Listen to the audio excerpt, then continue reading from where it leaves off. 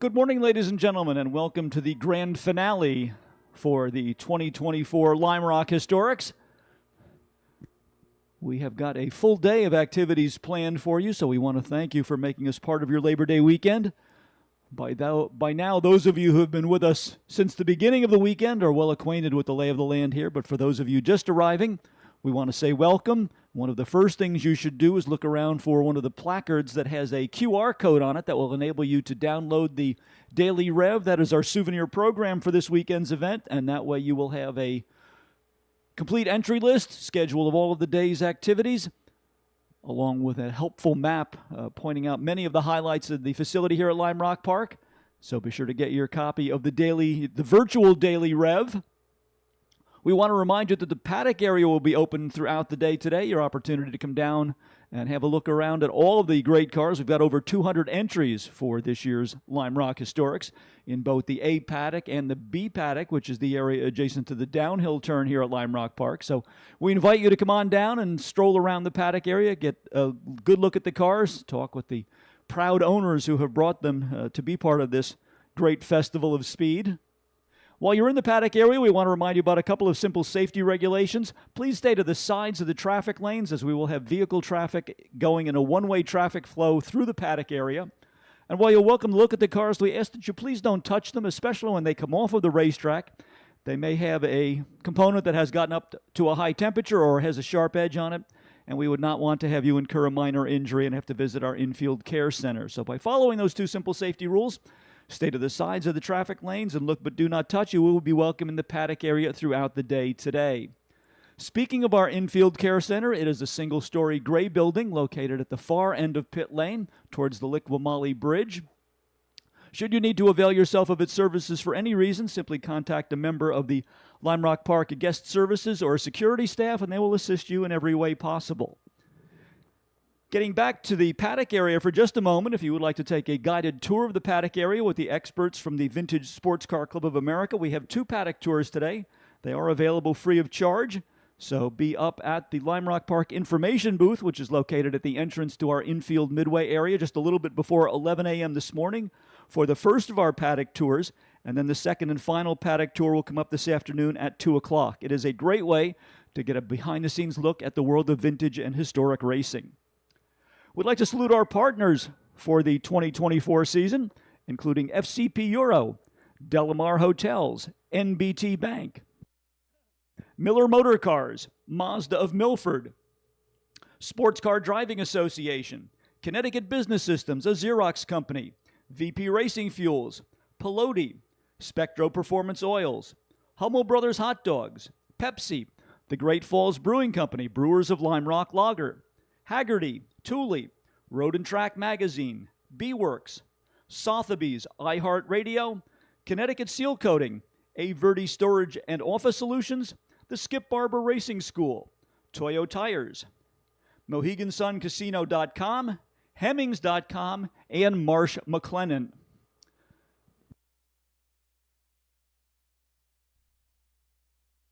Miller Motor Cars of Greenwich, Connecticut has been a purveyor of fine motor cars since 1976 and is proud to provide Lime Rock Park with the McLaren Artura Pace car.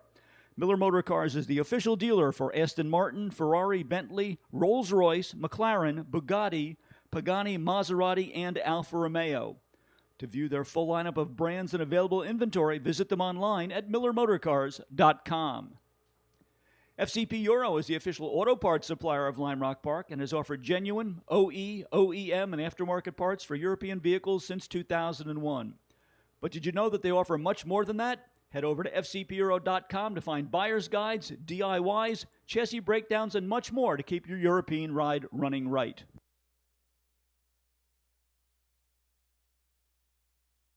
We had a spectacular day here yesterday, both weather-wise and in terms of the turnout of cars and people for our annual Sunday in the Park. And you can find highlights of that right now by visiting our worldwide website or go to our Facebook page and look for information on Sunday in the Park and all of the festivities that went on here yesterday.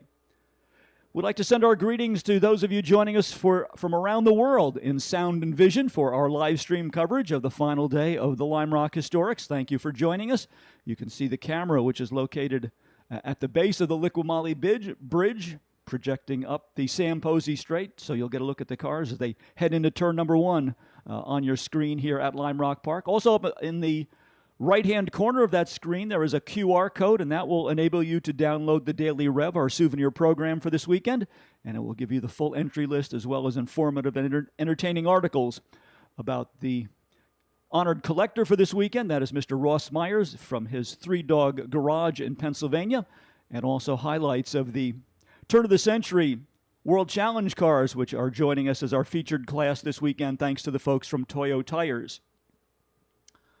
McLaren pace car pulling into position. That is the indication that we are just about ready to bring the cars out for race group number 1, and that will be the Jim Haynes Memorial for Formula Juniors.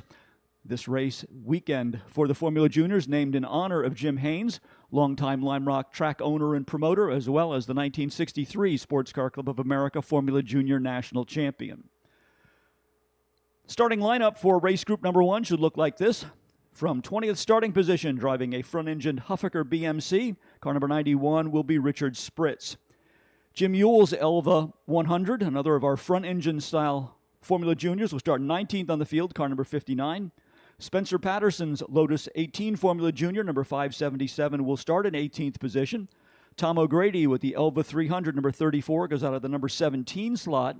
16th in the lineup will be the 00, the Elva 300 for Nick Gruhl. Mitch Eitel's front-engine Oscar number 740 starts in 15th position. 14th in the lineup to Peter Patterson in the Lotus 18, number 207. 13th starter will be the number 240. That's John Goodman's Cooper T51. Whit Smith in the Stangulini number 576 will go out of 12th starting position outside of row number 6. 11th in the lineup to the number 98 Elva 200 Formula Junior for Ralph Salomon, number 98. Bruce Revenaugh in the number 60.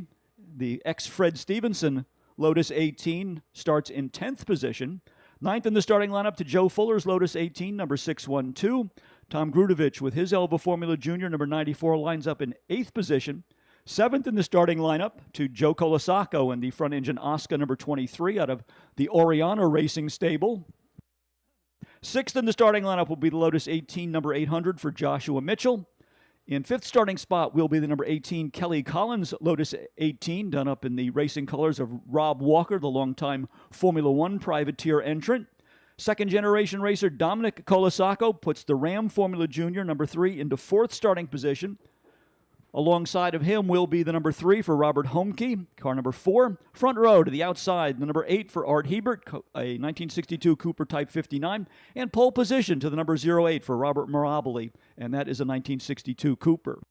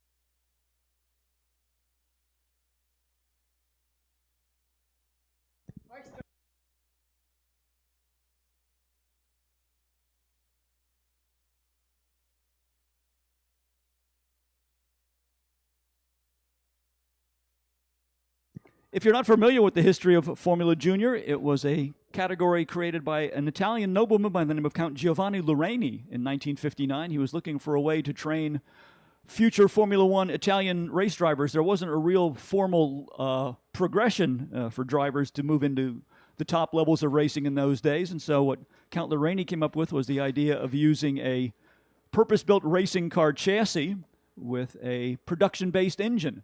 And the first of the Formula Junior cars were built by the Italian manufacturers like Stangulini and Oscar, using a 4-cylinder 1100cc Fiat engine. The English manufacturers picked up on this idea very quickly, and there was a very rapid evolution of the cars from the traditional front engine design that the Italians had used into the mid-engine configuration made popular by John Cooper and Colin Chapman at Lotus. The class existed for from 1959 to 1964 here in the United States, and was then changed over by the Sports Car Club of America to a slightly broader rules package called Formula C. But for those years from 1959 to 1964, Formula Junior, the premier open-wheel racing division with the Sports Car Club of America.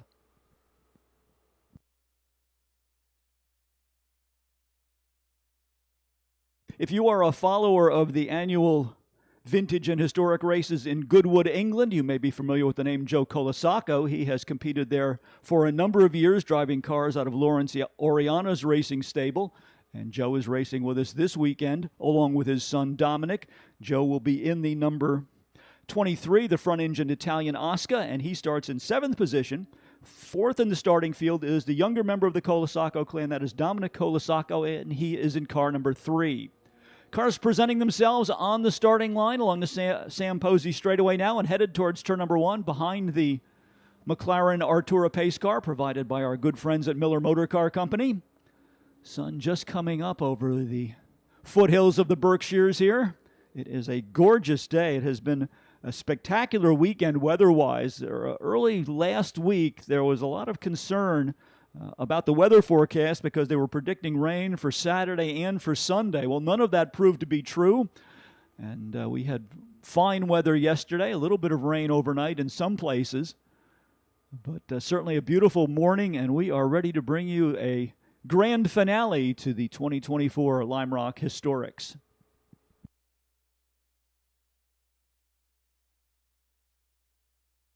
A couple of our World Challenge cars look like they're going to get a courtesy lap here. They're Peter Cunningham, who was instrumental in putting together the turn-of-the-century World Challenge cars that are featured this weekend. Had an unfortunate off-course excursion on Saturday, did some damage to the front of his car, and the real-time racing crew back together again for this event, worked to get the car put back together. And they are going to give a couple of the World Challenge style cars a courtesy lap just to make sure that everything is buttoned down properly so that they can be on the starting grid later on this morning.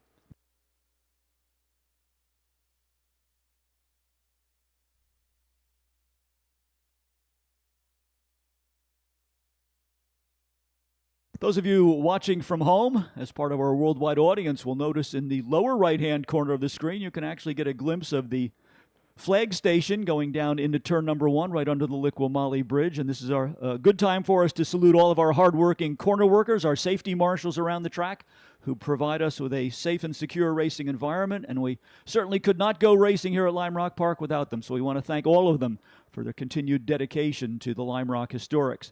Pace car clear of the field. Looking to Mike Petrucci on the starter's stand. Green flag is out. Race number 1 for the day is on its way towards turn number 1.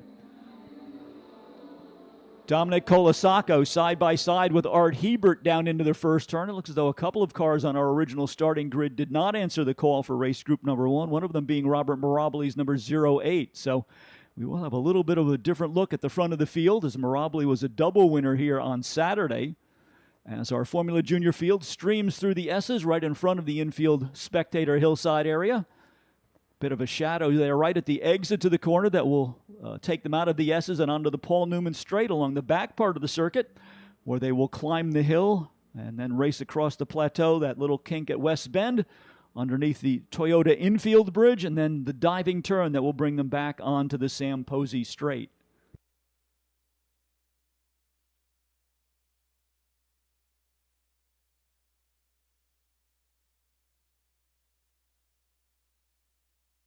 Race leaders down the hill for the first time. It looks like Art Hebert leading the way in the number 8. Dominic Colasacco in second. Third to Kyle Collins in the Lotus 18. And then Joshua Mitchell in the number 800 in fourth position. But the top 3 cars trying to make a breakaway here in the early going of race group number 1 are Jim Haynes Memorial for Formula Juniors.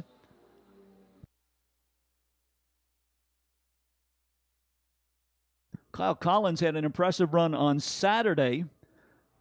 Came from the back of the pack to run in second with just a couple of laps remaining when the car got away from him. So he is looking to make up for the disappointment he had here in Saturday's Formula Junior race. And right now he is sitting in second position.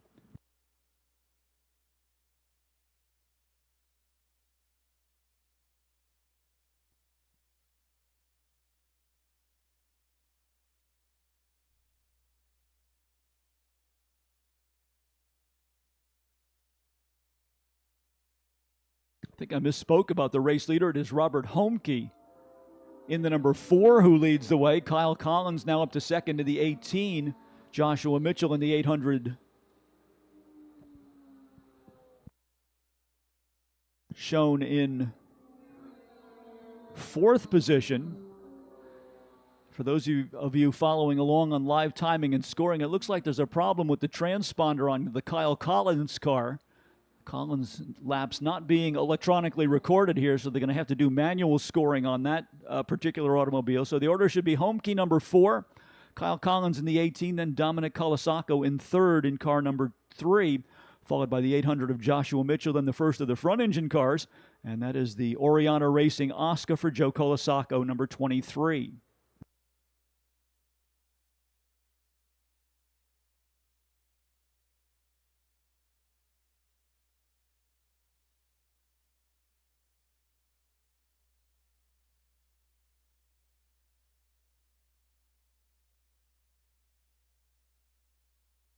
Kyle Collins takes a look down on the inside of Robert Homke's Cooper as they go down into turn number 1. Not quite enough racing room there, so Collins will get back in line for turn number 1. Onto the short chute, headed towards the S's. The order is still the Cooper of Robert Homke, followed by the Lotus 18 of Kyle Collins, and then the Ram Formula Junior driven by Dominic Colasacco.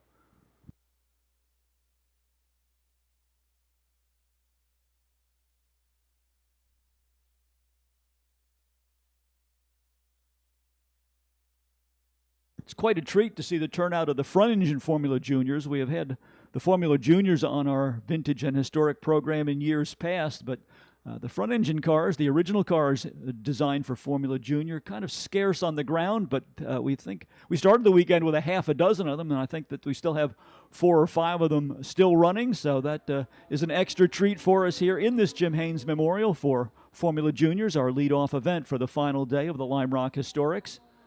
Joe Colasacco leading the Formula Junior, the front engine contingent in Formula Junior, in the red number 29. That is an Italian Oscar with a Fiat 1100 engine.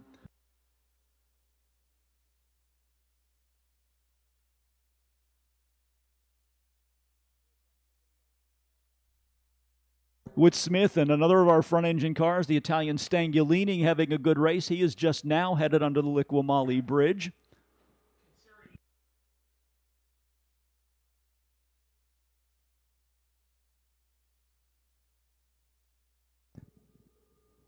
Here's our trio of, or rather, down to 2 now in this group among the front engine Formula Juniors. The number 59 is the front engine Elva, just in front of the Elva. The number 91 is Richard Spritz with the American-built Huffaker BMC Formula Junior. Our other front engine car, the number 740 for Mitch Eitel, unfortunately spending some time here on pit road as the race leaders come by to complete another lap. Each of our races, by the way, today will run to a 20-minute time limit. So the cars will circulate in endurance racing style fashion, and the first lap that's completed after the 20-minute mark will be the final lap of the race. We'll try to keep you updated on that. We have an opportunity to look down at the starter's stand, and most of the time we can see the 1 lap to go signal, although occasionally it is obscured. But we'll do our best to keep you informed about how each of our 9 racing groups is unfolding. 9 races on the morning portion of the program, and then another 9 to round out today's activities coming up after our lunch break.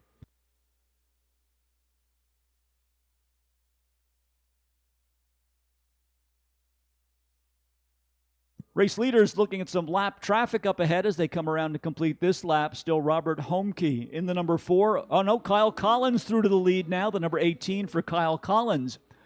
The Lotus 18 moving into the lead for the first time, as he gets around the number 4 Cooper of Robert Homke. Dominic Colasacco in the red number 3 still sitting there in 3rd position as they will move past the front engine Formula Juniors right as they arrive at the entry point to the S's. A bit more mechanical attrition cropping up here. It has been a full weekend of activity for these drivers. They started off on Friday with 2 practice and qualifying sessions, a pair of races on Saturday, and now the finale to the weekend beginning to take its toll on some of the equipment here. Number 34 on the pit road Tom O'Grady with the Elva, the car coming on to pit road. Robert Homke, meanwhile, challenging Kyle Collins for the lead. And the Cooper will move back to the top spot as they go under the Liqui Bridge. Dominic Colasaco looking for an opening there as Kyle Collins slipped just a bit wide going through turn number 1. Dominic Colasaco, unfortunately, not able to complete the pass, so he will get back in line behind Kyle Collins as they negotiate their way through the S's. Kyle Collins, a real throwback here. He is one of the last of the open cockpit drivers to still run the open face helmet, the fully enclosed Bell Star style helmet, the basic standard for open wheel drivers in all of our racing groups these days. But Kyle Collins still going with that open face helmet and a pair of goggles in classic form in the number 18 car, as we mentioned. Paint scheme on that car, a tribute to Rob Walker, the longtime Formula One privateer entrant from the 1960s and 1970s.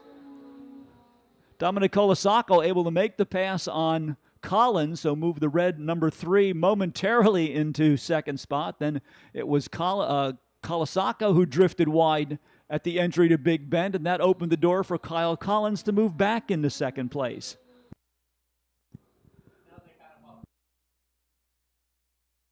Let's give you a rundown of the top 10 here. Robert Homke, number 4, was your leader on the last lap. Dominic Colasaco in the number 3 second. Kyle Collins in the 18 third. Joshua Mitchell in the number 800 Lotus is 4th. And Joe Colasaco in the number 23 Oscar rounds out the top 5. In 6th, we have the 94 of Tom Grudovich. 7th to Bruce Ravanaugh in the number 60. Joe Fuller in the number 612 Lotus is 8th. 9th to Ralph Salomon's Elva, number 98. And Whit Smith in the front engine Stangolini, number 576, rounds out the top 10. Here are your top 3 cars off of the diving turn onto the Sam Posey straight. Dominic Colasaco again trying to challenge Kyle Collins as they go down into turn number 1, but Colasaco forced to get back into single file formation in order to hit his braking mark going down into turn number 1.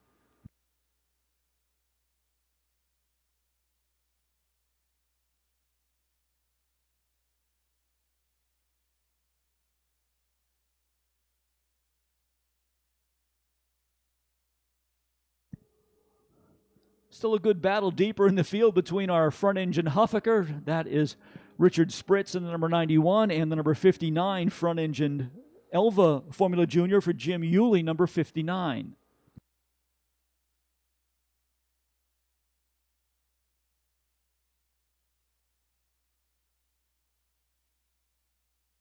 Another nose-to-tail battle features the 98 of Ralph Salomon and the number 576, the Stangolini of Whit Smith.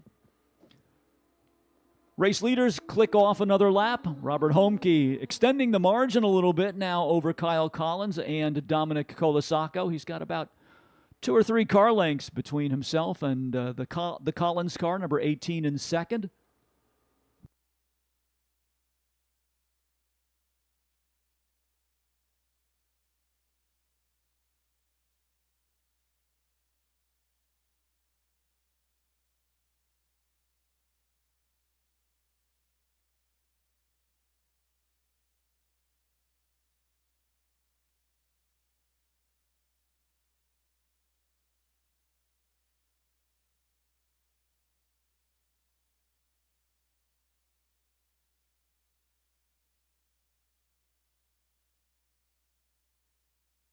We've got a great mix of cars here for this opening race as our race leaders again appear at the diving turn and onto the Sam Posey straight. Still Robert Homke with the lead, but Kyle Collins in the 18 closing in one more time as they head down under the Liqui Bridge. Just about 3/4 distance, looking at 15 minutes elapsed and just about 5 minutes remaining as the number 34 car is back on pit road. It has been a tough opener today on the day for the Tom O'Grady Elva.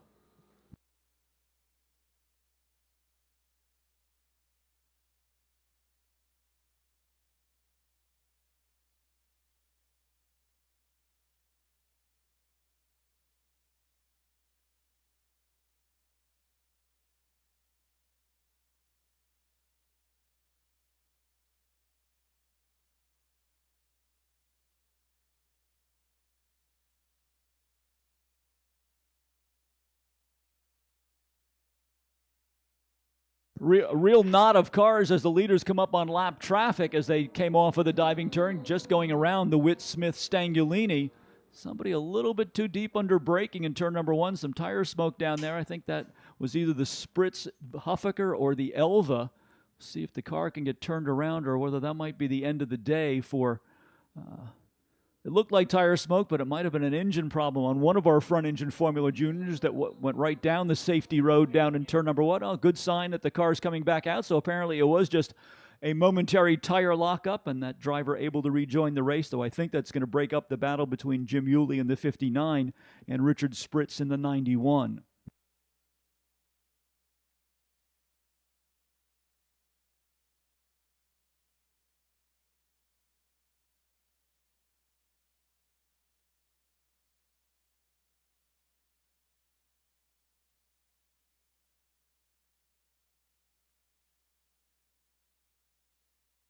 Kyle Collins keeping the pressure on Robert Homke here. Dominic Colasacco losing a couple of car lengths in the battle among the leaders. He sits solidly in 3rd position, but watching the leaders get away from him just a little bit. We'll see if he's got anything left for the concluding stage of this race. And in the S's, he closes the gap right down, so he is right behind Kyle Collins once again.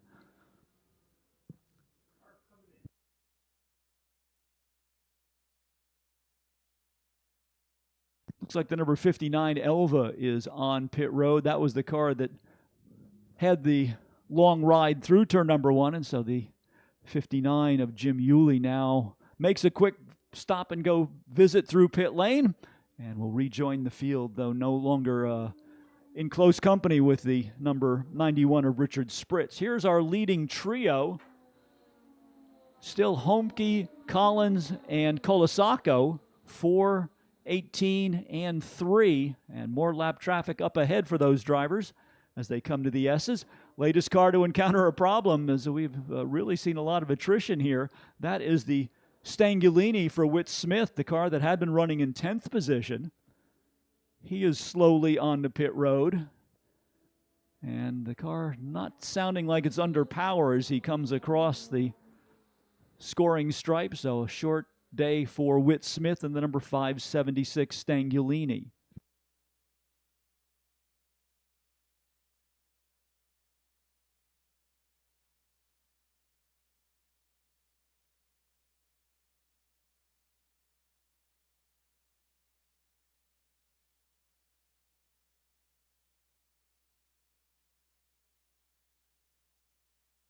More lap traffic for our leading trio.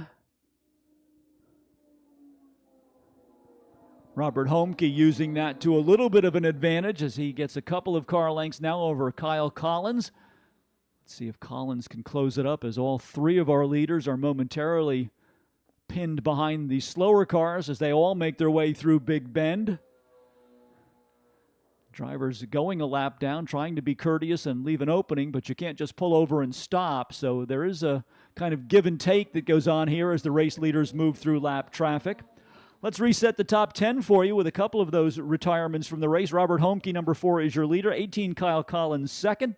Dominic Colasacco in the number 3 is 3rd. 4th to Joe Colasacco in the number 23 Oscar. 5th to Joshua Mitchell in the 800. Tom Grudovich in the 94 is 6th. 7th to the 612, that's Joe Fuller. Bruce Revenaugh in the number 60 is 8th. 9th to Ralph Salomon in the 98. And Richard Spritz with the Huffaker with the Austin Healey Sprite engine, the number 91, now up into 10th position. Checkered flag is out. We're going to call this one complete. Robert Homke takes the win over Kyle Collins and the number 3, driven by Dominic Colasacco. If they gave the 1 lap to go signal, I unfortunately missed it, and I apologize for that. But we do get to the 20-minute time period. This race called complete, and the win to Robert Homke in the Ford-powered number 4 Cooper Type 59. 4-cylinder Ford engine, the other option for the drivers in Formula Junior in those years. We mentioned there was a BMC engine, popular in the Austin Healey Sprite and the Richard Spritz car, but all of the leading cars in Formula Junior that have English origins using a four-cylinder English Ford engine of 1,100 cc's in displacement for their power plant. So that puts race number 1 into the record books with the win to Robert Homke.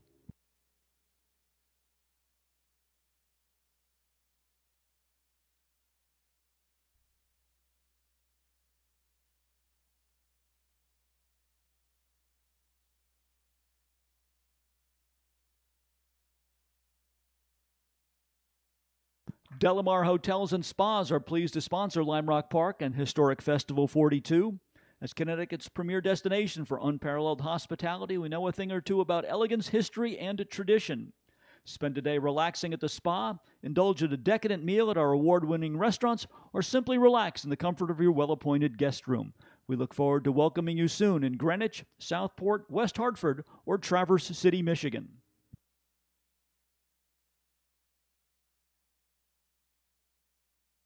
Don't forget to pay a visit to our souvenir store here at Lime Rock Park, located at the base of the infield Spectator Hillside area. It has been rechristened the Barber Shop in honor of Lime Rock's Skip Barber. Full line of Lime Rock branded merchandise and Historic Festival 42 merchandise is available there. It's a great way to get the kids stylishly outfitted for back to school, so be sure to visit the Barber Shop, located at the base of the infield Spectator Hillside area. As we mentioned, also lots of things going on up in the Midway area. We have a wide array of food vendors located up there. All sorts of tasty treats available to you throughout the day, as well as a number of automotive-related displays. We want to thank the folks from Toyo Tires for their support for this weekend. They have an extensive display in the Midway area. And we also want to welcome the group joining us from the New England Racing Museum. The New England Racing Museum with a special program coming up in November. After the racing season has been concluded, we hope that you will join us at the New England Racing Museum located at the New Hampshire Motor Speedway. The big event comes up Sunday, November 17th. It will be Road Racing Legends Day, and there will be a panel discussion featuring Rob and Chris Dyson, Jocko Giacomo Jr., the former Trans Am Series champion. Sam Posey, Lime Rock's favorite son, will join us via a internet link, as will Janet Guthrie, and also Skip Barber, part of that group panel discussion as well. So we hope that you will join us for Road Racing Legends Day at the New England Racing Museum, Sunday, November 17th. Tickets are available at their website, which is nermuseum.com, or you can visit the folks from the New England Racing Museum who have their display up in the Midway area in the center portion of the facility here at Lime Rock Park. Another social event coming up. It takes place at the International Motor Racing Research Center at Watkins Glen, and that will be the annual Cameron Argetsinger Award, named in honor of the longtime organizer of racing at Watkins Glen. This year's Cameron Argetsinger Award will be presented to McLaren Racing's Zach Brown on September 12th, and if you would like to attend that special event, you can get tickets to the gala at the International Motor Racing Research Center through their website, which is www.racingarchives.org. Race group number 2, waiting in the wings.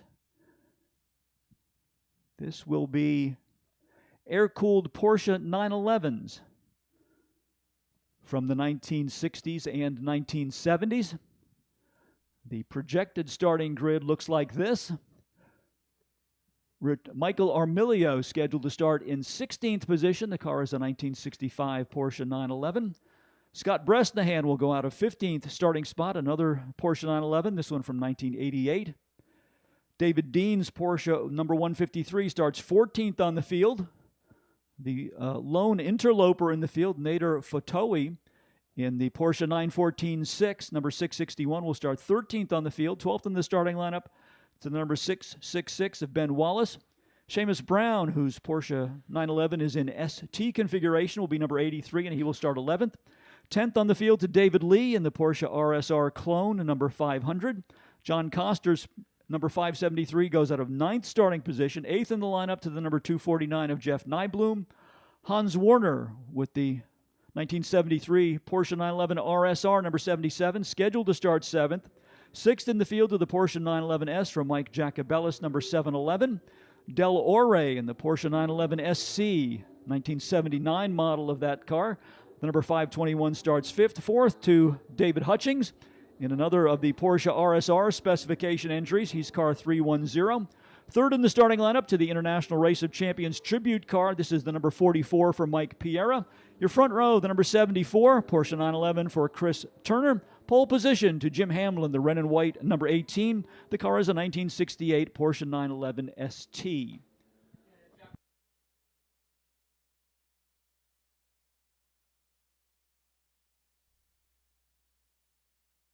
We mentioned Mike Piera's car. Mike, a longtime competitor in our historic racing program. Traditional yellow and green paint scheme on that car, but for the 2024 season, he has a new wrap on the car, and it is a tribute to the cars that initiated the International Race of Champions, a popular racing series that began in the late 1960s, organized by Roger Penske, bringing together drivers from various disciplines to compete against one another in equally prepared cars. The first year of the championship, they used Porsches, and that is the configuration that Mike Piera is racing in, a International Race of Champions tribute car to George Fulmer from the first year of the IROC series, and we are very honored to have Ray Evernham and his International Race of Champions group here for part of our July speed tour, hoping to bring them back next year as part of our 2025 schedule as well. So be sure to stay in touch with our website or our social media outlets for more information about the rapidly developing attractions for the 2025 season here at Lime Rock Park.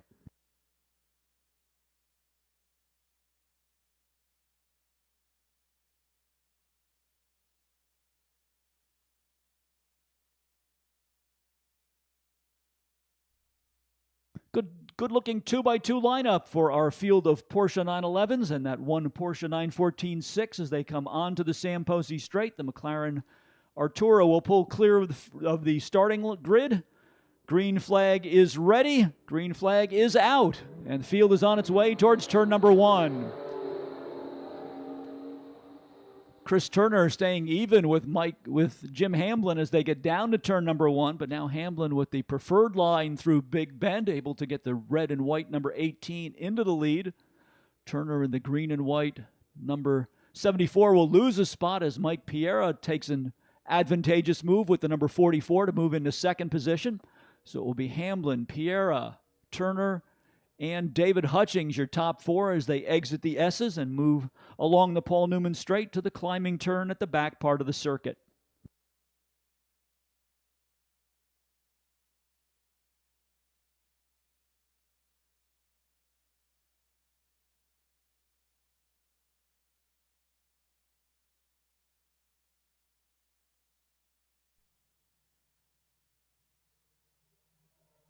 Top 2 cars already trying to make a break for it here, Hamlin and Piera.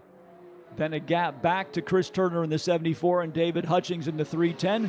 Del Ore in that silver blue number 521 is your 5th place car.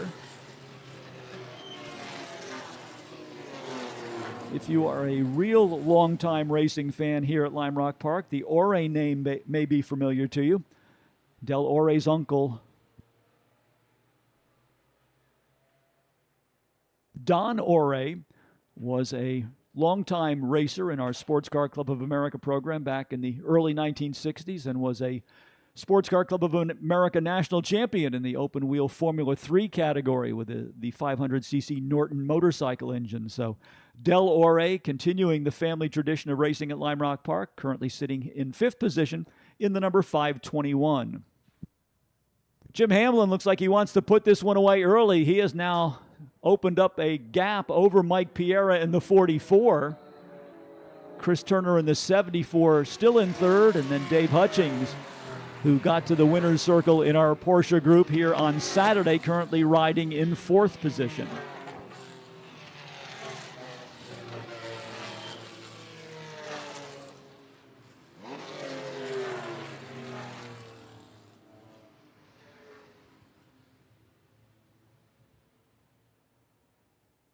Looks like some of the members from the Lime Rock Drivers Club are enjoying the view from the chalet on the outfield portion of the racetrack, so we want to welcome them. The outfield portion of the racetrack a little slow to get populated this morning, but it is a great place to watch the racing action. If you're currently on the infield portion of the racetrack, take advantage of the pedestrian bridge, the Lakeville pedestrian bridge spanning the Sam Posey Straight down in turn number 1, and you can cross over to the outside of the racetrack and get a different perspective on the racing. You'll find that you have a panoramic view of the cars as they come through the diving turn and onto the Sam Posey Straight.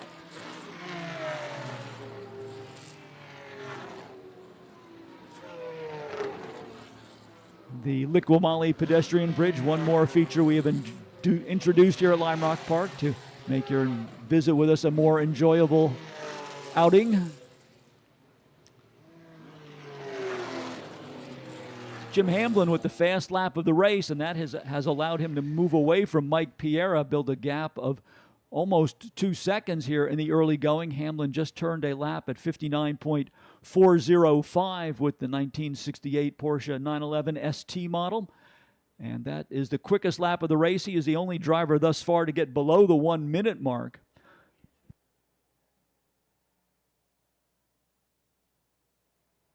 Chris Turner also with a lap in the 59-second bracket, so we'll see if he is able to close in on Mike Piera.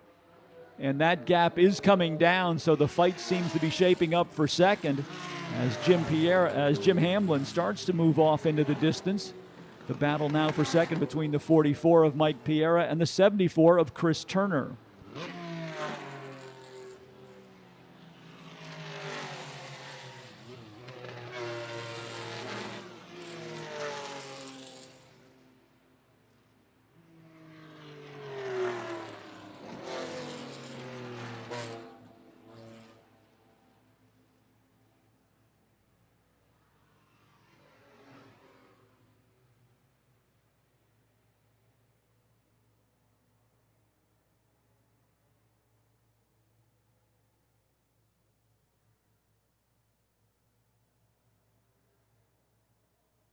Jim Hamlin really checking out here. Mike Piera put up a good fight for a couple of laps, but Piera now drifting down to third. Chris Turner in the 74 goes around him to put the 74 car into second. Let's see if Turner has anything that he can use to reel in race leader Jim Hamlin. But Hamlin has extended his margin to nearly 4 seconds over the battle for second place.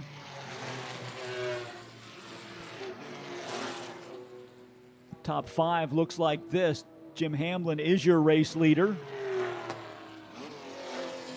He's in the red and white number 18. Christopher Turner second in the number 74. Mike Piera in the 44 third. Fourth is the 310. That's David Hutchings, and Del Ore in the number 521 rounds out the top 5.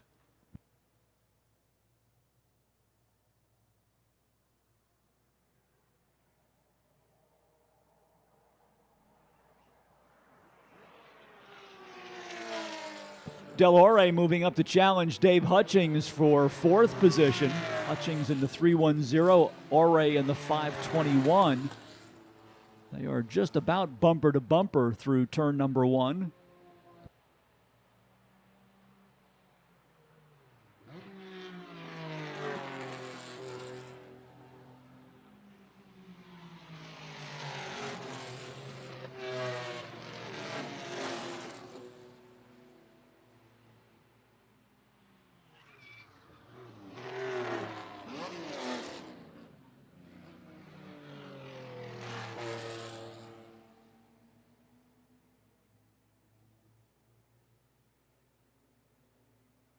The changing geometry of the sun as we get to late summer causing some interesting track conditions. Basically, the track is in sunlight except for one spot right over at the exit to the S's.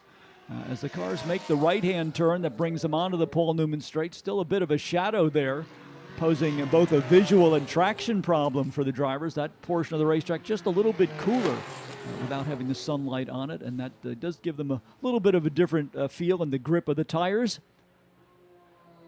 And a condition that will be changing as we make our way through the day. By the end of the day, we'll see the shadows appearing along the western part of the circuit. The area of the West Bend area and the diving turn will eventually be encased by shadows as we make our way towards the end of the day today.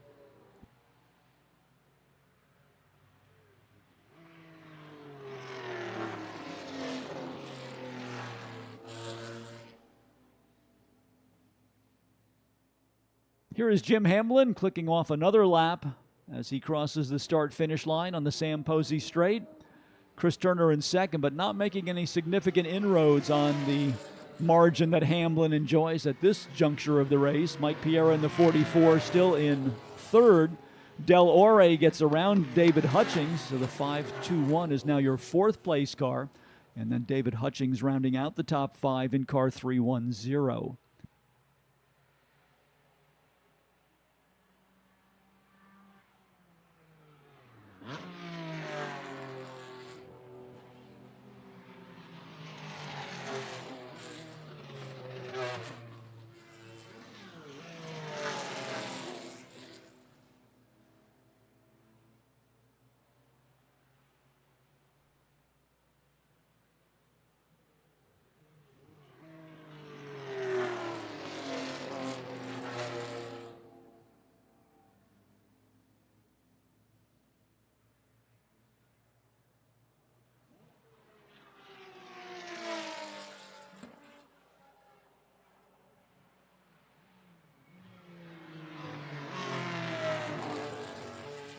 Something of a stalemate between the top five cars. Those positions are established, and the closest thing to a battle we have among the top five right now is between Chris Turner and Mike Piera.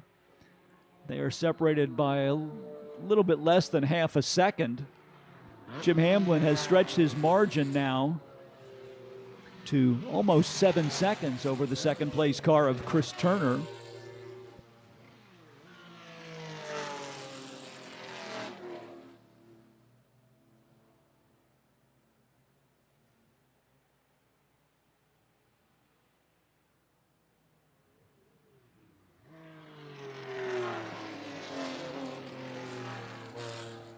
Mike Piera closing in on Chris Turner. We said it was half a second. It's now down to about 3 car lengths. So Mike Piera trying to get on the comeback trail. Mount a challenge for second place. 74 currently your second place car. And then just barely a car length back now. The third place car is number 44, Mike Piera. Here's that battle for second. Onto the short chute, headed towards the S's in front of the infield spectator hillside area.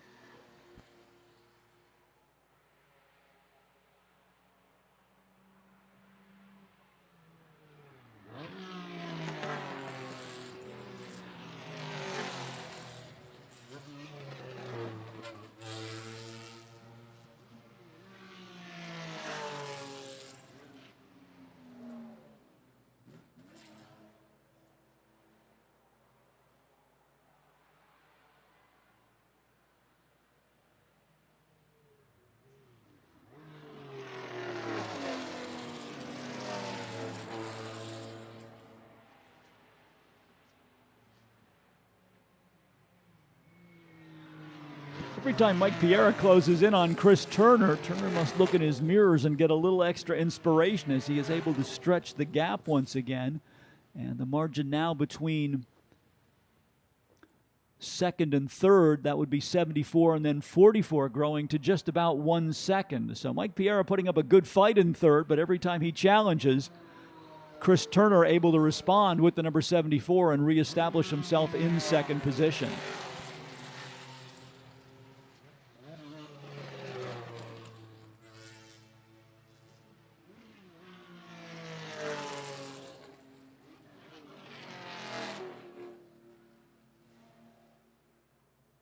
Just about 3/4 distance, 15 minutes complete, and just about 5 minutes remaining for race leader Jim Hamlin in the number 18, who has established a significant margin between first and second. That gap now nearly 10 seconds. So Jim Hamlin basically in a league of his own out there, as he has withstood challenges from Chris Turner and Mike Piera to be the undisputed leader of this race in the red and white number 18. Looks like Del Ore has gone missing. He was our fourth place car.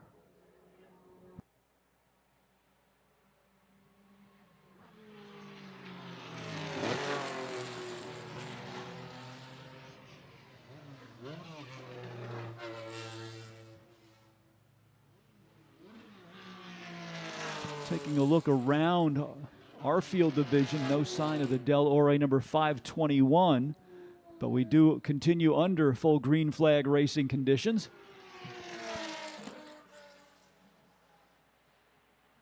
So Del Ore, the number 521, falling by the wayside with apparent mechanical problems on the back part of the circuit.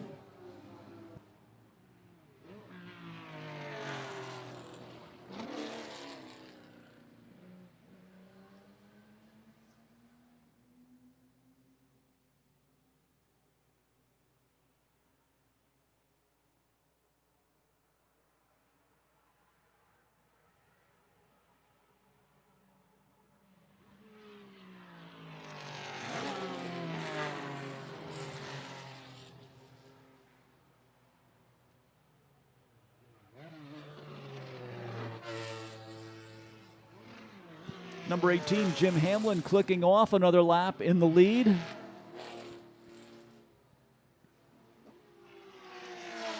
Chris Turner in second in the 74, the green and white Porsche 911, and then the all-green International Race of Champions, number 44 for Mike Piera in third position.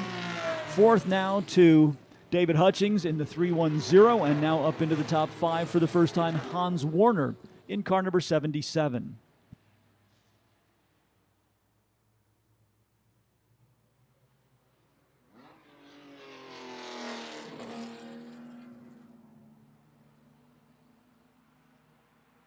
Next time by, Jim Hamlin should get the 1 lap to go signal. As we are about to put the morning segment of our air-cooled Porsche group into the record book. And there is the 1 lap sign for the number 18 of Jim Hamlin. So last time around the park for the race leader. Chris Turner comes down onto the Sam Posey straight, still in second as he goes into his final lap, chased by Mike Piera. Turner in the 74 and Piera in the 44.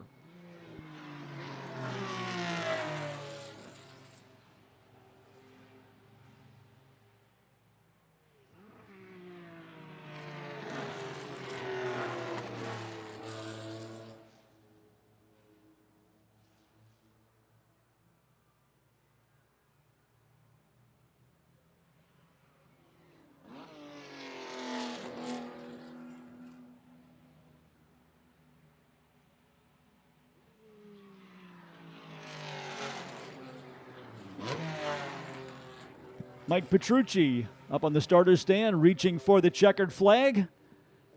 Welcome sight for Jim Hamlin in the number 18 as he takes the victory across the start-finish line. Now let's look towards the diving turn, and on that last lap, something happened to Mike Piera. He is now well separated from Chris Turner. Here's Turner in the 74 across the line for second. Piera in the 44 will come home in third.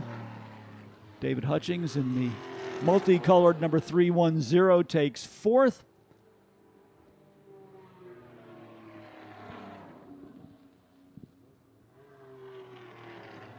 Looking for the 77 of Hans Warner.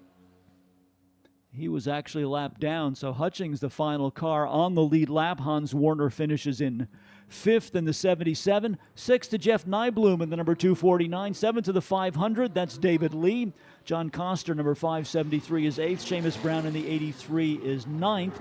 And the 666, driven by Ben Wallace, will round out the top 10.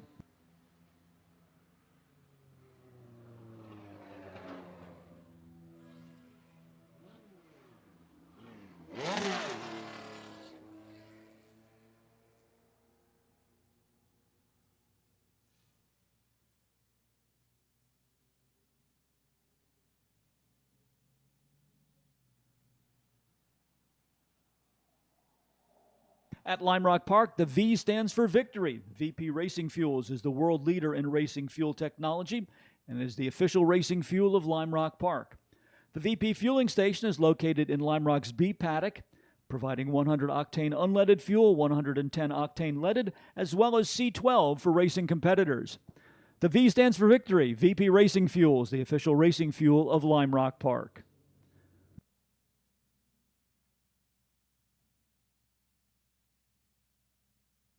Lime Rock Park keeps getting sweeter this summer as the facility has extended its partnership with the local honey provider, Beeworks LLC, to provide even more hives and honey in the outfield portion of our circuit for the 2024 season. Founded by New England native Dan Watkins, Beeworks is a honeybee service company that offers installation and maintenance of apiaries and pollinator land management services. You can learn more about Beeworks at their worldwide website, beeworksllc.com. MoheganSunCasino.com is the official online casino of Mohegan Sun. Play your favorite casino games in the palm of your hand anytime, anywhere in Connecticut. Stop by the MoheganSunCasino.com in the Midway area, where the race isn't the only thrill, and you could walk away a winner.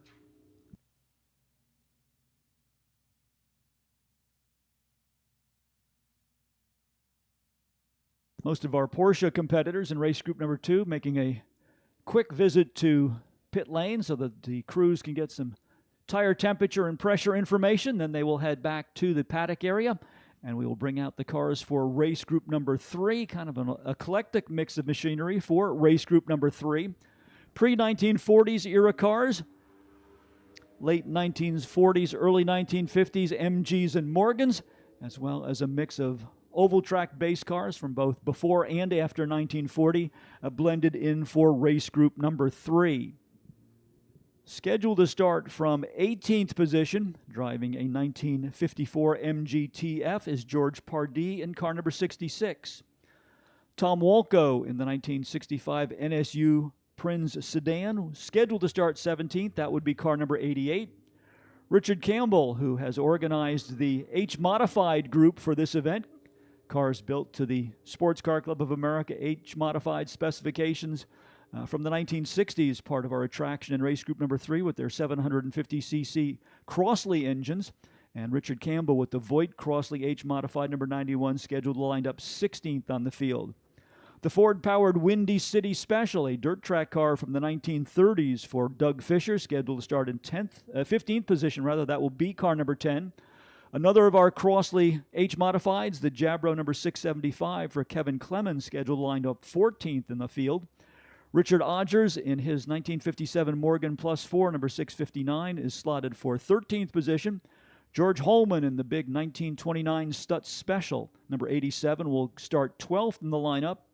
Santos Spadaro with the Fiat Topolino-based PBX modified, originally made famous by Candy Poole in Sports Car Club of America races around New England in the 1950s, will start in 11th position. Santos Spadaro is car number 74. Ed Callow's MGTC, number 452, starts 10th on the field. 9th in the starting lineup to the Alfa Romeo Giulietta Sprint for Ed Metalman. 8th in the starting field to another of our Jabro Crossleys. This is John Oliva in number 11. 7th in the starting lineup to the 1951 Plus 4 Morgan for Chris Towner out of Orleans, Massachusetts, number 746. Graham Scapes, number 757 MGTD, scheduled to start 6th on the field. Kurt Burns in a similar model MG, number 283, will start 5th in the lineup. 4th in the starting field to longtime Lime Rock competitor Peter Greenfield in his 1933 Alfa Romeo 2600 Monza single-seater. That is car number 41. 3rd in the starting lineup to the MGTD number 928 for Frank Filingeri. Your front row should be the MG number 450 for Michael Barstow. And the Chevrolet-powered Gilbert Cheetah IndyCar, the 1967 oval track racer, originally built for the Indianapolis 500 to be driven by American driver Maston Gregory. Steve Francis in the number 28, scheduled to start from pole position. Well, it looks as though Steve Francis is a non-starter, so it's going to be Frank Filingeri and Kurt Burns on the front row. Second row looks to be the Morgan of Chris Towner and the Alfa Romeo for Ed Metalman, so somewhat of an abbreviated field here. It looks as though they've shuffled the order a little bit. A couple of cars tagging onto the tail end of the field. Tom McCormick in the aluminum-bodied Leicester MG And Keith Micah coming out in the 4-cylinder Offenhauser-powered Indianapolis car from the 1950s. This car owned by Lou Timolat in the and it looks as though a pair of our Indy 500 cars, Lou Timolat in the number 2, the Watson Offenhauser Roadster, and Steve Francis in the Gilbert Cheetah, originally raced by Mist and Gregory in the Indianapolis 500, and then by Bill Simpson, the noted safety equipment manufacturer, who converted the car to a Chevrolet engine, and that's the configuration that it races with this weekend. So a bit of Indianapolis 500 history from the 1960s and 1970s. The final 2 starters on the field as those cars make their way onto this short chute and now head towards the S's.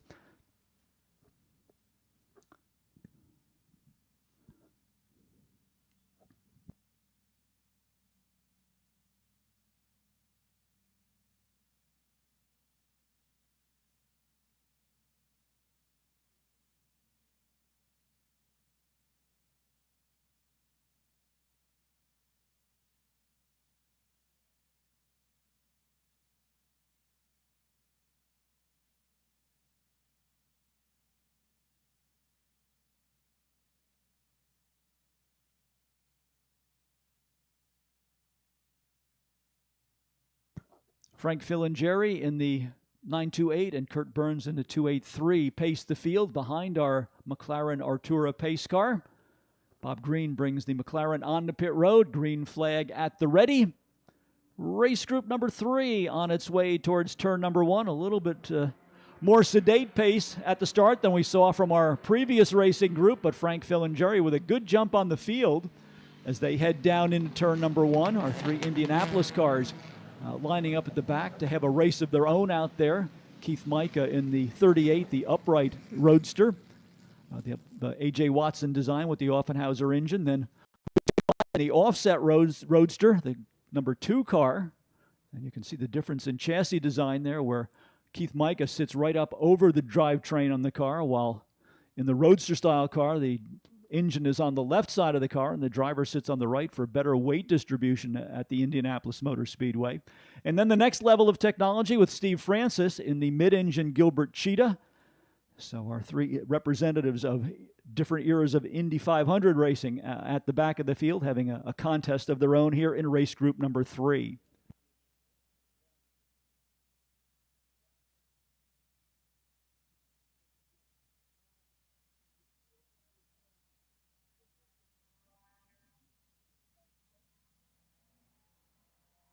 Frank Filingeri leading the race on lap number 1.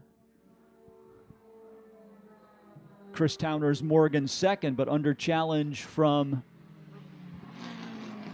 Kurt Burns in the number 283 as they went down into the first turn.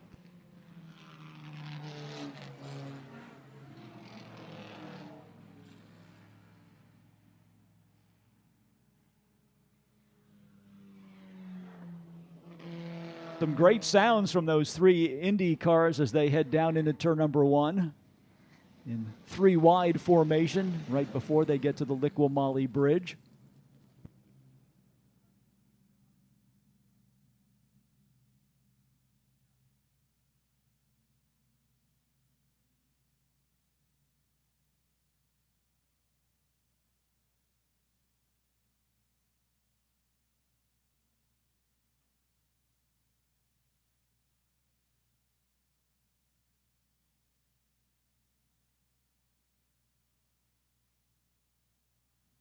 Frank Filingeri getting a challenge here from the number 283 of Kurt Burns. A pair of MGTDs that are regular competitors with the Vintage Sports Car Club of America. Chris Towner in the Morgan in third.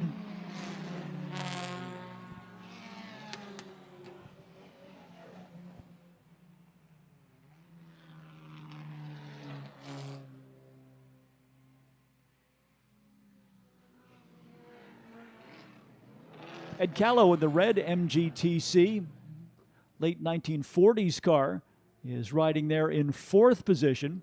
Then in 5th, it's Ed Metalman. And he is in his Alfa Romeo Giulietta Sprint, car number 19.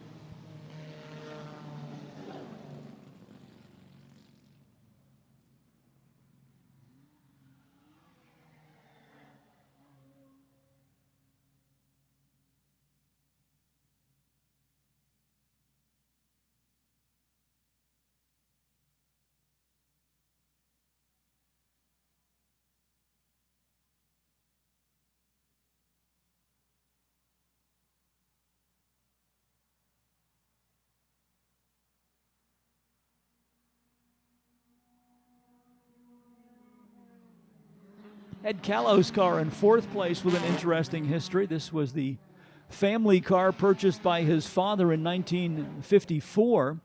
And around 2000, he did a hill climb with it and had so much fun that he started to prepare it for VSCCA competition.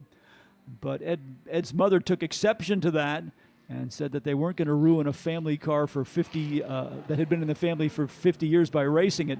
So they went out and found another TC, and that is actually the car that is out there today for Ed Callow, number 452.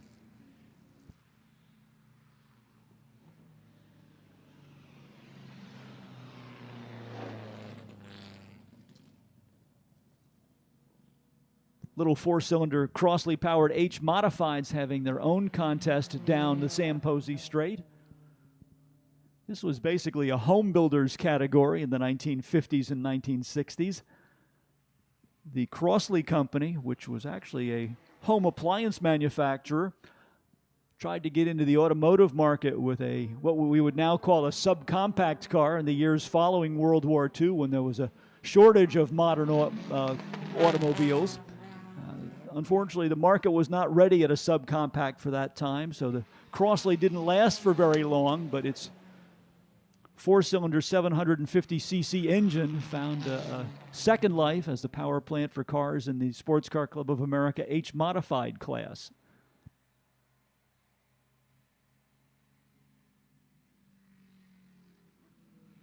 If I remember my automotive history correctly, the Crossley engine was actually a unique design. It was a sheet metal engine rather than a cast block, at least in its initial form. And that was also I think the first American car that actually had disc brakes on it. They had adapted disc brakes that had an aircraft application for the tiny wheels on the Jabros and other home builts in the H-Modified class. So although the cars may not have the most performance, they're certainly an interesting mix of parts, and lots of home builders enjoyed the opportunity of putting their imagination to work to create these Crossley-powered H-Modifieds.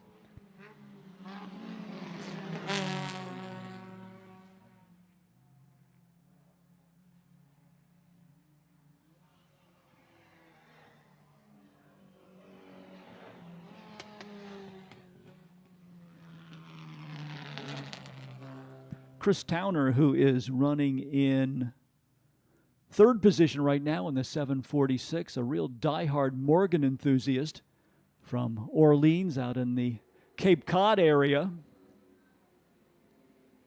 And Towner, for many years, actually brought a three-wheeled Morgan to race as part of this pre-1940s group, now moving to a slightly newer car in his fleet, the 1951 Morgan Plus 4. For car number 746, our third-place car driven by Chris Towner. Frank Filangieri still enjoying the lead here in the number 928 from Keith Burns in the number 283. Here's our pair of Jabros battling for bragging rights. The number 91 and the number 675. The 91 is Richard Campbell, and the number 675 is Kevin Clemens.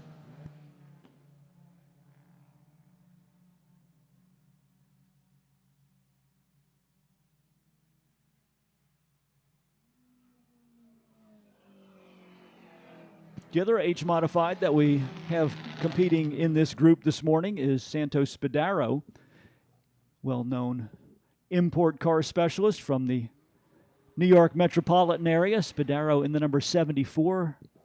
This is the PBX, based on Fiat Topolino parts, and then equipped with a Crossley engine.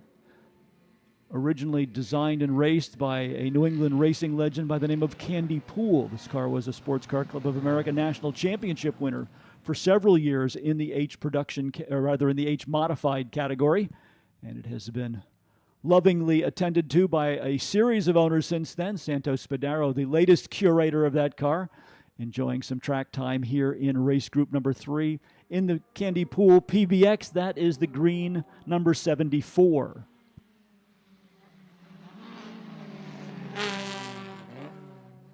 Richard Campbell and Kevin Clemens with some clear racetrack for the moment. Nearly get into a side-by-side battle as they cross the Sam Posey stripe.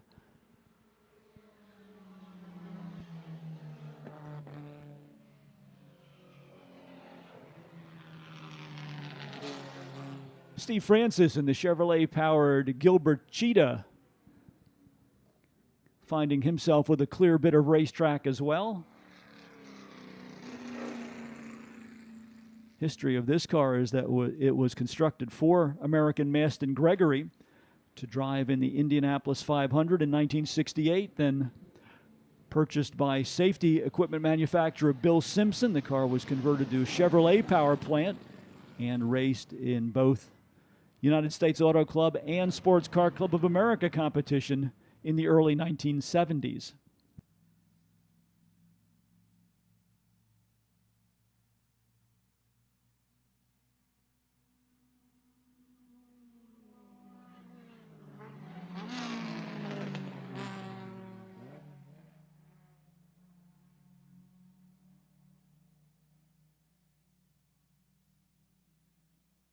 Working our way towards three-quarters distance, which would be the 15-minute mark for race group number 3. Another one-of-a-kind car that we have out there is Tom McCormick out of Troy, New York. The car has a special aluminum body called the Lester Special. It was originally raced in Sports Car Club of America competition by Duncan Black, and then James Miller was a later owner of that car. With Duncan Black driving, it actually finished 4th nationally in the F-Modified class. Lou Timmelat really airing out the Watson Roadster. Keith Micah running in company with him as they head down into turn number 1.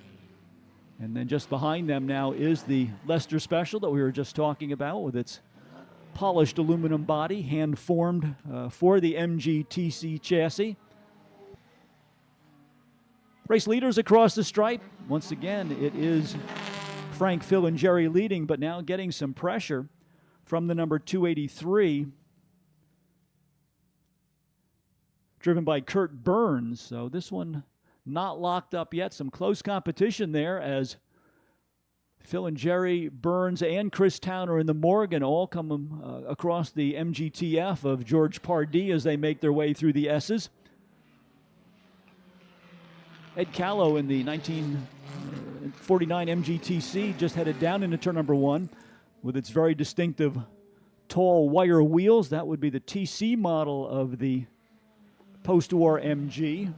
Then the battle up front between a pair of TD models, which came in the early 1950s, and the George Pardee car, the last of the cycle-fendered MGs. That would be the MGTF number 66. Here are your top 3, and as you can see, it continues to be a close race between Frank, Phil, and Jerry, Keith Burns in the black 283, and then the black number 746, the Morgan of Chris Towner.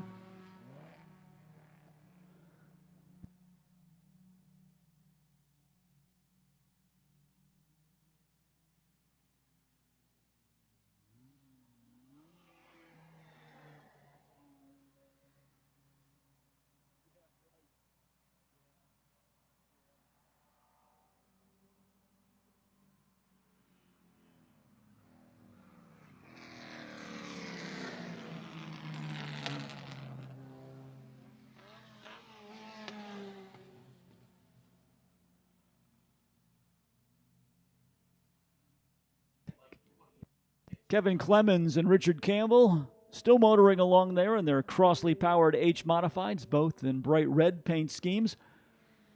And you can get the beautiful sound of that Offenhauser engine in Lou Timmelat's car and his companion Offenhauser powered car number 38, driven by Keith Micah, right behind him.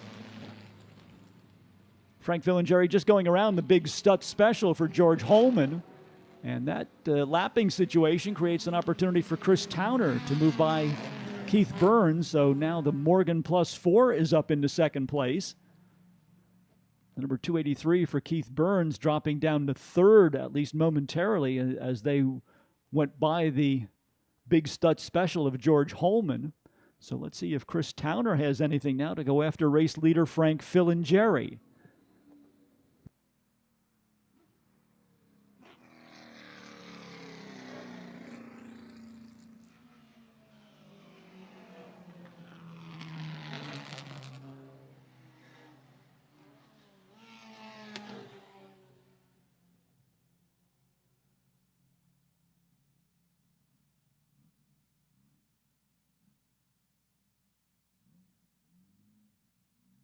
Well, you couldn't have much more of a contrast between the two home-built H-Modifieds going across the start-finish stripe, and then our two Watson Indy 500 cars for Lou Timolat and Keith Micah. Frank Filingeri pedaling for all he's worth here, trying to stay ahead of the new challenger from second place, the number 746 Morgan of Chris Towner. Keith Burns dropping back a little bit in that battle, riding in third now in the number 283.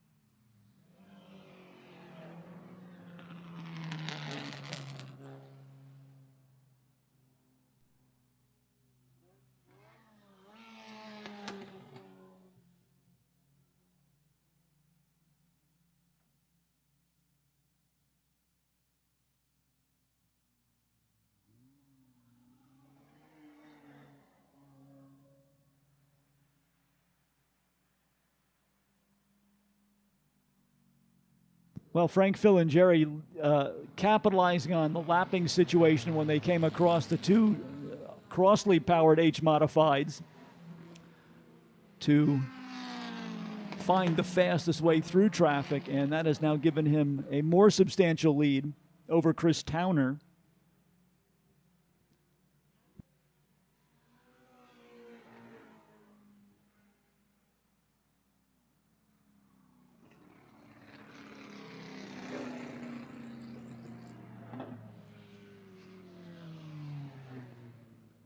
Next time by, we should see the 1 lap to go signal for our drivers here in race group number 3.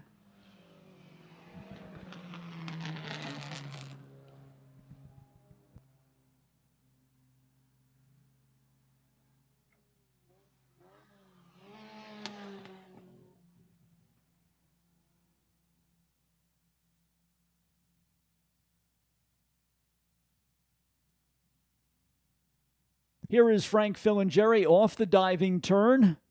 1 lap to go is the signal to the race leader in number 928.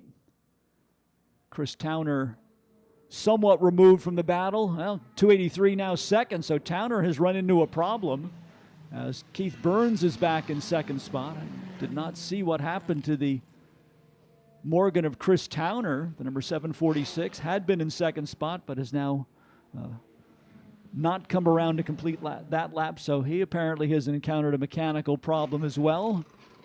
There is the Towner car, so he may have spun on the back part of the circuit, as he is now almost half a lap behind in third place.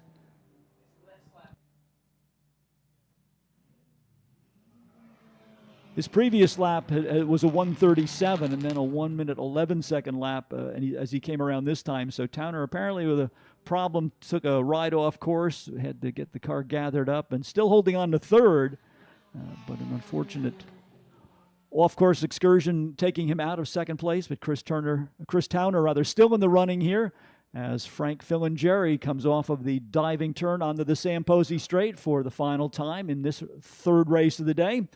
And there is the checkered flag. Frank Filingeri coming up from Long Island to race with us this weekend, a longtime competitor with the Vintage Sports Car Club of America, picking up the overall victory here in race group number 3.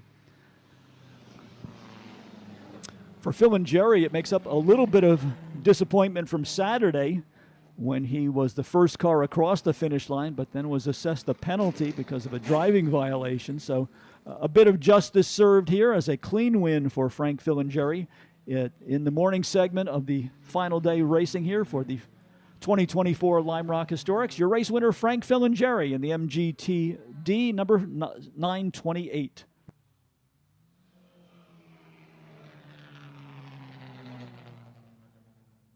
Let's give you a full field rundown here. Filingeri, as we said, in the 928 was the race winner. Second to the number 273 for Keith Burns. Third to Chris Towner in the 746. Fourth to Ed Mettleman in car number 19.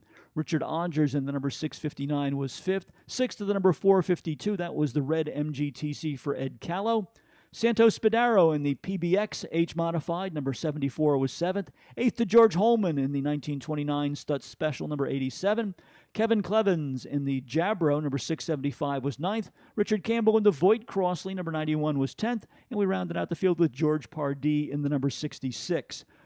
Then we had our 3 Indianapolis cars, Steve Francis in the number 28, Keith Micah in the 38, and the number 2 for Lou Timolat. And it looks as though Tom McCormick in the Leicester MG did not have a transponder mounted on the car, so he's going to be scored somewhere down around 10th position, and McCormick was car number 302.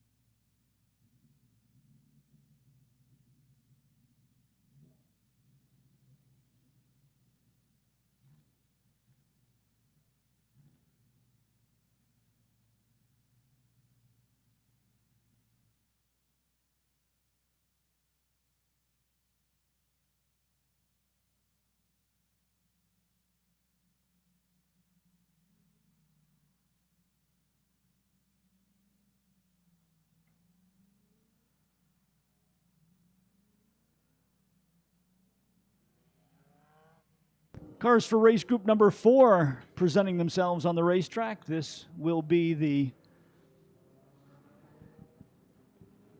mid-1950s through mid-1960s production cars and sports racers, scheduled to go out of 29th position, the 1979 Triumph TR7 for Kurt Johnston. Taz Squires Datsun 240Z scheduled to start 28th, number 51. Alex Heckert in the MGB Roadster number 45 will start 27th.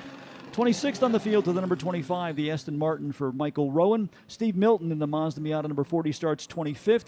Out of Schenectady, New York, we have Ed Zemek in the number 33 starting in 24th position, another of our Mazda Miatas. The MGB of Andrew Moore, number 50, lines up 23rd. Doug Sharippa in the MGB number 34 will start 22nd.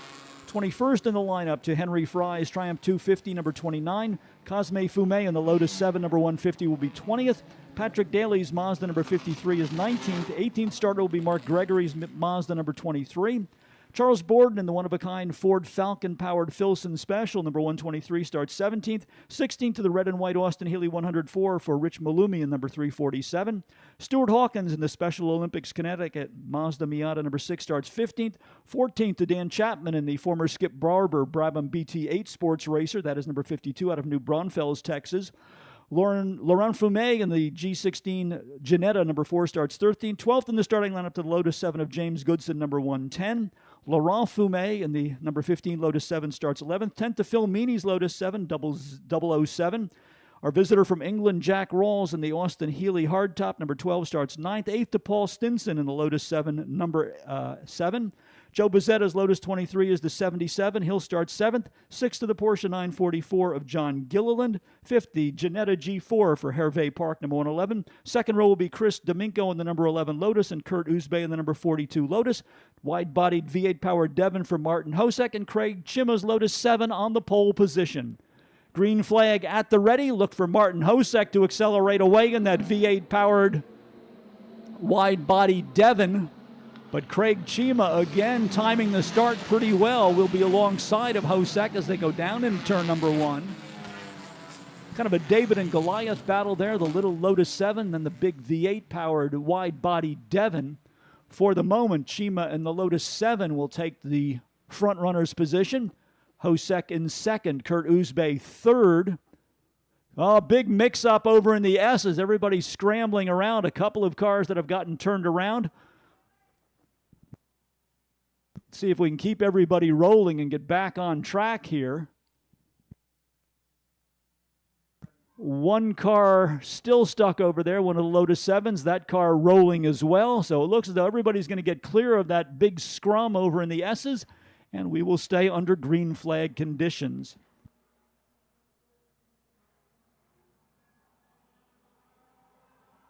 Craig Chima opening up a lane on the racetrack because he knew Martin Hosek was coming in the V8-powered wide-body Devon.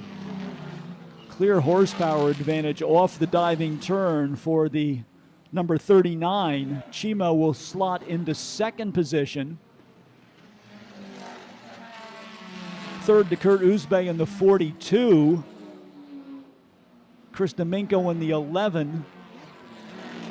Hervé Park in the number 111, the front engine Ginetta. And then right behind Park is Laurent Fumet in number 15. Among the cars that seem to get mixed up over there in that big scramble in the S's, the 33 of Ed Zemek. One of our, this might be Dan Chapman in the Brabham BT8 coming on the pit road. It is one of our sports racers. Looks like it's Joe Bezzetta in the Lotus 23 that is on pit road, and Paul Stinson in the number 7. The other car caught in that scramble, and he will also come on to pit road.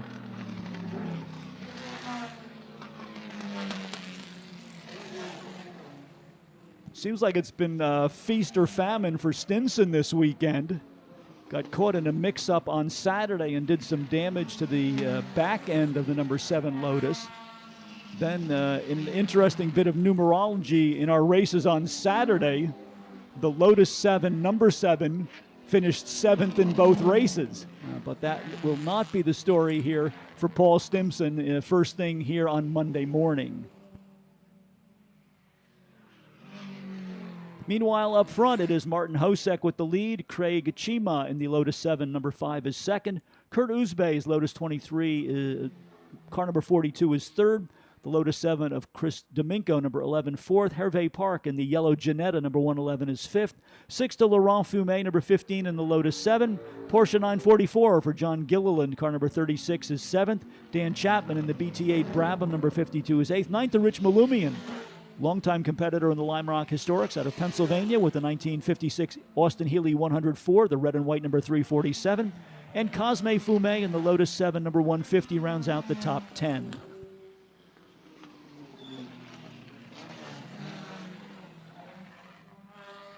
Well, another car encountering problems seems to be Hervé Park in the number 111. He is the latest driver to spin over in the S's, so that is something of a calamity corner here in race group number 4, as Hervé Park has spun and it seems to have come to a stop. Looks like there's a bit of debris on the racetrack as well. I'm not sure if that was from the earlier incident or whether that may have been something off of Park's car, but in any case, Hervé Park in the number 111 has come to a halt, and it looks as though he's not able to get restarted, so we are going to go to a full course caution. That will bring out the McLaren Artura safety car, pick up race leader Martin Hosek, and hopefully we can. It looks as though another car had a problem just past the start-finish line. One of our Lotus 23s on the sideline. I'm not sure if that's the Bezzetta car that may have gone back out and then immediately encountered a problem. It looks as though there may be a problem on the front end of the Lotus 23 that came to a stop just past the pit exit area.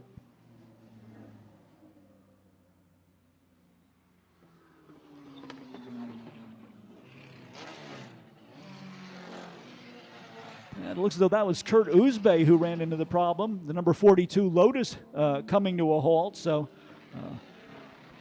strange set of circumstances here. Hervey Park being attended to by the Lime Rock safety crew. Kurt Uzbey, who'd been sitting in third position on the number 42, had a mechanical problem. Pulled off and parked the car on the grass just past the pit exit road. So,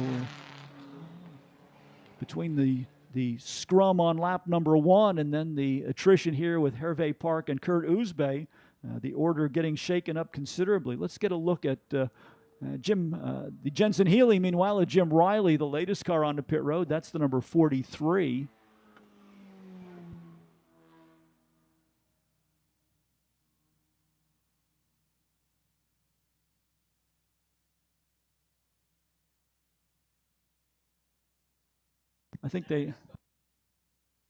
Let's see if they're going to try and retrieve the Uzbey car as well.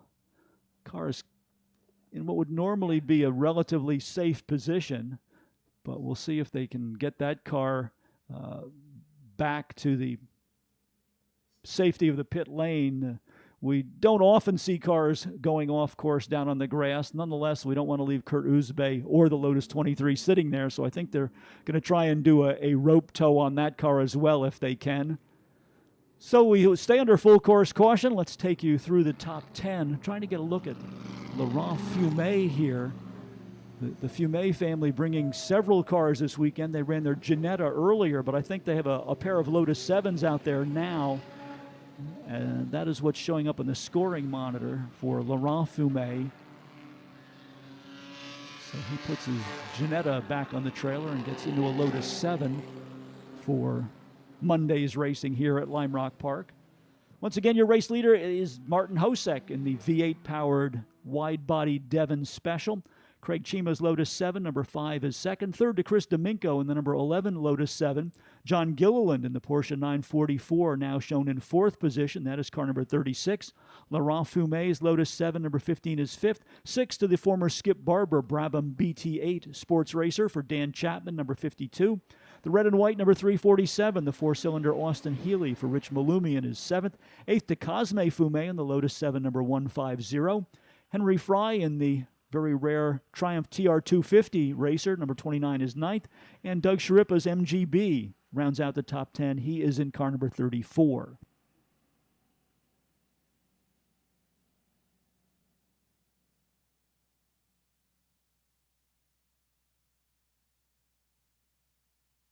Looks as though they're going to take the Kurt Uzbey car through the back gate.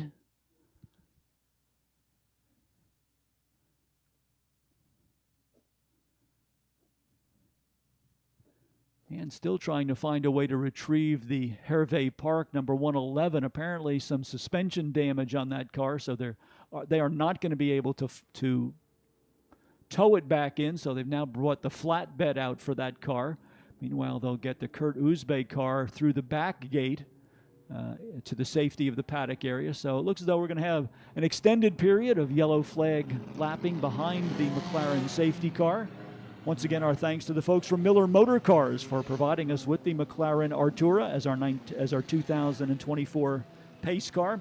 Miller Motor Cars is the official dealer for Aston Martin, Ferrari, Bentley, Rolls-Royce, McLaren, Bugatti, Pagani, Maserati, and Alfa Romeo. Their worldwide website is millermotorcars.com.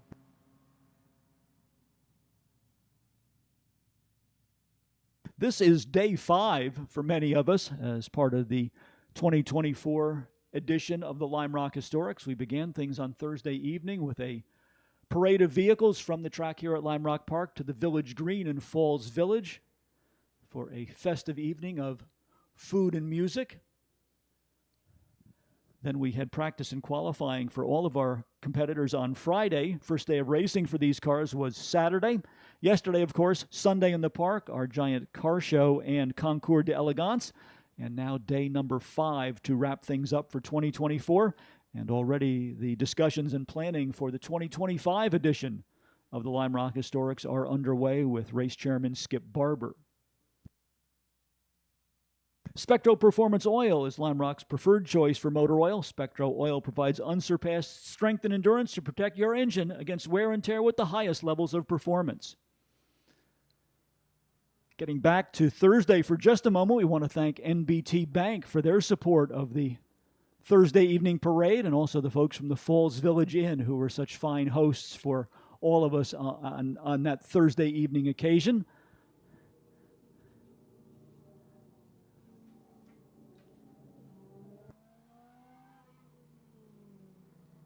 We'd also like to thank the folks from FCP Euro for their continued partnership. One of the highlights of FCP Euro's involvement at Lime Rock Park has been the creation of the FCP Euro Proving Grounds, which is our fast and flowing infield autocross and skid pad area. And if you'd like more information on how you can get your car out on the FCP Euro Proving Grounds, their worldwide website is provinggrounds.fcpeuro.com.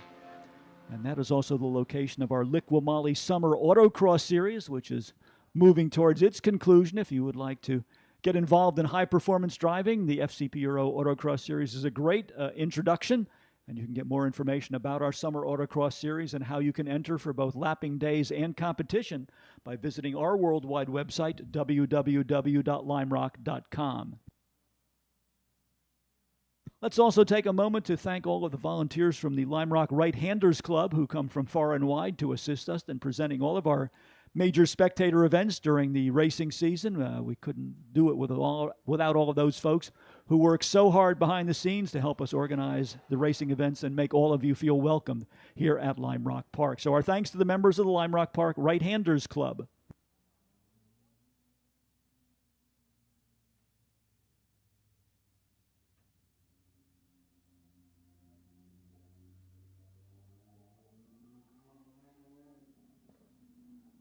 Don't forget our guided tour of the Paddock area, presented by the knowledgeable members of the Vintage Sports Car Club of America. Your opportunity to get a behind-the-scenes look at the world of vintage and historic racing here at Lime Rock Park. The first of today's two guided tours of the Paddock area will be leaving from the Lime Rock Park information booth up at the entrance to the Midway area in just about 30 minutes. It is available to you free of charge. Just show up at the information booth a few minutes before 11, and you will be welcomed as part of the tour of the Paddock area presented by the Vintage Sports Car Club of America.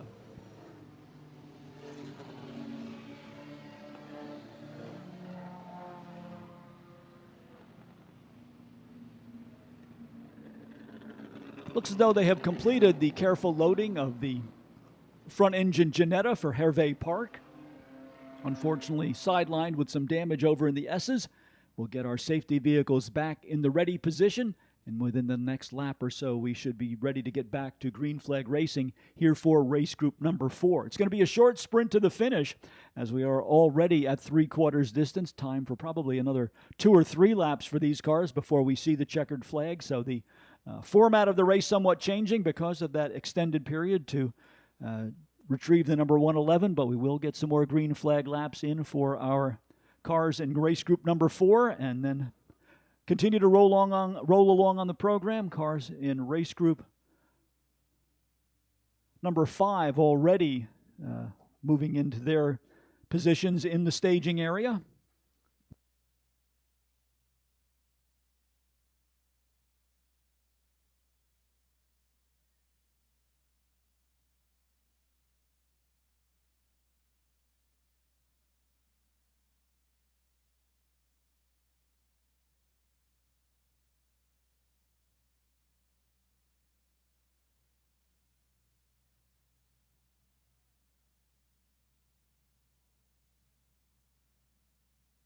Lights are off on the McLaren safety car. We are ready to go back to green flag racing for group number 4.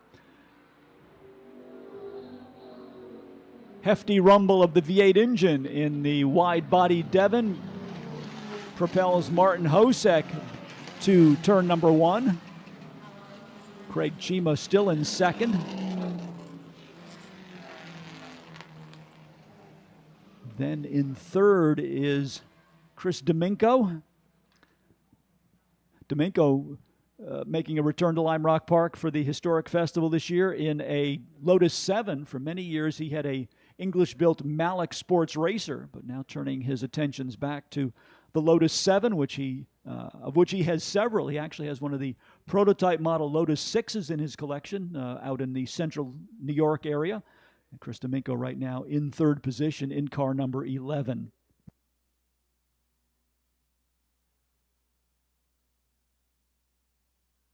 Hosek and Chima, your leaders as they come down the hill. Two-car breakaway up front. Then it's the number 11 for Chris Domingo, the number 15 for Laurent Fumet, and Dan Chapman now in fifth position in the number 52. That is the Brabham BT8.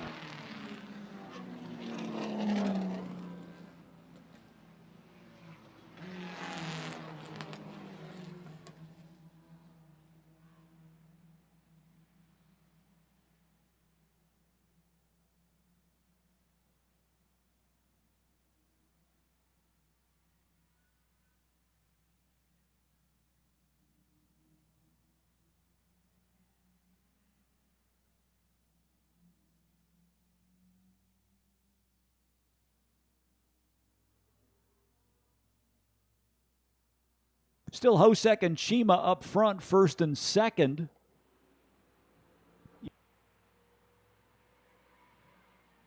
Dan Chapman moving forward, or the 70.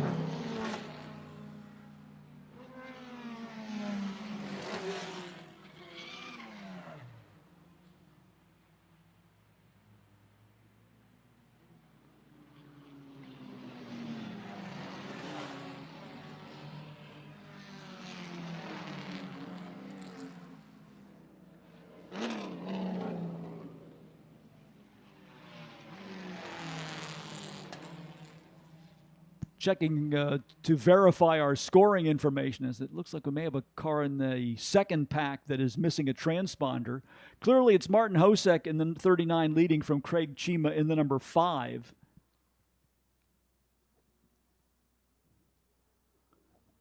And they should be getting the 1 lap to go signal, I think. And that is the one. There they are. 1 lap to go is the signal to Chima.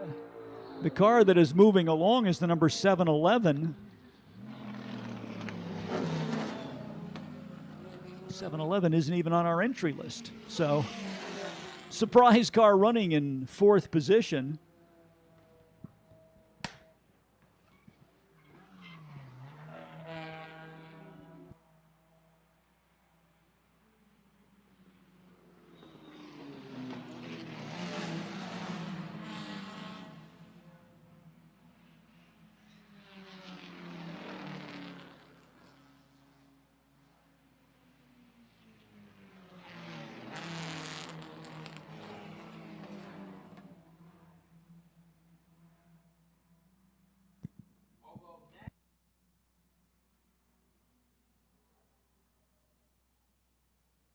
Problems for Charles Borden on the last lap, as the 711 will actually be the first car across the line. So our surprise entry, our mystery entry, I guess you could call it, takes the win over Martin Hosek and Craig Chima. Going all the way through our entry lists, no 711. So the great mystery will be the driver who picked up the victory here in race group number 4. We will try to work with the folks from Timing and Scoring to update that information.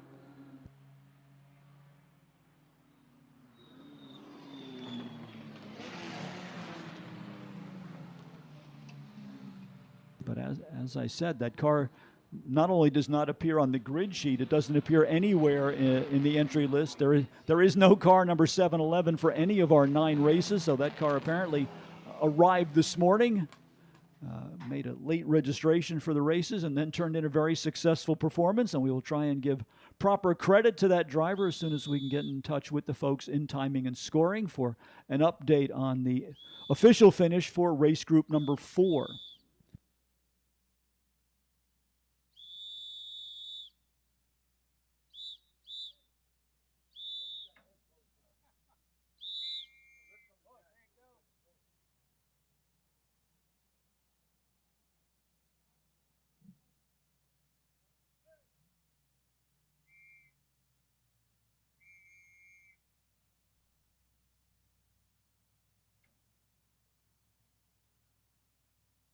Race group number 5, waiting in the wings to make its appearance.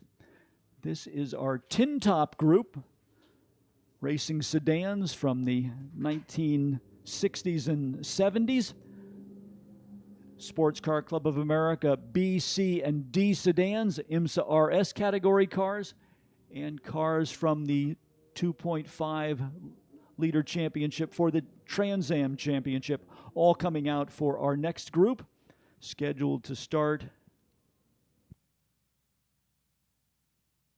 in 22nd position, the Ford Cortina,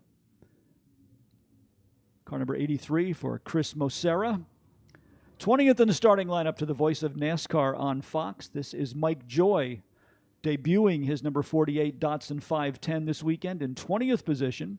19th in the starting lineup, scheduled to be Chris Mason's Volvo 122 GT, a car that competed in the revival of the Carrera Pan America, the Mexican road race. Mason going out of 19th position in the Volvo GT number 282. Mark Wagner's Porsche 914, number 64, will start 18th on the field. 17th in the starting lineup, to one of the original design Mini Coopers from 1965. This is Bob Anderson in number 177. Second half of the not-so-sharp Datsun 510 team is Bart Hayes in the number 55 out of Wilkesboro, North Carolina. This is the second of the cars out of Mike Joy's stable. Bart Hayes will start in 16th position. 15th in the starting lineup, to the BMW 2002, number 02 for Tim Cashman. Bill Shields in the Alfa Romeo GTV, number 46, scheduled to start 14th in the lineup. 13th starter will be another of our BMW 2002s. This is the number 36 for John Wood. 12th in the starting field, the number 146 Alfa GTV, driven by Michael Donnelly. Simon Kirkby, director of the Lime Rock Drivers Club, scheduled to go out of the number 11 slot in the 1963 Hillman Imp, the type of car that Kirkby started his racing career in England. This is the number 777. Lon Barrett in the Alfa Romeo Alfetta, number 44, will start 10th on the field. 9th in the starting lineup, to Robert Brady's Alfa Romeo GTV, number 191. Second of our Porsche 914s, this is the Ed Metalman, number 19, starts 8th on the field. Jorge Santos in the Datsun 1200, number 68, will start 7th. 6th of the orange number 62 BMW for Jonathan Draper. The Rapid Mini Cooper of John Clerk, number 18, goes out of the number 5 starting position. Outside of row number 2 and 4th starting spot will be Gaspar Fasulo's Porsche 912, number 810. Joe Courtney in the number 77 Alfa Romeo GTV is scheduled to start 3rd. And your front row, outside starting spot, the number 2 starting position to Mike Agnifilo in the Datsun 510, number 20. Pole position to the Lotus Cortina, the red number 70, driven by David Porter.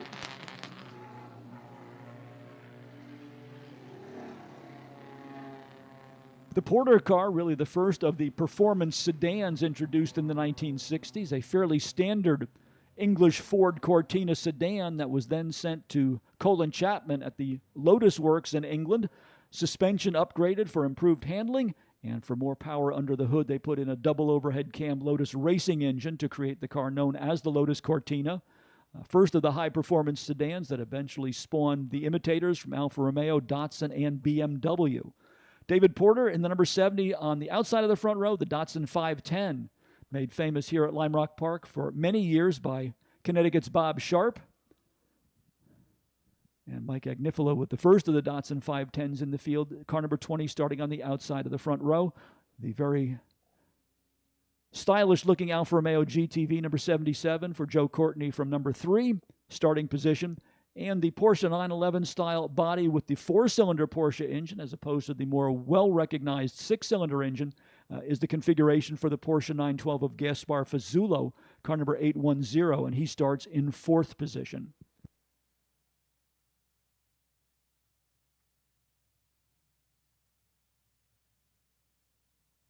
Very slow formation coming down towards the starter's stand. Mike Petrucci looking them over. Nobody ducks out of line, so the green flag comes out. Field accelerates towards turn number 1.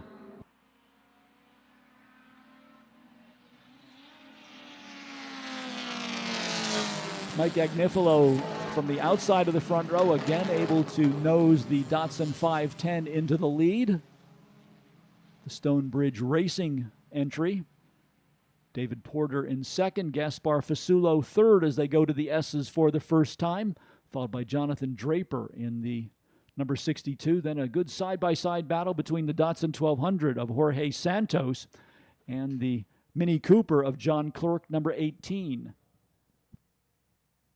Santos and Clerk, actually a pretty good matchup out there, both with engines right around the 1200cc displacement. 1200 cc's for the Datsun engine and 1275 the displacement for the John Clerk power plant in the number 18 Mini Cooper.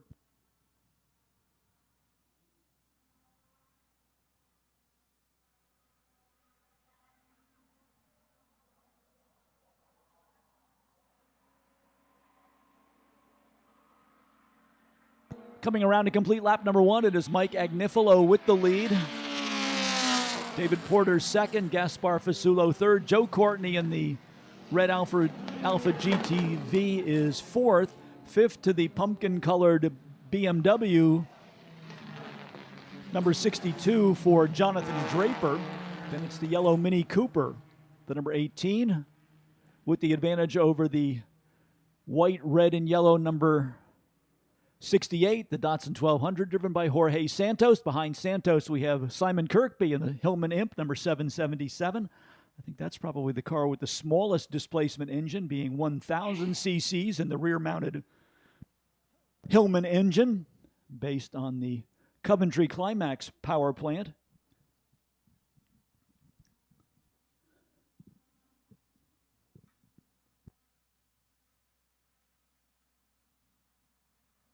David Porter now challenging Mike Agnifilo for the lead. Porter in the middle of the racetrack, Agnifilo up on the high side as they go down into turn number one. And for the moment, the Datsun 1200 able to hang on to the top spot. Jonathan Draper, meanwhile, moves the 2002 model BMW past Joe Courtney to take over fourth position.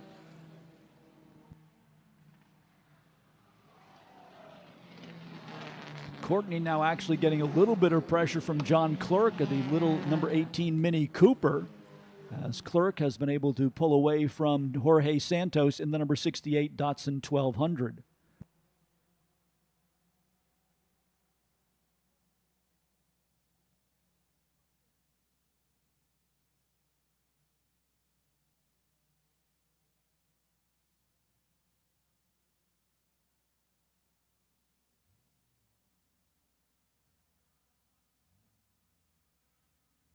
Two-car battle for the lead between the Datsun and the Lotus Cortina. David Porter again with a good run off the diving turn. Will try to get alongside of Mike Agnifilo down in turn number one. They try to go in too wide, but Porter forced to give up a little bit of momentum with the tighter line in the entry to the turn. And with more momentum on the wider line, it is Agnifilo who hangs on to the top spot.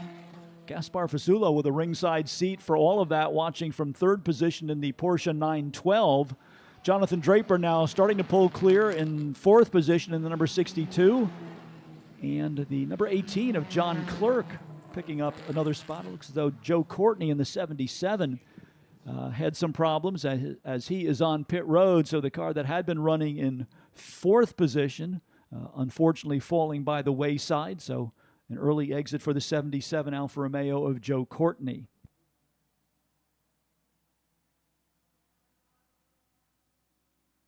Porter will try once again to get around Mike Agnifilo.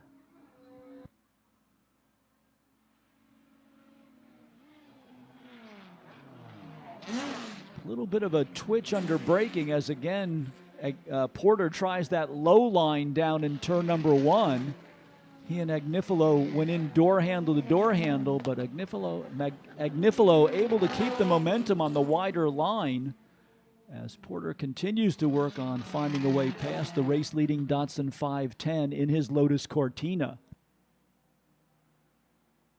The retirement of Joe Courtney works to the advantage of John Clerk in the Mini Cooper. The yellow number 18 now up to fifth position.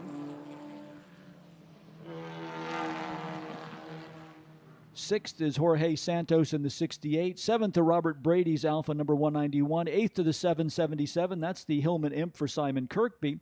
John Wood's BMW number 36 is ninth. And Bart Hayes now up into 10th in the number 55 Datsun 510.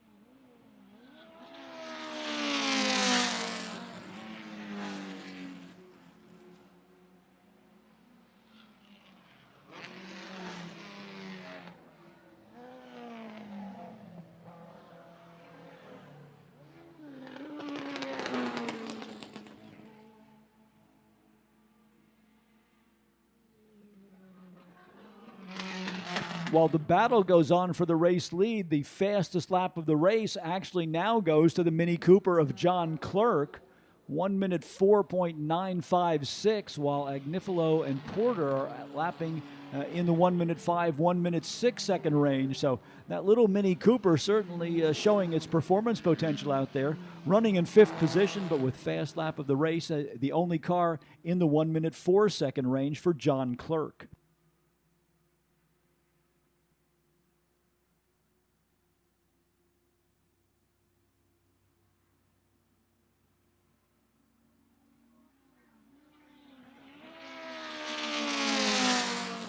In both of our races on Saturday, David Porter picked up the victory at the expense of Mike Agnifilo. Agnifilo trying to change his fortunes here in the opening of 2 races for this group here on the finale to the Lime Rock Historics. Gaspar Fasulo continues to roll around in 3rd position, not close enough to quite get into battle with the leaders, but well clear of the battle for 4th position now between Jonathan Draper's orange BMW number 62 and the little yellow Mini Cooper number 18, driven by John Clerk.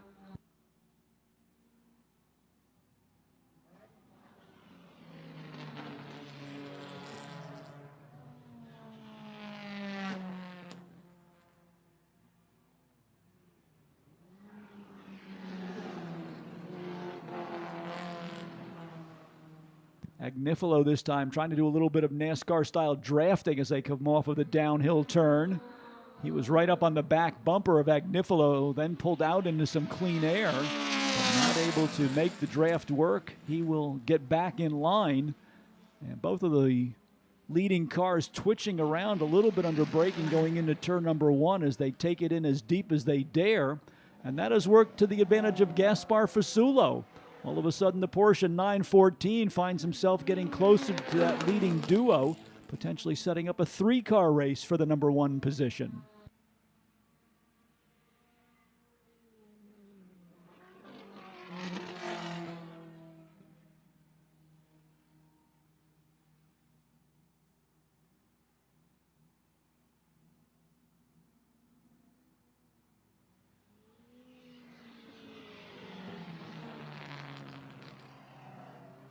Race leader is going to be encountering some lap traffic here within the next couple of tours of the circuit.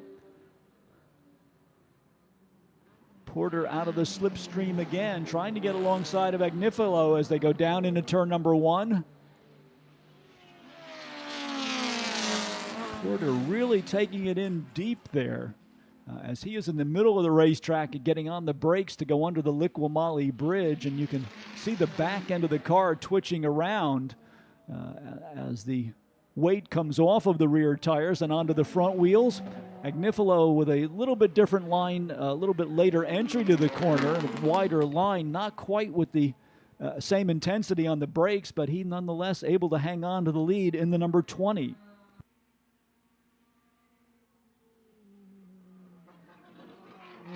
Meanwhile, Gaspar Fasulo closing in is now within 1 second of both Porter and Agnifilo.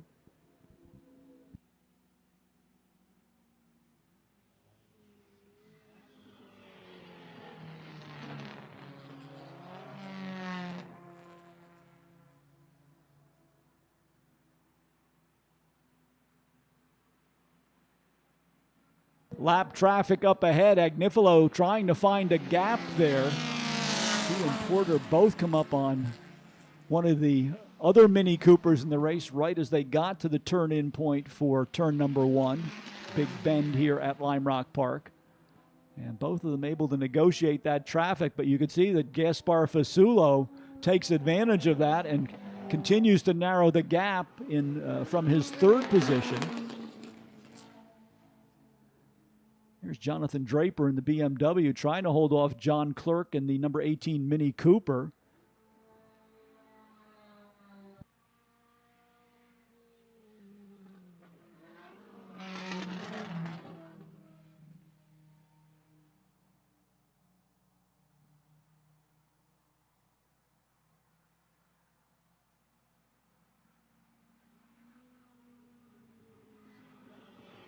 Agnifilo, Porter, and Fasulo.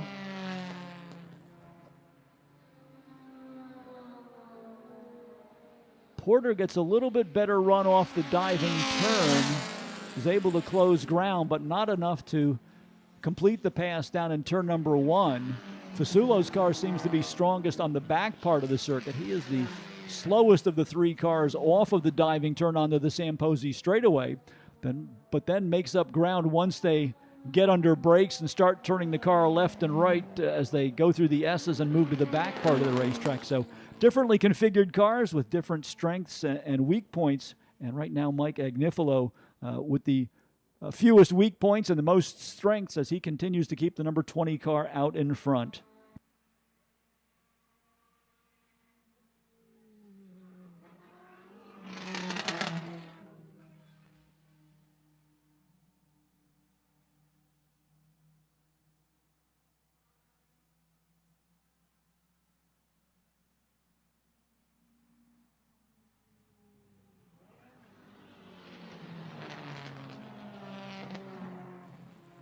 David Porter again trying that inside move down into turn number 1. And again, Mike Agnifilo with a more flowing wide line through Big Bend, able to hang on to the lead.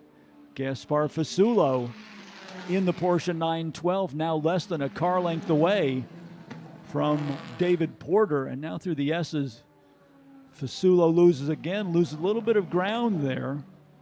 Seems as though when Porter and Agnifilo concentrate on the battle for the lead, that is when Fasulo closes in.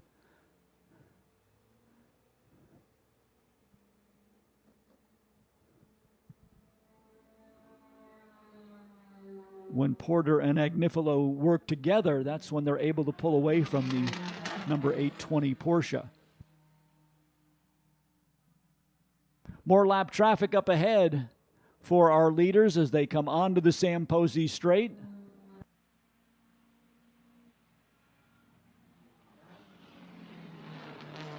This time it is single file formation for both Agnifilo and Porter as they work around traffic in the first turn. Fasulo for the moment hemmed in by the slower cars, and that's going to allow the top 2 to get a little bit of a breakaway.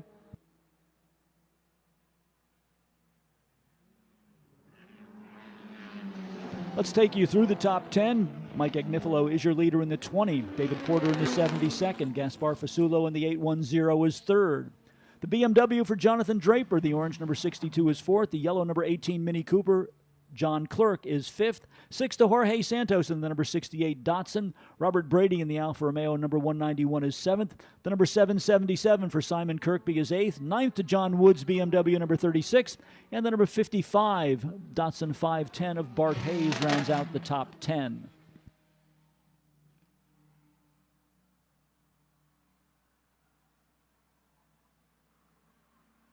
Fasulo really thwarted by the lap traffic there as he just now goes around the number 55, the 10th place car of Bart Hayes, and then too hot down into turn number 1, locks the wheels up, and it loses even more distance to the Agnifilo and Porter battle. Fasulo a little bit desperate that time getting down into turn number 1, locked up both of the right side tires, went all the way up to the outer edge of the racetrack, got the handle on the car and kept it on the pavement, but that cost him more speed, and that allowed Porter and Agnifilo to continue to move away in that two-car battle out at the front of the field. Lap starting to count down. We should be getting close to the 1 lap to go signal, showing just about 18 minutes elapsed on the clock for our 20-minute contest for the cars in race group number 4. Or rather, race group number 5. And here is the battle for the lead between David Porter and Mike Agnifilo.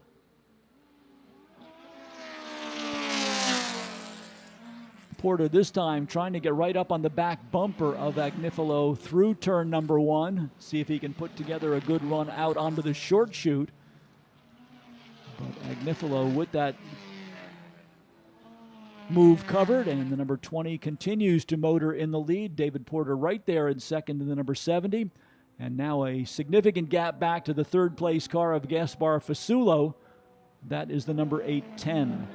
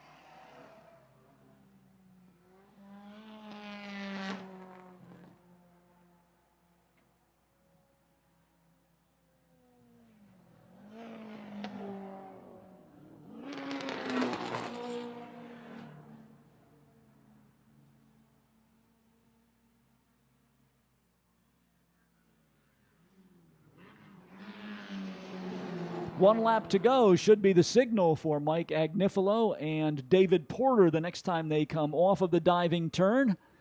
And it looks as though traffic has played a role on this lap, as all of a sudden Agnifilo has about 4 or 5 car lengths.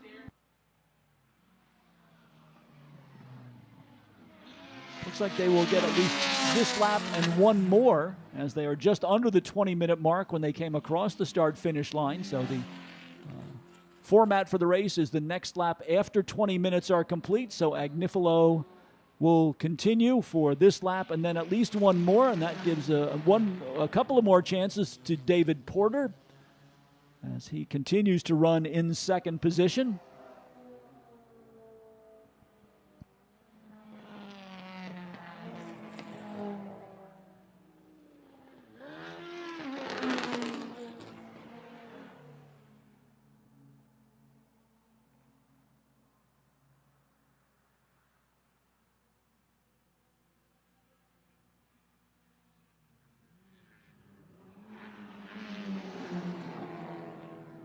One lap to go is the signal for David Porter and Mike Agnifilo as they come across the start-finish line.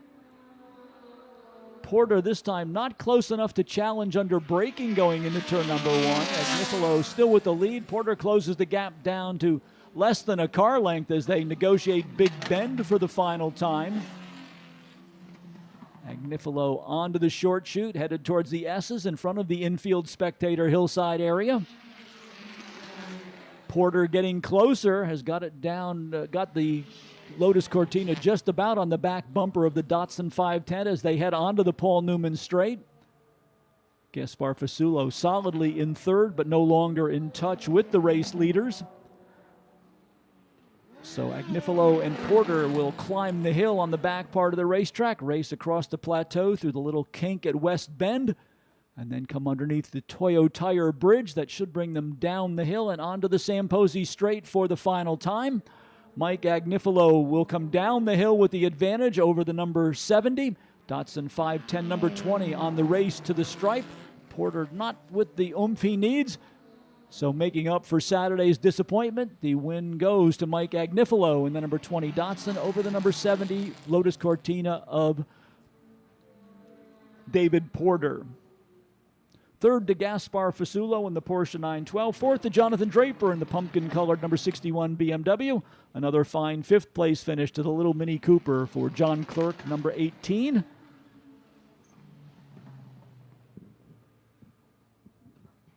Sixth position will go to the 68 of Jorge Santos.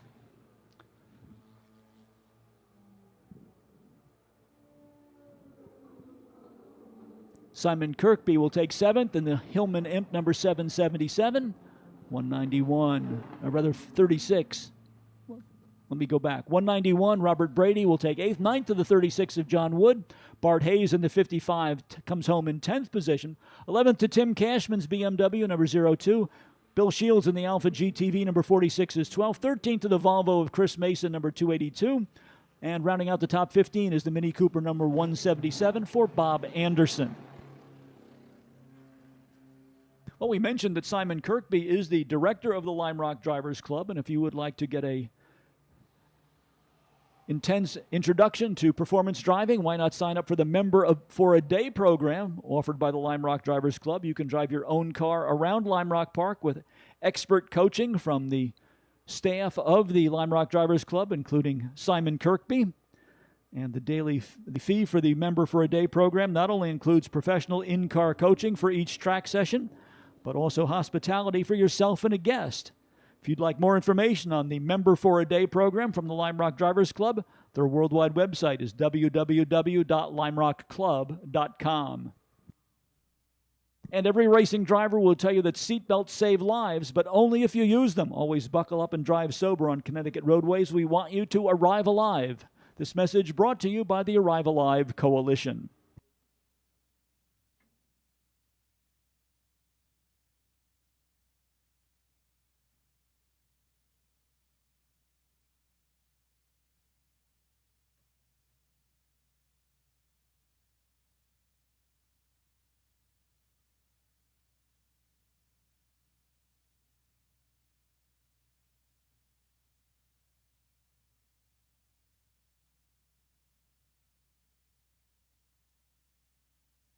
More production-based sports cars headed out for race group number 6.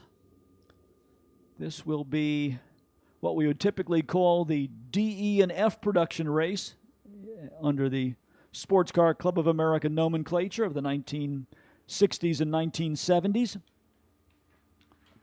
Scheduled to start in 35th position is the Porsche 356 Speedster for John Gilliland, car number 8.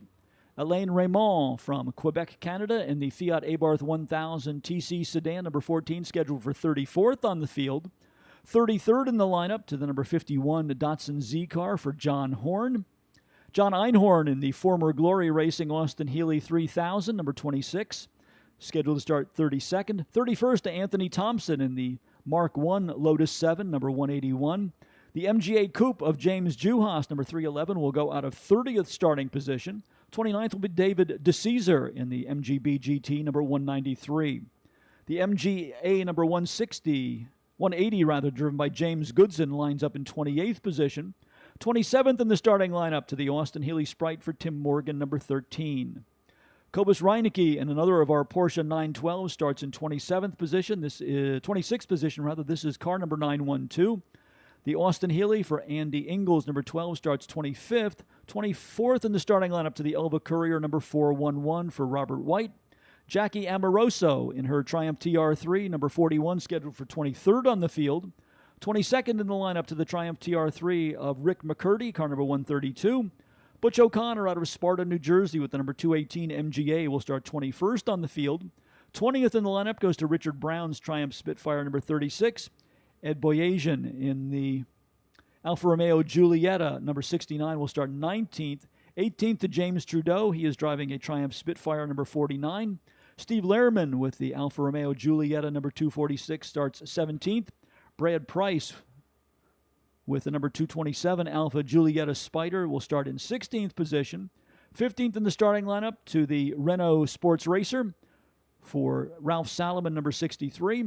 Stu Forer in the Turner 950S, number 48, starts 14th on the field.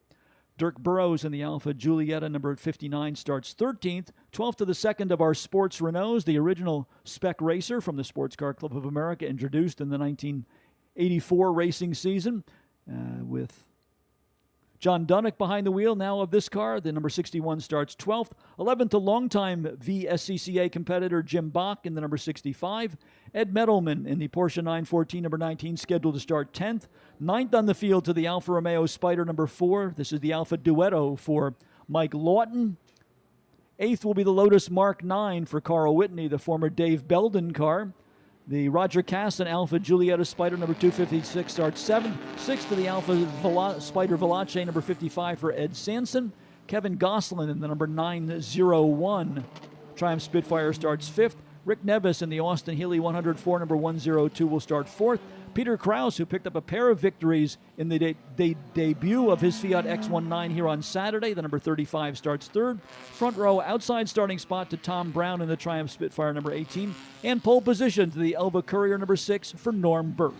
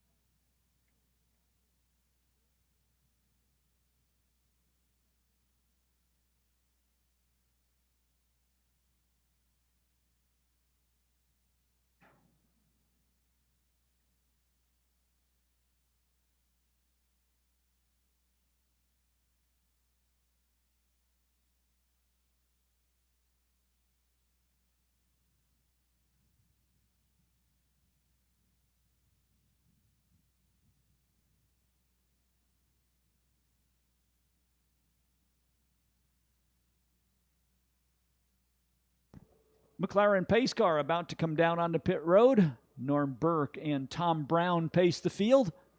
Looking the field over for a good 2x2 lineup. Green flag is out. Race group number 6 headed towards turn number 1. Let's see if Peter Krause can continue his winning ways. Krause 2 for 2 here on Saturday, but he does go from row number 2. Back of the field jumbled up just a bit. Up front, it is Norm Burke leading. Peter Krause already up to 2nd. Tom Brown, who started on the outside of the front row, slots into 3rd. Then it's Rick Nevis in the Austin Healey 104. Kevin Goslin in the blue number 901 Triumph Spitfire next in line, followed by the Mark 9 Lotus prototype for Carl Whitney, number 215.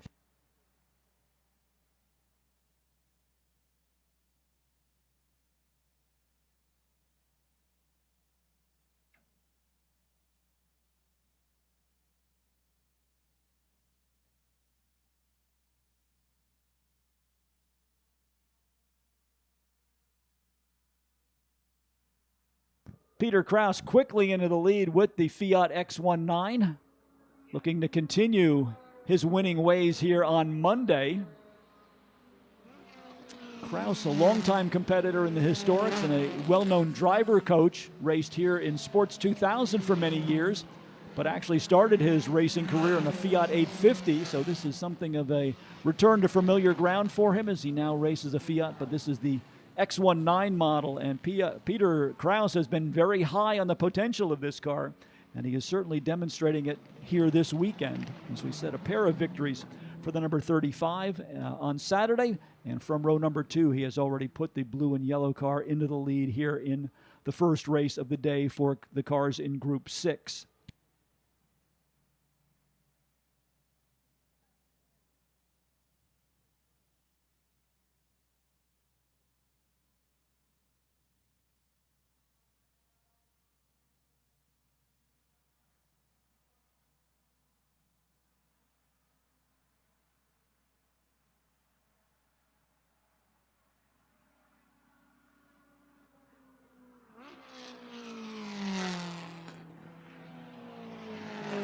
Mike Lawton in the number 4 Alpha Duetto moving around Kevin Gosselin as they go down into turn number 1.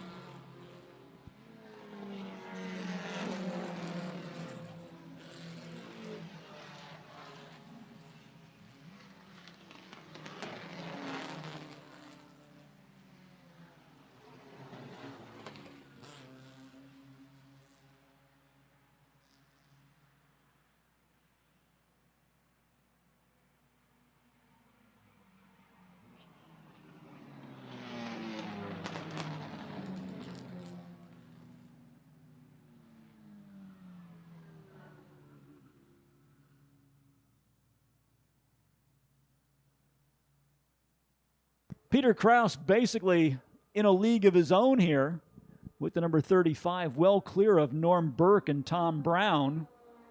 Brown now going to challenge Burke for second. Spitfire will go to the middle of the racetrack. Burke on the high side. And down the low road, Tom Brown able to move into second.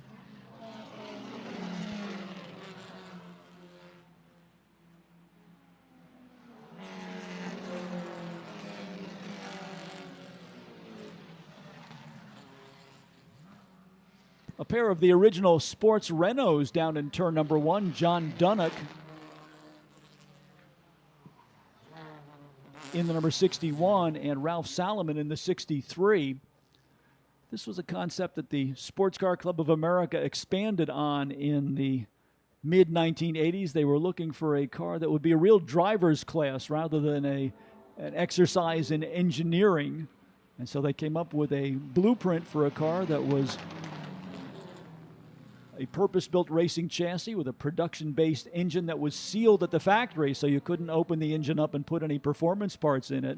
Very closely regulated class, and it was sponsored by Renault, who provided the drivetrain for the car, and so it was originally given the name Sports Renault. After Renault left the market, the Sports Car Club of America changed the designation to Spec Racer and put a couple of generations of four-cylinder Ford engines in them. But these are the original sports Renault cars. John Dunnock in the 61, and not too far behind him in the number 63 is Ralph Salomon.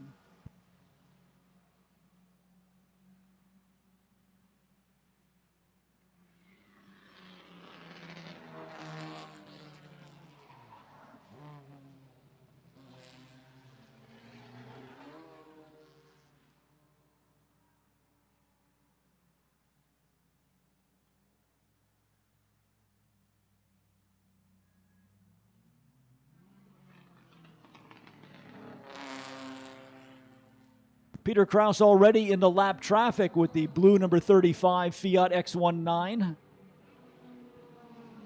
Tom Brown second, and now Norm Burke also going through lap traffic in the yellow Elba Courier number 6, losing ground. So the top 3 cars kind of spread out there. If Burke looks in his mirrors, he may find a fast closing Rick Nevis in the blue Austin Healey 104 number 102 closing in on him.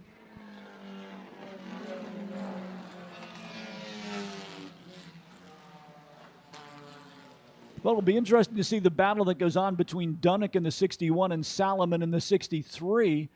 These are identical cars as originally intended by the SCCA, so there's no performance advantage for either of those cars, and it should come all down to the driving skill and style of each of those competitors. So a very interesting battle to keep your eyes on deeper in the field between John Dunnock and Ralph Salomon in the 2 sports Renaults, the yellow number 61 for Dunnock and the yellow number 63 for Ralph Salomon.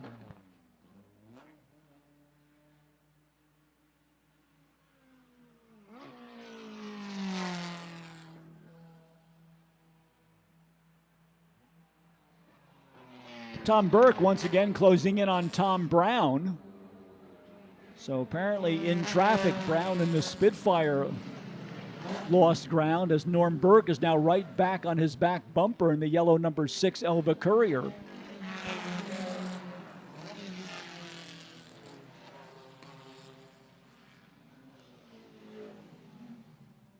Spitfire showing a little bit of smoke out of the exhaust as they went through the S's. I'm not sure if Tom Brown might be in the midst of a developing engine problem. We'll continue to keep our eyes on that with the number 18 car.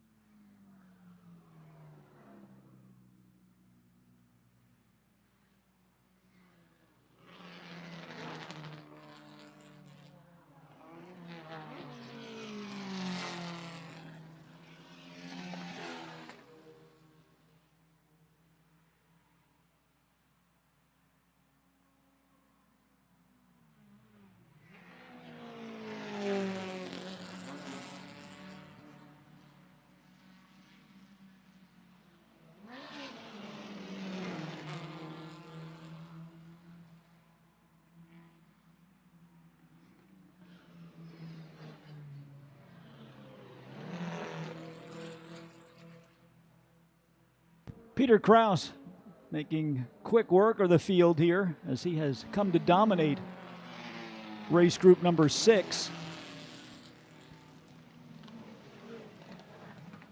Already with a 13-second lead over the second place car of Tom Brown, number 18. Norm Burke in the 6 is third. That's the Elva Courier. Michael Lawton's Alfa Duetto number 4 is fourth. Kevin Goslin in the blue number 901 Spitfire is fifth. Sixth to Rick Nevis in the Austin Healey 104, number 102. Carl Whitney's Lotus Mark 9 is seventh. That's the polished aluminum number 215. Ed Medelman in the Porsche 914, number 19 is eighth. Ninth to Roger Casson in the Alpha Spider number 256. Stu Forer's Turner is 10th, the blue number 48. John Dunnock in the yellow Sports Renault number 61 is 11th. 12th to Ed Sanson in the Alfa Giulietta number 55. Ralph Salomon in the 63. The second of our Sports Renaults is 13th.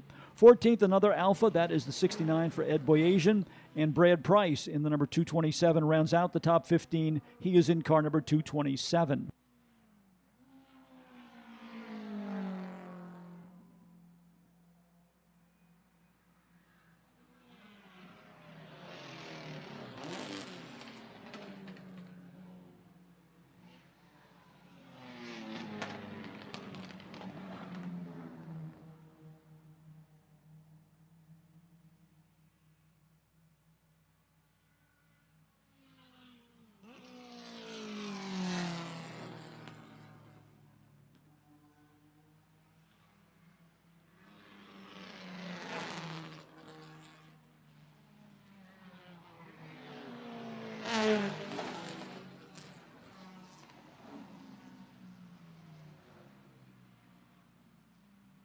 Couple of our Spitfires with a little wisp of smoke now.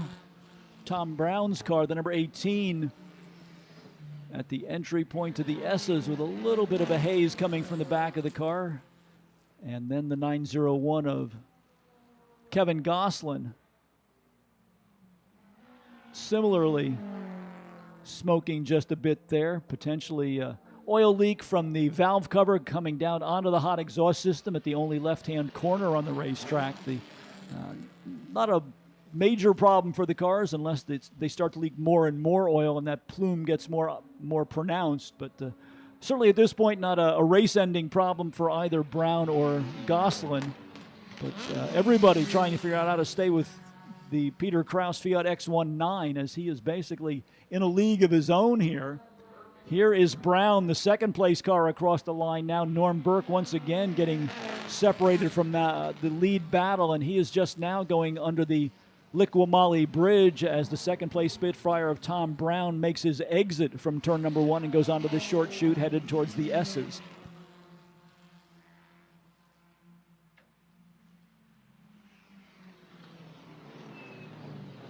A bit deeper in the field, we have Alain Raymond, our visitor from Quebec, in the number 14. That is the Fiat Abarth 1000 TC, a car that raced in the D sedan class back in the 1960s, made famous here at Lime Rock Park by Al Cosentino and his Fazza Squadra Fiat Speed Parts dealership in nearby Brewster, New York. Here's our sports Renault battle between the 63 of Ralph Salomon and the 61 of John Dunnock. Moving through the S's and now on to the Paul Newman straight.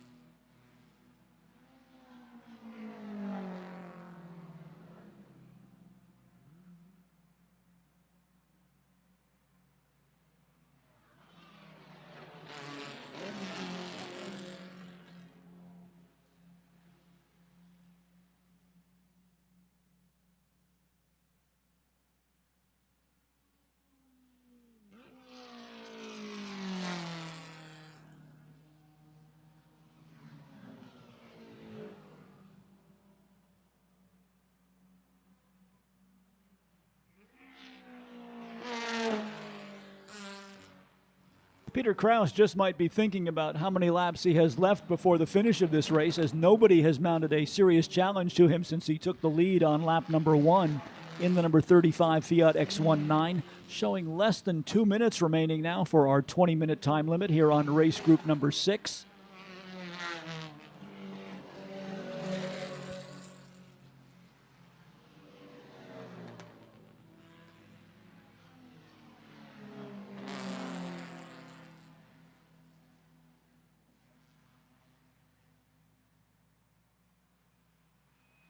One lap to go will be the signal to Peter Kraus as the number 35 Fiat X19 comes across the start-finish line. So mile-and-a-half run now back to the checkered flag for the driver of car number 35 as he continues a perfect record for the weekend. It looks like he is on his way for 3 for 3 thus far as he celebrates the debut weekend for this Fiat X19.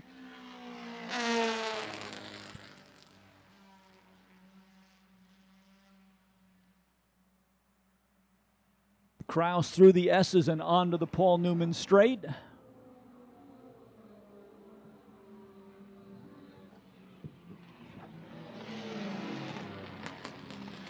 Here is our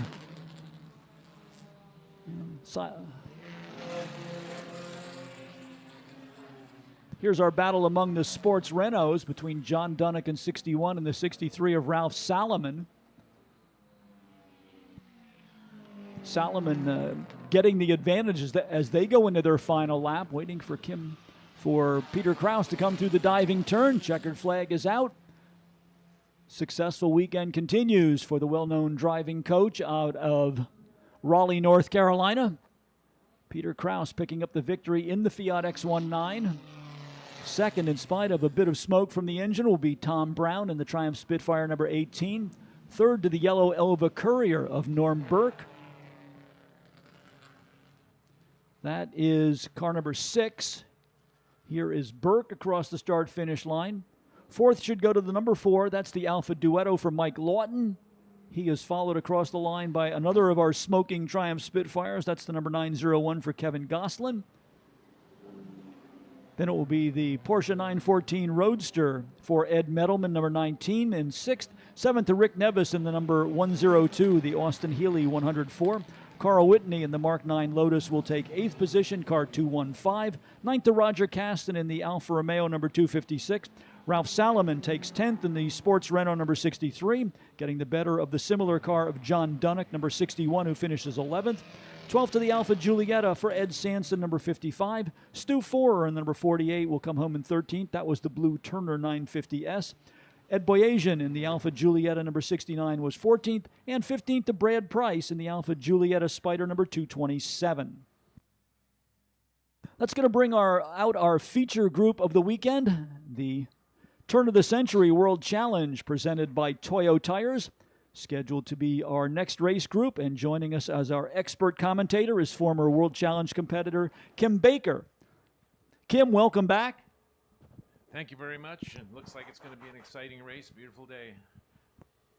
Tell us a little bit about the technical side of these World Challenge cars and how they evolved over the years.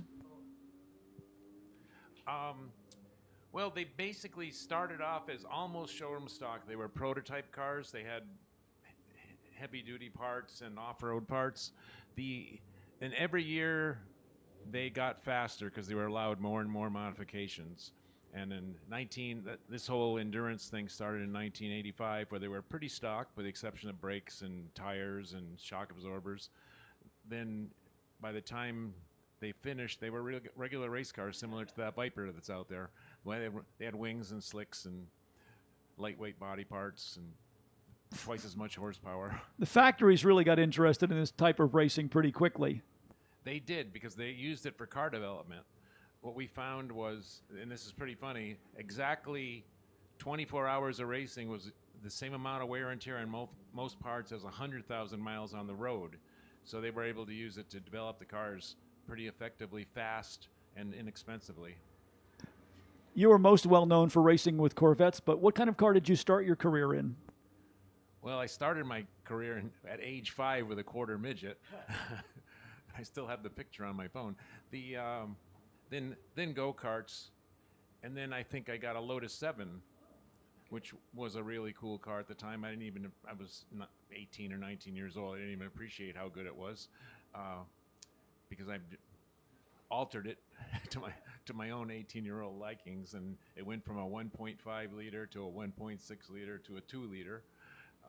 And then after that, we raced Fiats. We were associated with the Fiat company, which changed to Bertoni, and then off onto Corvettes, and stayed with GM products forever, actually. We'll get back to that discussion in just a minute. Let's introduce the starting lineup to you for race group number 7. Again, this is the Turn of the Century World Challenge cars presented by our partners at Toyo Tires. Scheduled to start in 17th position, Greg Kaufman in the 1994 Ford Mustang number 23. Josh Brown's Volkswagen GTI number 85 will start 16th on the field. 15th in the starting lineup to the Acura Integra number 142 for Scott Kruger. 14th in the lineup will be Ken Fitzgerald in the Lotus Esprit X180R. That is car number 14. 13th in the starting lineup, Christian Berzins in the number 10 BMW M3. John Whitaker in the 2009 Acura TSX starts in 12th position. He is car number 18. 11th in the starting lineup to John Coster's Porsche 964, number 113. 10th in the starting lineup will be Zephyr Belsky, another of our Acura Integras, number 517. Chris Turner's number 029 Porsche RSR will start 9th. 8th in the starting lineup to the Peter Tonelli Toyota Supra, car number 7. Ray Zisa in the Chevrolet Corvette number 4 is 7th.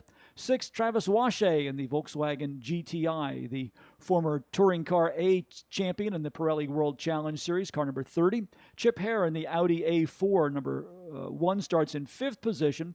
Scheduled to start 4th on the field, the multi-time Speed Vision World Challenge champion Peter Cunningham, the real-time racing number 42 Acura. Kermit Upton's BMW scheduled to go out of the number 3 starting spot. That is car 26. Front row to Steve Katz in the Porsche GT3 Cup number 113. Pole position to the number 88 Dodge Viper for Peter Tonelli. Let's get back to Kim Baker. You are very familiar with one car in this race, and that would be the number 4 for Ray Zisa. Yeah, very familiar with that one. I had it when it was new, and we raced it for 2 years. Won quite a few races, and we did win the championship. And I can't really tell you whether it was 90 or 91, but I think it was 1991. Tell us again about the story about Chevrolet not wanting you to race. After that season, when we had that car, first we were racing, and the rules were one way, but we were way ahead. So this person from Chevy came over to me. We got to equalize the cars, so we're going to give you all stock heads instead of the prototype heads we were using. So they equalized things quite a bit that way, and we ended up winning the championship anyways, fighting very hard.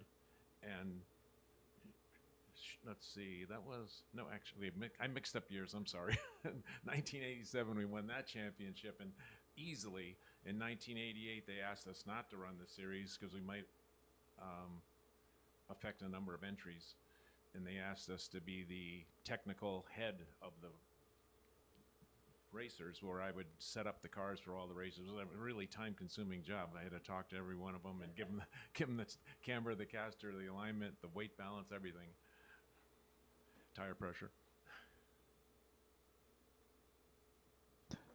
There was a series for a time called the Corvette Challenge, and that was a single-make series for the Chevrolet Corvette.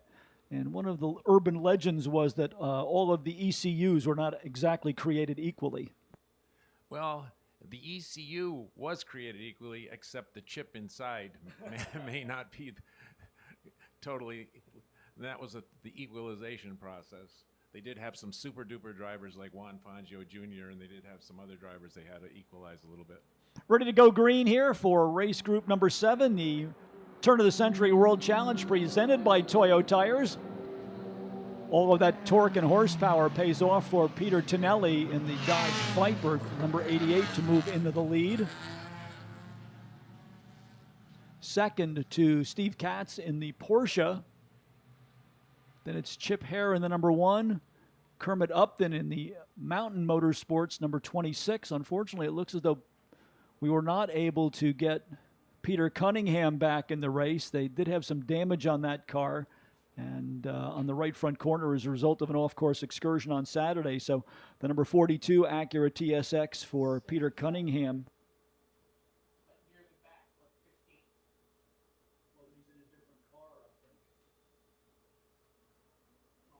Looks like Cunningham may have changed cars. Either they changed cars or they changed transponders. We'll see what unfolds here. But it is Peter Tonelli out front.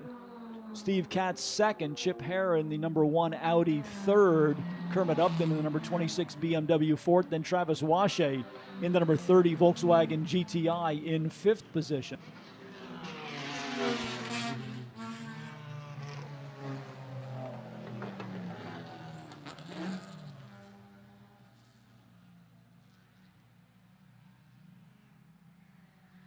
Peter Cunningham changed cars. I believe they are showing him in 15th position. I think that's actually the earlier model real-time racing Honda Prelude that he's driving, not the Acura TSX that he had here on Saturday. Kim Baker, is there a particular car in this field aside from the Corvette that makes a big impression on you? I really like that Viper. I like big power and big torque, and the wings and the aero don't hurt either. But so, the one that really gives the impression, though, is the Volkswagen, how it's keeping up with the bigger, more powerful cars. That is Travis Washay in the number 30. He's running in 5th position. Just behind Washay is John Whitaker in the number 18. That is the 2009 Acura TSX.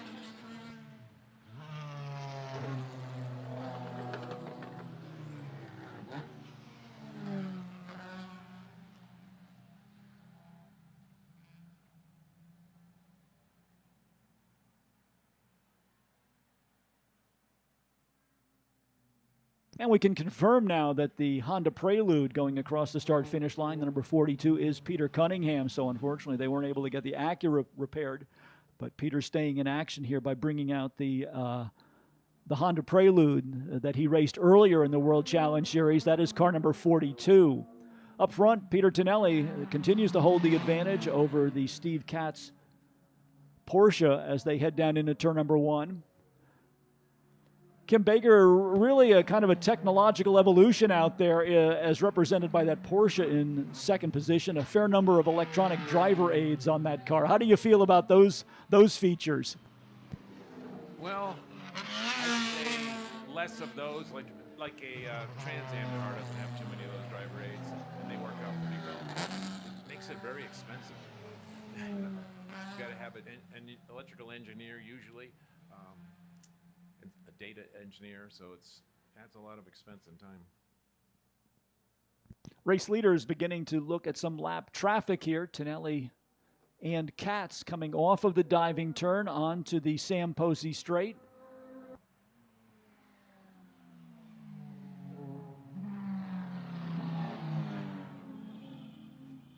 Kim, I know you did some NASCAR racing in the Busch North Series, and especially successful here at Lime Rock Park. Did you ever get onto the oval tracks with that car? Yeah, I did get to the oval tracks. It wasn't great.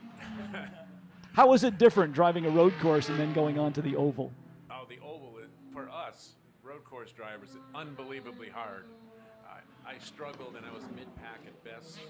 And the other time, They talk about mid-corner speed a lot when you seem to be watching the NASCAR races. They drive totally different than we do. We go as hard as we can into the corner, brake as hard as possible. They can coast into the corner and hold their speed and still go faster than we do. So we haven't figured that out. But it looks like that Porsche's catching the Viper now. Steve Katz starting to close in on race leader Peter Tonelli. You can see Tonelli with the power advantage down the Sam Posey straight, and then once they get on the brakes for turn number 1, Katz able to close right in on the Viper. So this is where Katz should be at his best, and he does close that gap down. What he's got to do is find a way around Peter Tonelli and then try and keep him behind. So it's one thing catching him, and it is quite another thing to make a pass. What's the best place to try and time a pass here at Lime Rock? Depending on what you're driving, the best way is to try and gain speed on your opponent going through diving turns, so you'll have more speed at the end of this straightaway. If he gets caught behind a car before diving turn, you can take advantage of it, or if anything slips up in diving turn. Yeah, you can see the engine advantage for Tonelli as they come off of the diving turn. Steve Katz is right there, almost under the wing. Tonelli accelerates away, and then as they go into the turn number 1 braking zone, that's where Katz closes ground once again.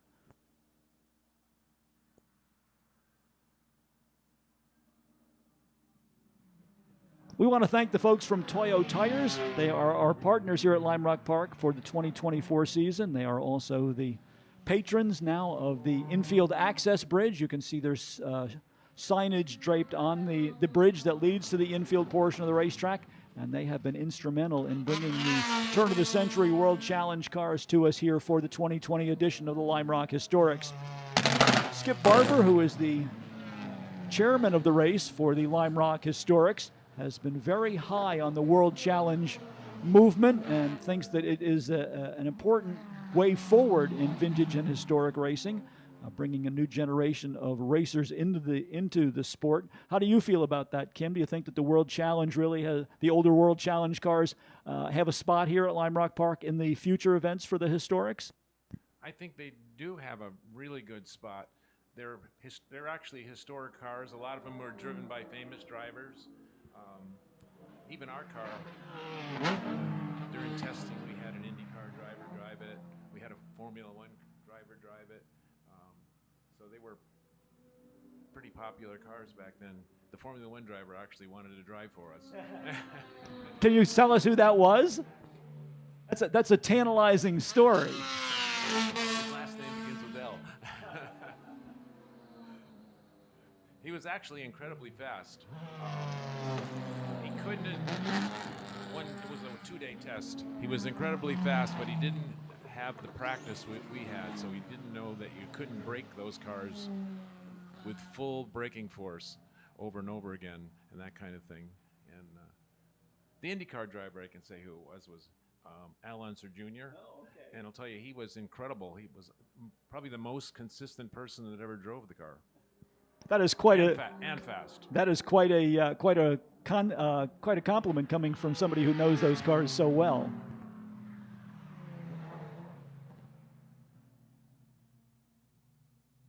Let's take a look around and see how the field is lining up here. We'll give you a full field rundown. Your race leader is Peter Tonelli in the number 88. Steve Katz in the number 113 Porsche still in second, chasing the Dodge Viper. John Whitaker in the Acura number 18 is third. Fourth to Kermit Upton in the Mountain Motorsports BMW. Chip Harris number 1 Audi is fifth. Sixth to the 30 of Travis Washe. That is the Volkswagen GTI. Ray Zisa in the Chevrolet Corvette number 4 is seventh. Eighth to Zephyr Belsky in the Acura Integra number 517. Christopher Turner's Porsche Carrera number 029 is ninth. Christian Berzins in the number 10 car rounds out the top 10. That's the BMW M3. 11th to Scott Kruger's Acura number 142. Ken Fitzgerald in the Lotus Esprit number 14 is 12th. 13th to John Coster's Porsche number 113. Josh Brown in the Volkswagen GTI number 85 is 14th. 15th to the Honda Prelude number 42 for Peter Cunningham, and rounding out our field in 16th is Greg Kaufman in the 1964 Ford Mustang. Ray Zisa with kind of a lonely ride out there in the number 4 car. Not really anybody in looking that he can see through his windshield, and nobody in his mirrors at the moment. Meanwhile, up front, all of a sudden, Peter Tonelli with a big advantage over Steve Katz. I think when they were going through lap traffic, that Tonelli was able to build that margin. When you're coming through lap traffic, Kim Baker, is it easier to be in a car with a lot of torque? Much easier. Much easier. You don't have to use momentum and try and draft the car ahead of you. So more power, you can't make up for it. Kind of typically here at Lime Rock Park, how many times or how often Greg Kaufman with some problems in the Mustang coming on to pit road. At Lime Rock Park, how much time do you spend actually with your foot all the way to the floor with the throttle? The vast majority of the time. It's I'd have to figure it out, but out of the, say the lap is roughly a minute, probably 50 seconds flat at least. That's for somebody who really knows how to drive. I can assure you that when I've driven here, I have not had my foot to the floor for 80% of the lap. And it depends a lot on the car. If the car's a Miata, you probably have it on more. If it's a Camaro, less. Lotus X180R, the racing version of the Lotus Esprit, headed down into turn number 1. We have had almost a full complement of those cars. If my recollection is correct, I was told that 5 of those cars were built for the Bridgestone Supercar Series. 3 of them are here. One of them is in a museum, and one of them was wrecked. So a brief part of the Lotus racing history, but certainly a colorful one if you would like to get a close-up look at the Lotus Esprits that are in racing trim, as well as a street version. They are located almost directly behind the Skip Barber Tower, kind of on the opposite side of the paddock area from where you will see our featured collector, Ross Myers, and his wide array of Ford-powered racing cars as our feature this weekend. Kim, I know you're a Chevrolet guy, but did you get a look at the cars under the tent, all of the Fords that are here? That's a beautiful, beautiful collection. I have to give it to him. He really picked out some beautiful cars and some rare cars and some valuable cars. I think of all of the cars that are down there, my favorite is the Ed Pink Hot Rod. Quite a bit of unique engineering going into those 2-seat roadsters down there.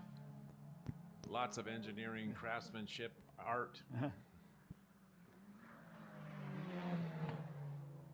Taking a look at the clock, we have made it to the 3/4 mark, just about 15 minutes complete and 5 minutes remaining. Peter Tonelli basically in command of this race in the number 88 as he leads Steve Katz in the number 113. The margin from first to second now, something on the order of 2.1 seconds. So Peter Tonelli, a little bit of a cushion here. Katz was able to keep up with him until they got into the situation where they were going through some lap traffic. And then at that point, the Porsche at a disadvantage gave up some of its momentum, and Tonelli able to stretch the lead.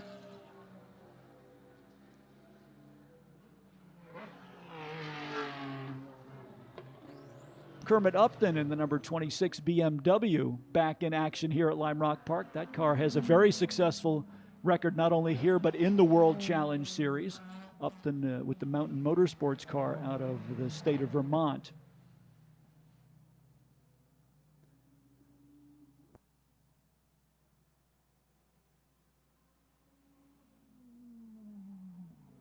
Kim, from your World Challenge days, were there any drivers who stand out in your mind as somebody who you raced against who really really helped you raise your game? You really wanted to do well against them? All of them, pretty much. I left SCCA National Racing and totally who and what I was racing against for the first 4 races of that World Challenge Series. The guys like Cooper and Hayner and Doc Bundy, all those people were incredible drivers. And my guys that drove with me, the Archer brothers, Sean Hendricks, those are all equally good drivers.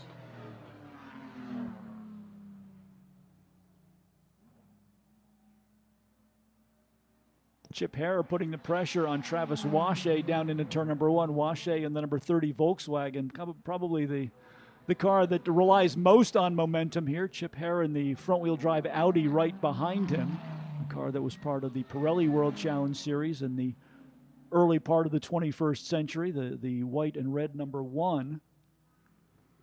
Looks like we're going to get the 1 lap to go signal here. Peter Tonelli about to make his final tour of the morning around the 1.5-mile circuit here at Lime Rock Park as we have the turn of the century World Challenge cars presented by Toyo as our featured class here at the 2024 edition of the Lime Rock Historics.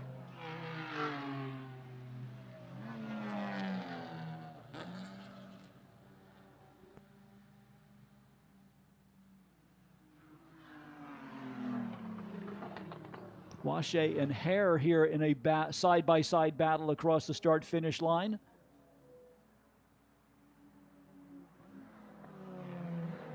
One lap to go is the signal to Peter Tonelli as he comes down across the start-finish line. Steve Katz has closed the margin, but I don't think it's enough for him to put up a serious challenge for the lead as they go into the final lap here.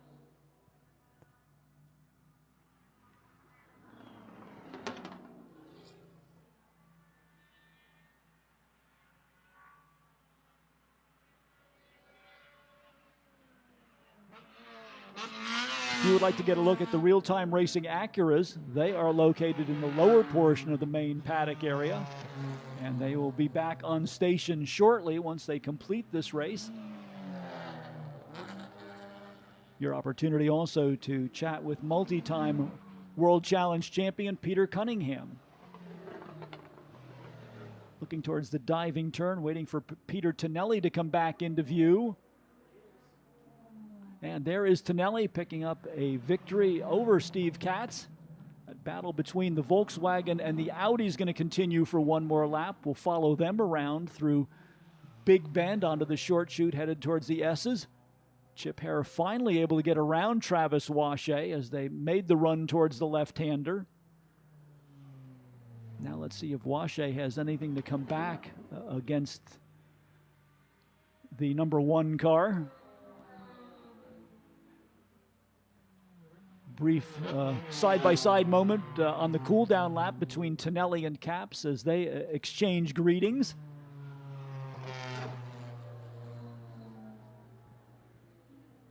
Tonelli, Katz, and Whitaker already across the start-finish line. Kermit Upton in 4th in the number 26, looking for that battle between Chip Hare and Travis Washay, and it looks as though that last lap pass will hold. And whoa, maybe not. The margin between first and second or rather between Washay and Chip Hare and Travis Washay was about 0.02 of a second. So Washay came back, but just fell short. Kim Baker, thank you for joining us. We appreciate your expert commentary. We'll do it one more time during the afternoon. Thank you for having me. It was a lot of fun.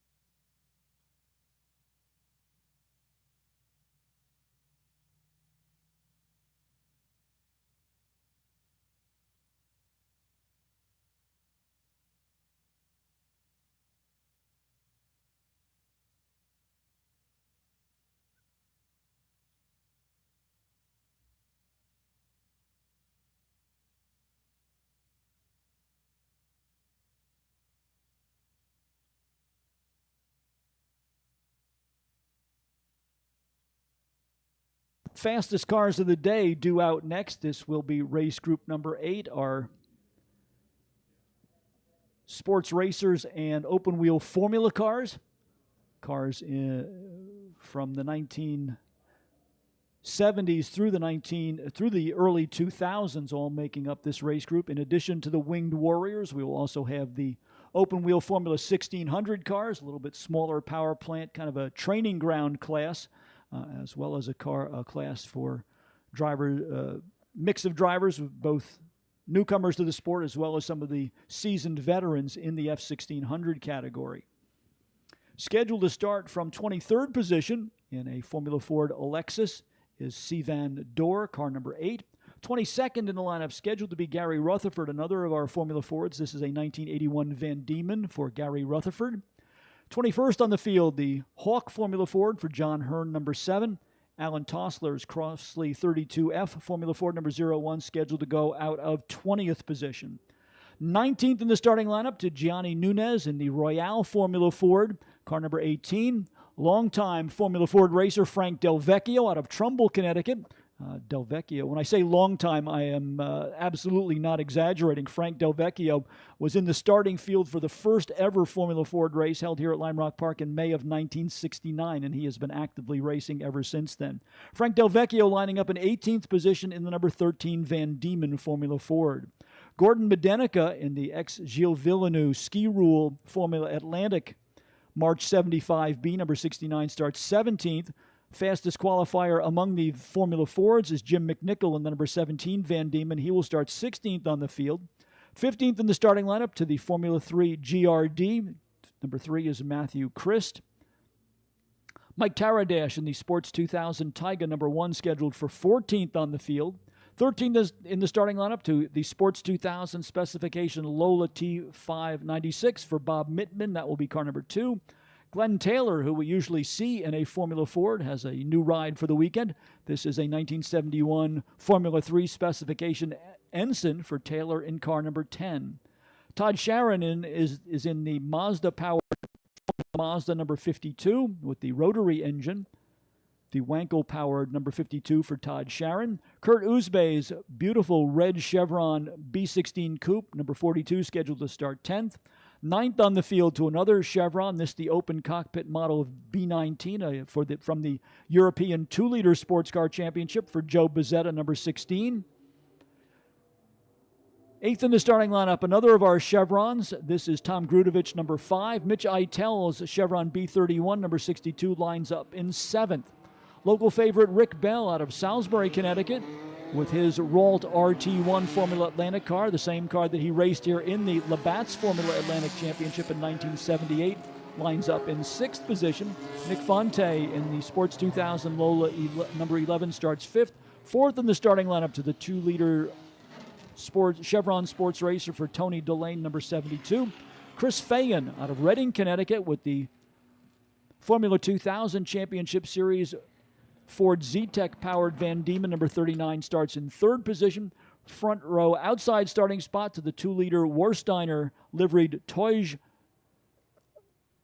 Sports 2 Formula. Sorry, let me start again. David Porter in the number 205 starts from the outside of the front row in the Toge 2-liter European sports racer. Pole position to the Toyota-powered Reynard Formula Atlantic car of Tony Carpenzano, number 25. Good to see Tony back in action. He had a problem on Saturday, had a suspension part break, actually put the car off course over in the S's. It was a relatively easy repair job, and as he said, in spite of all the precautions they take in terms of inspecting, it was a parts failure, but unfortunately a minor one, and it happened in a location where it did no further damage to the car. So Carpenzano comes out to start from the number 1 spot in the number 25 Reynard.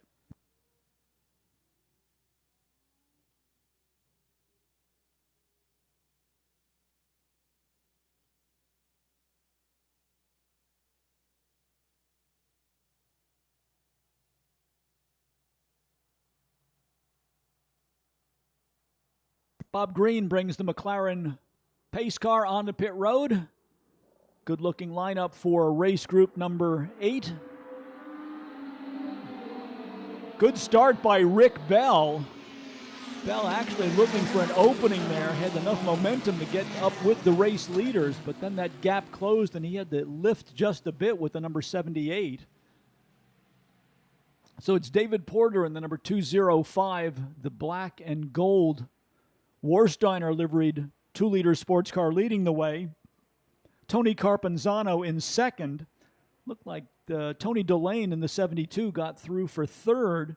Then a battle between Chris Fayen in the 39 and Rick Bell in the number 78.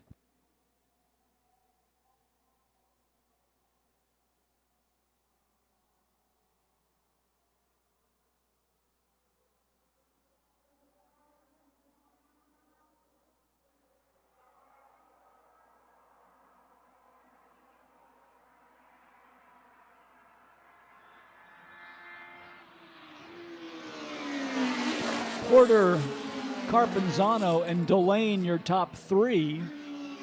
Then Rick Bell battling with Chris Fayen. Bell in the red 78, Fayen in the black and green number 39. That would be your top 5. Behind Chris Fayen, in 6th position is the 62 of Mitch Eitel, the blue and white Chevron B31. Tom Grudovich in the earlier model, the 1971 Chevron B21. Car number 5 is 7th. Kurt Uzbey in the Chevron Coupe, the number 42 is 8th. 9th to the Formula Mazda for Todd Sharon, 52, and Matthew Christ in the GRD Formula 3 car, number 3, rounds out the top 10. Among the Formula Ford drivers, Jim McNichol in the 17 has the advantage over the 18 of Gianni Nunez, and third in the Formula Ford category would be the number 01 Crossley, driven by Alan Tossler.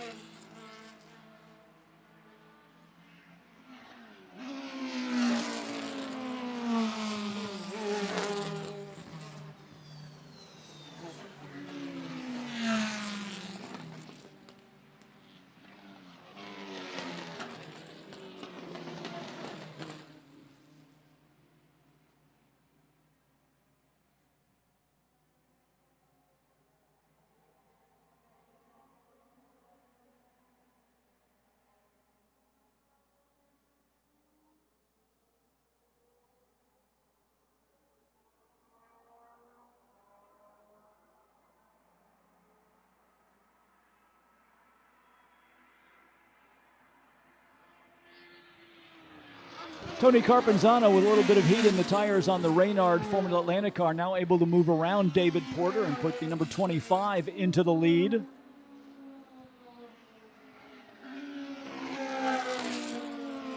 Chris Fayen up to 4th, looking for Rick Bell in the 78. Bell has lost ground. He had been battling with Chris Fayen, but the 78 car fading just a little bit here. Rick Bell now down in 5th position. Chris Fayen just had the fast lap of the race at 53.830. So we'll see if Fayen is in a position to start moving forward.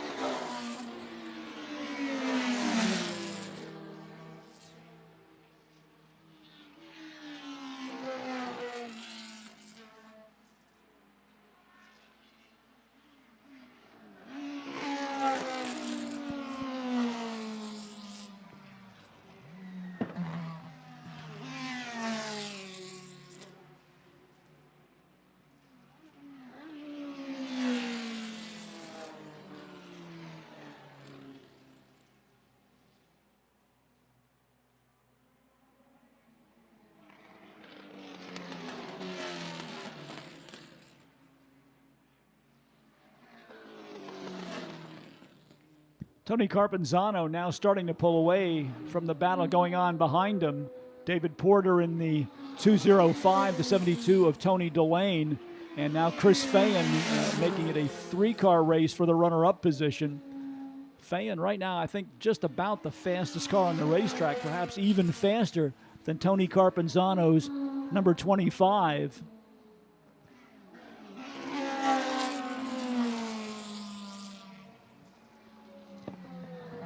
I'm not sure Fayen has enough there to catch Carpenzano, but he's certainly going to give Delane and Porter a fight.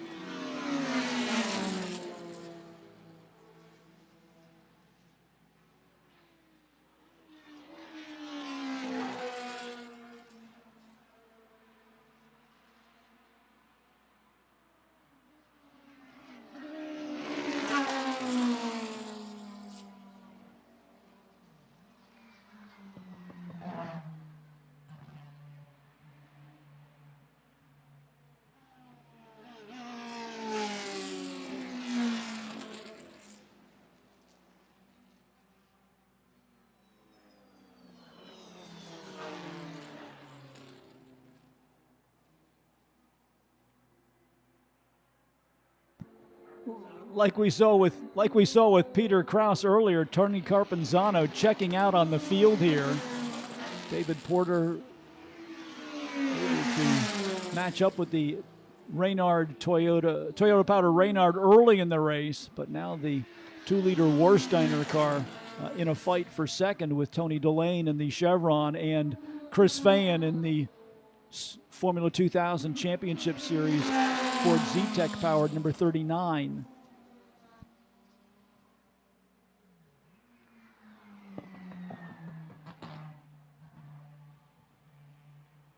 Carpenzano now with fast lap of the race at 53.121. Chris Fayen not that far behind. His fast lap of the race, 53.130. David Porter's best lap in second, 54.3. Tony Delane's best lap, 54.2. So, at least in terms of potential, Carpenzano a full 1 second a lap faster than the second place car of David Porter.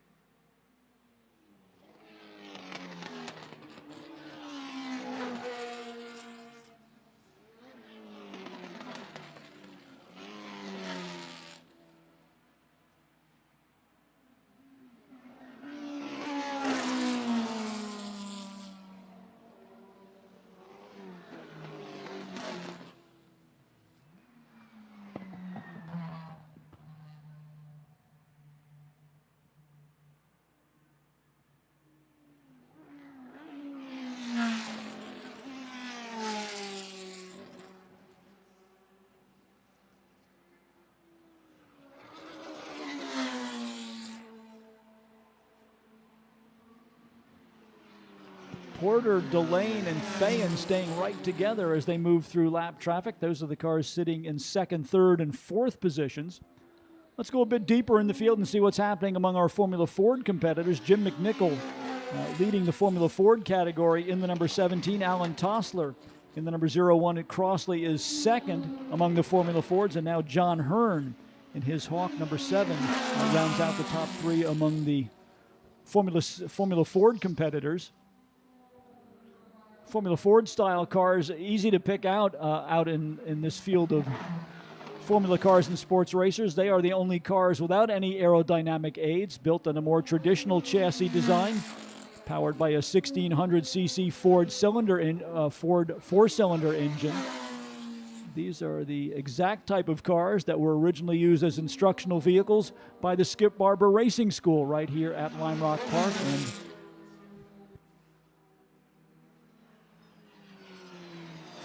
next year will be the 40th anniversary for the Skip Barber Racing School.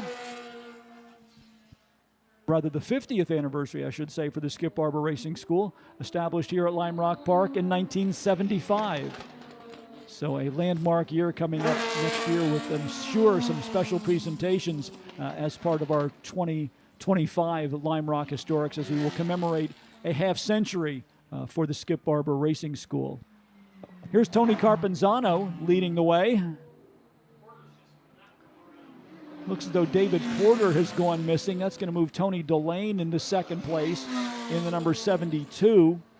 Chris Fayen in the 39 fourth. Rick Bell in the 78 now fourth. And Mitch Eitel moves into the top 5 in the number 62. No sign of the Warsteiner car in our field division. So apparently the number 205 that had been in second place has come to a stop on the back part of the racetrack.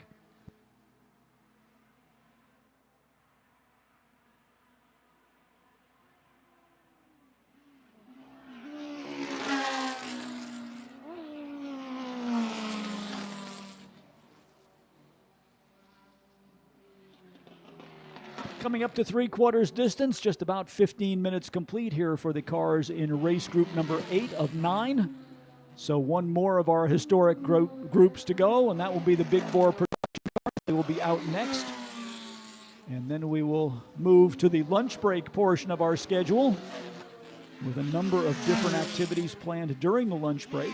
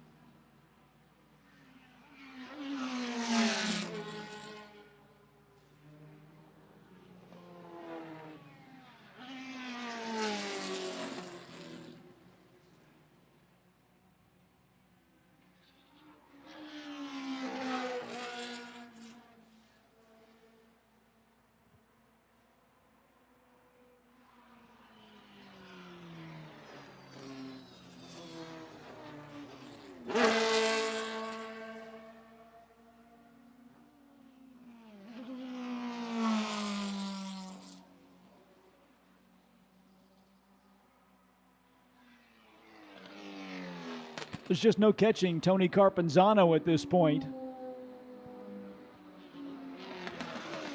Chris Fayen and Tony Delane have given it their best. Delane now in second in the number 72 Chevron 2-liter sports racer. Chris Fayen in the Formula 2000 Championship Series Van Diemen in third position. Fourth to Rick Bell in the 78.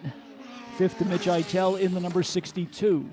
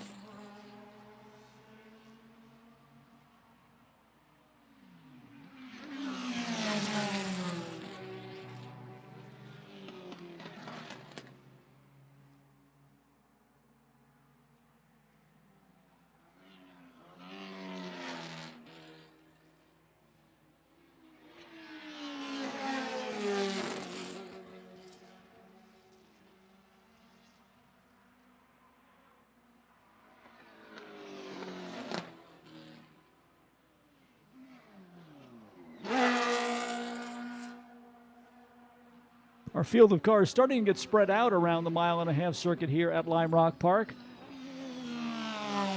The gap from Tony Carpenzano back to Tony Delane is now some 7 seconds.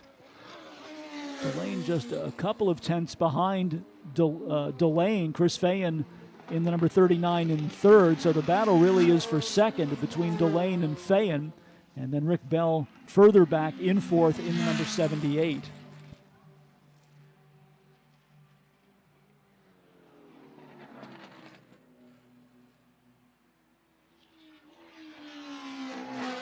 Looks like they're getting the 1 lap to go signal ready for Tony Carpenzano. The red number 25 Toyota-powered Reynard Formula Atlantic car. Successfully repaired after a suspension failure on Saturday. And now back in winning form here in race group number 8. Carpenzano gets the 1 lap to go signal. Tony Delane and Chris Fayen down the hill and onto the Sam Posey straight, just about the full length of the Sam Posey straightaway behind the race-leading number 25.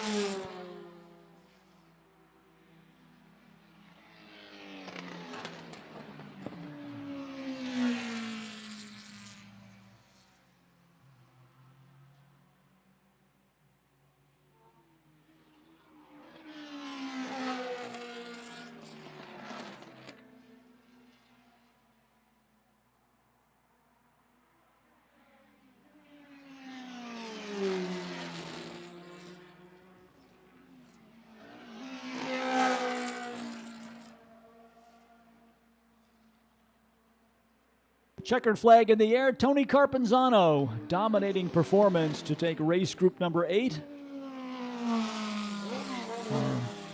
Formula cars and sports racers featured in race group number 8. One more race group to go as we go through our 9 different categories that make up the racing program for the 42nd edition of the Lime Rock Historics. Let's give you a top 10 rundown from this race. Tony Carpenzano is your winner in number 25. Tony Delane in the number 72 Chevron will take second. Third to Chris Fayen in the number 39. Fourth to Rick Bell in the 78. Mitch Eitel in the Chevron number 62 was fifth. Sixth to the Chevron Coupe, the red number 42 for Kurt Uzbe. Todd Sharon in the Formula Mazda number 52 was seventh. Eighth to Joe Bozzetta in the Chevron number 16. Tom Grudovich in yet another of the popular Chevrons, number 5 was ninth.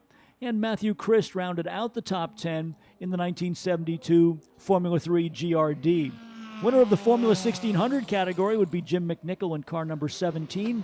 He was just ahead of Alan Tossler in the 0-1. So that wraps it up for race group number 8. Taking a look forward beyond the next race group, that will be our lunch break, and a number of special activities going on during that time. The special presentation of the Technician of the Weekend Award will be made on behalf of the Piston Foundation, and that will take place on pit lane at 12:45. And then we will have our special Autodromo watch presentations a bit later on during the lunch break, right before opening ceremonies. The Autodromo Lime Rock Park Edition Prototipo chronograph has been carefully designed by avid vintage racer and LRP regular Brad Price, who created the watch specifically with a track day at Lime Rock Park in mind. The tachometer has been calibrated to the length of the track so you can tell your average lap speed at a glance. For more information on the Autodromo Lime Rock Park Edition, go to their worldwide website, autodromo.com.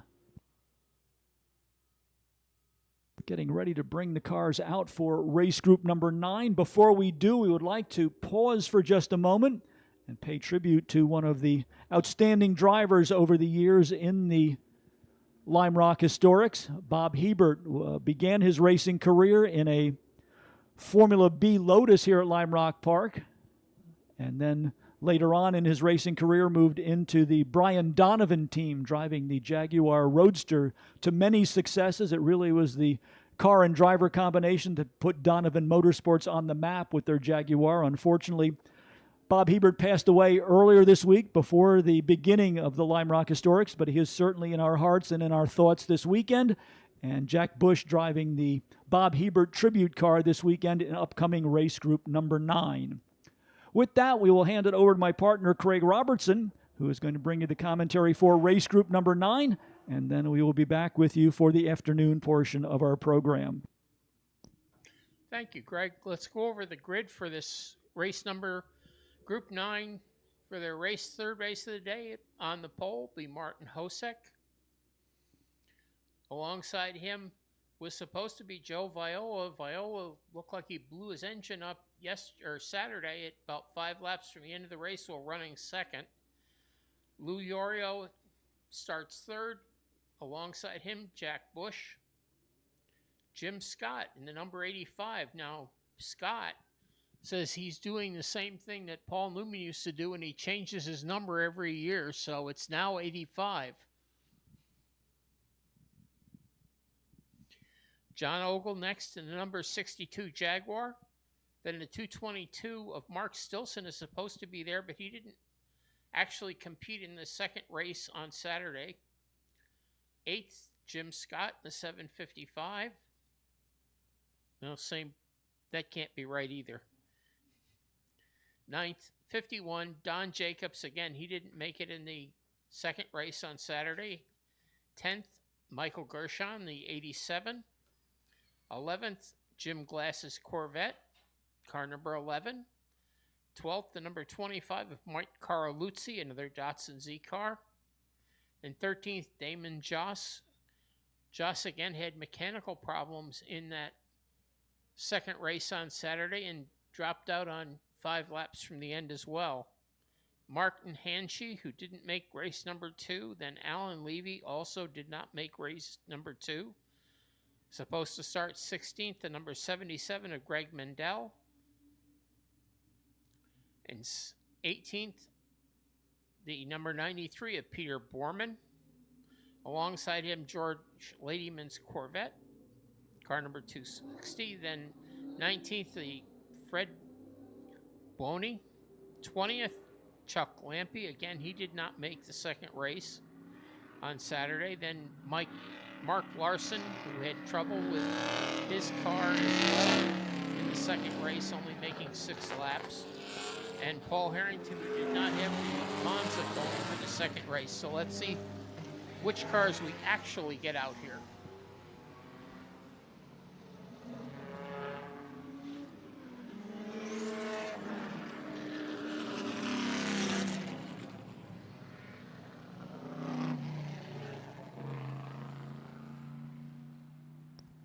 All right, let's go over the grid as we have it right now.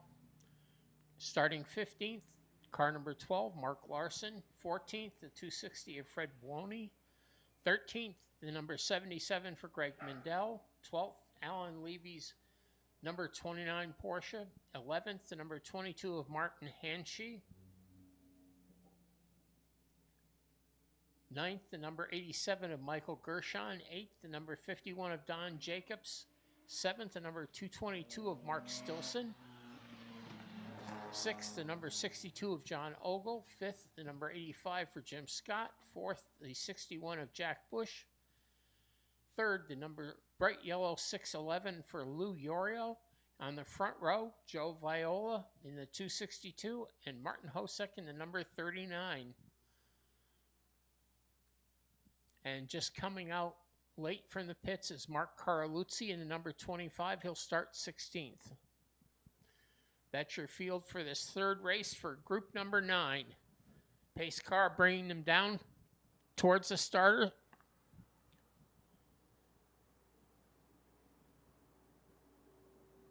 Green flag. Jack Bush tries to jump to the outside, as does Ogle and the other Jaguar.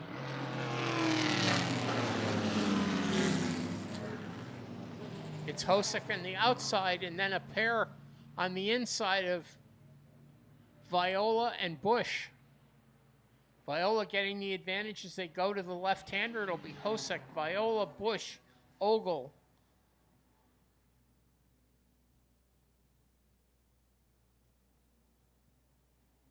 Cars make it through except for one.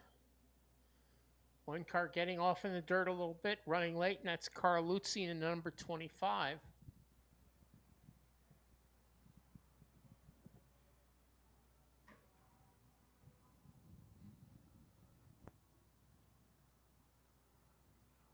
Leaders coming around to complete their first lap. Martin Hosek in the yellow Corvette with about 8 car lengths over Joe Viola, then Jack Bush.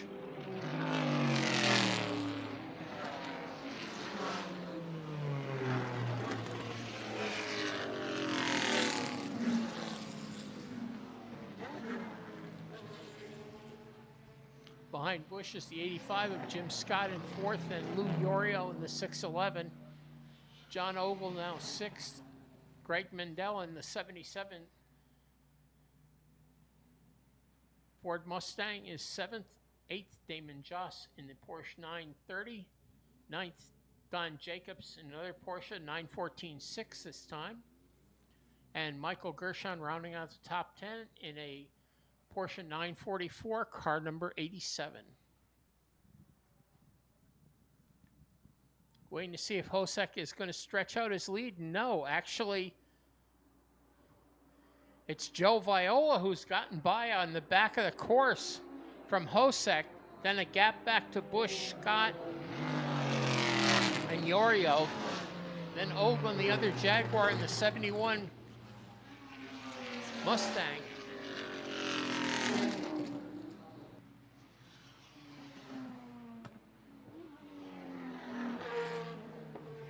Viola increasing his gap over Hosek. I don't know if Hosek has had a problem or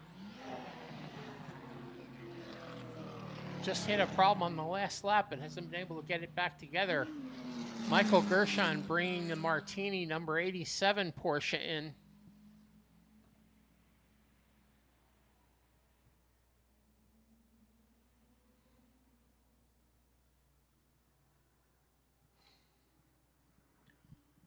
Viola coming down with about 8 or 9 car lengths now over Hosek. Alan Levy bringing the Porsche Turbo into the pits.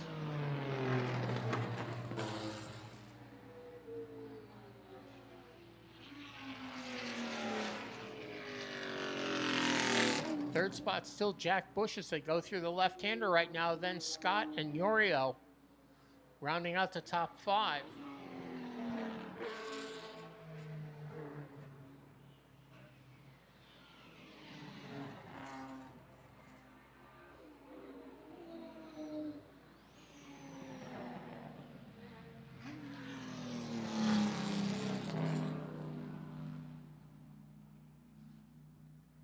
In the pits and to the paddock, the number 222.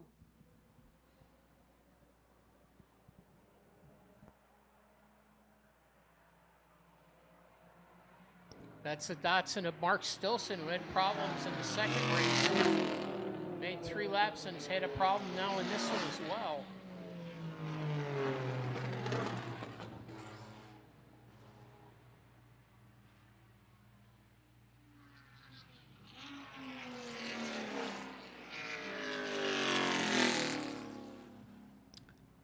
Joe Viola setting the fastest race lap so far with a 58.733. Martin Hosek also in the 58s on that last lap, a 58.8.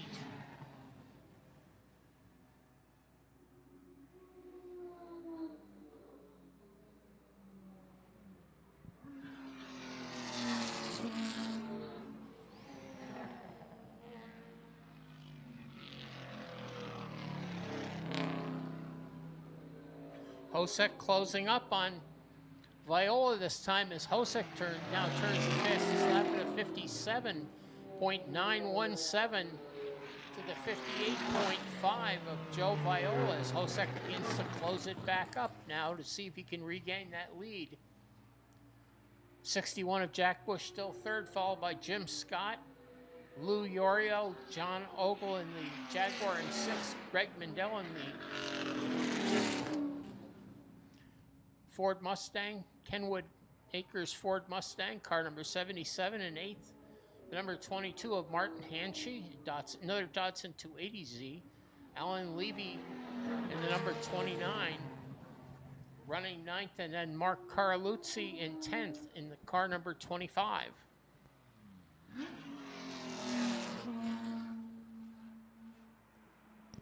Cars with a problem right now. Damon Joss in the 92 came in on lap 3 and hasn't gone back out. Michael Gershon as well, and Mark Stilson.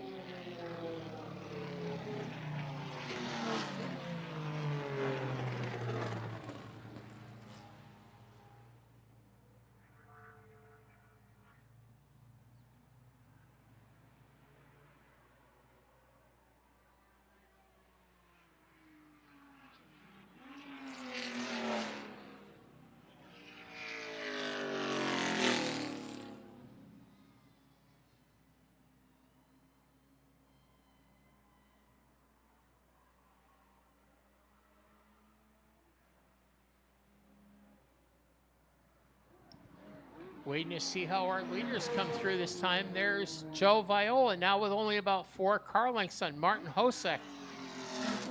Hosek winding up the big Chevy as they come towards start-finish, closes it up to about a car length, but Viola stretches it back out under braking going into Big Bend.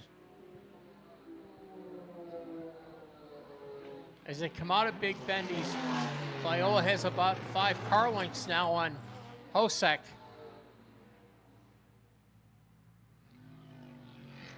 Martin Hosek creeping up closer,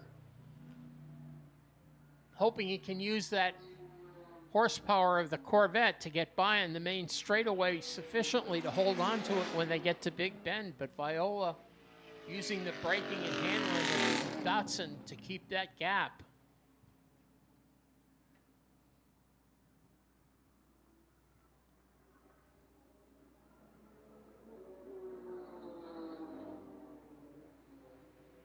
Side by side, Hosek about a car length, 2 car lengths past Viola as they go over start finish. Viola closing back up as they go into Big Bend, but Hosek still with about 2 car lengths on Viola as they go out of sight behind the vehicles in the lower part of the paddock. Both Hosek and Viola go off. A lot of dirt down there, but I can't see who's still running and who isn't.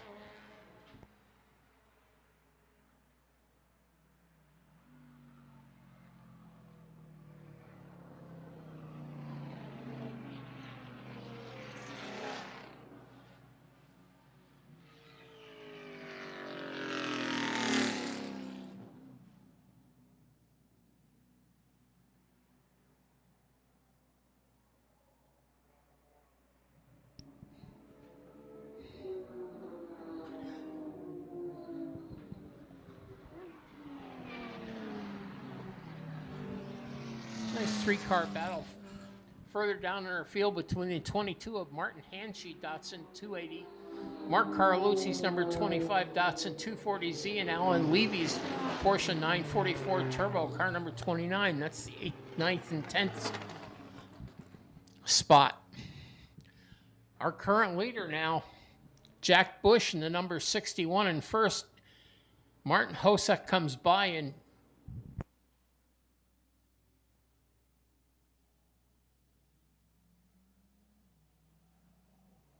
looks like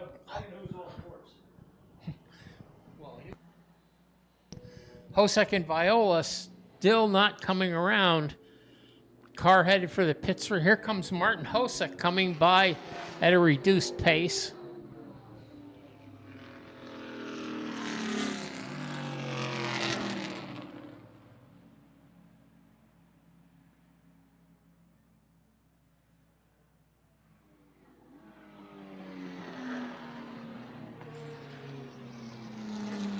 Still no sign of Viola, so I assume he's still off at some place in Big Bend.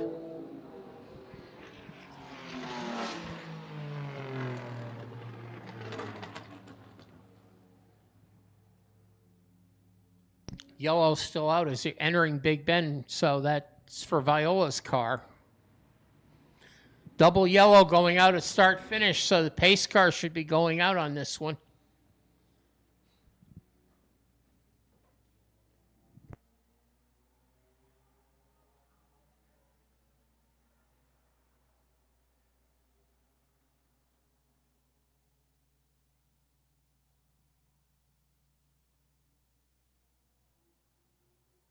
Yes, pace car bringing the field down the main straight as they get ready to see if they can clear up Joe Viola.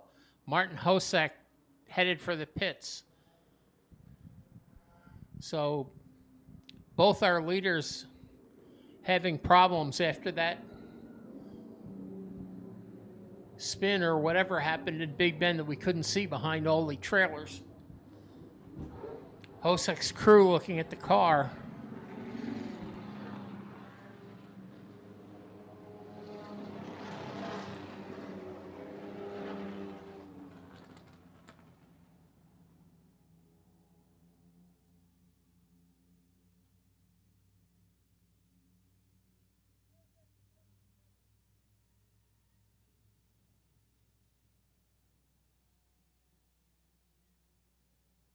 Crew taking tire temperatures, but not doing much else right now with the Hosek Corvette.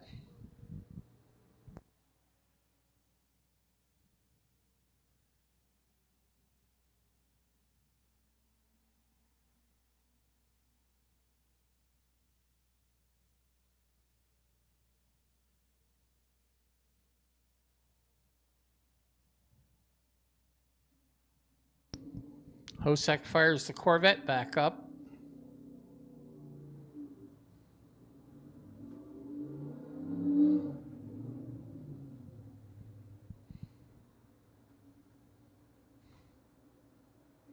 Martin Hosek taking the former leading Corvette into the paddock.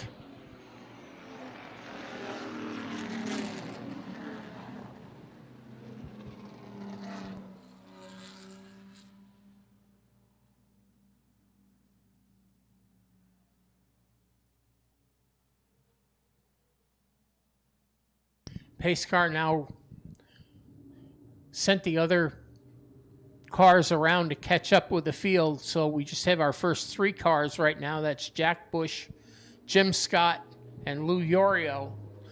1, 2, and 3. The other cars will catch up on this lap, hopefully.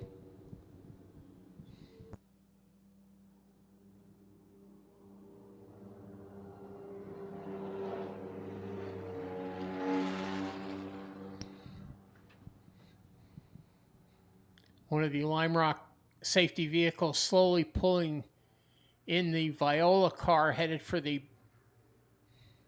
back gate.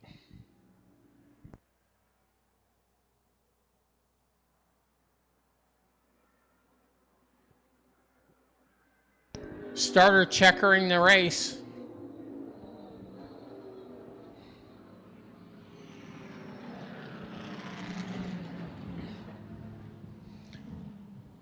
So race will finish under the yellow.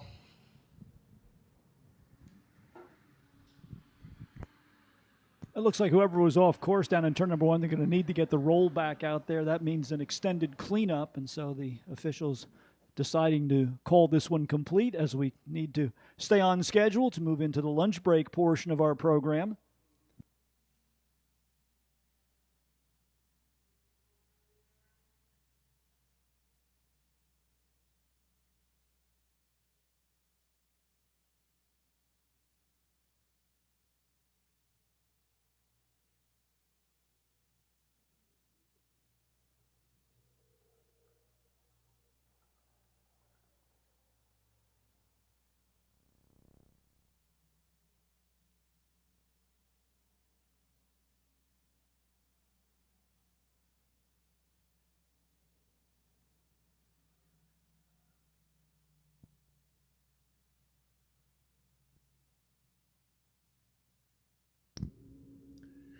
So our race finishes under yellow. The order will be Jack Bush in first, followed by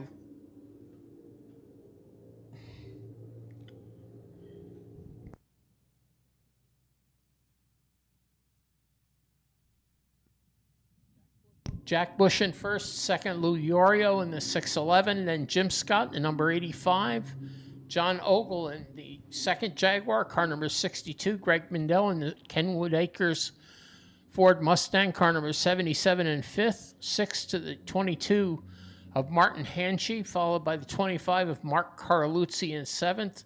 Alan Levy in car number 29 finishes 8th. Don Jacobs in 9th. Fred Buoni in 10th.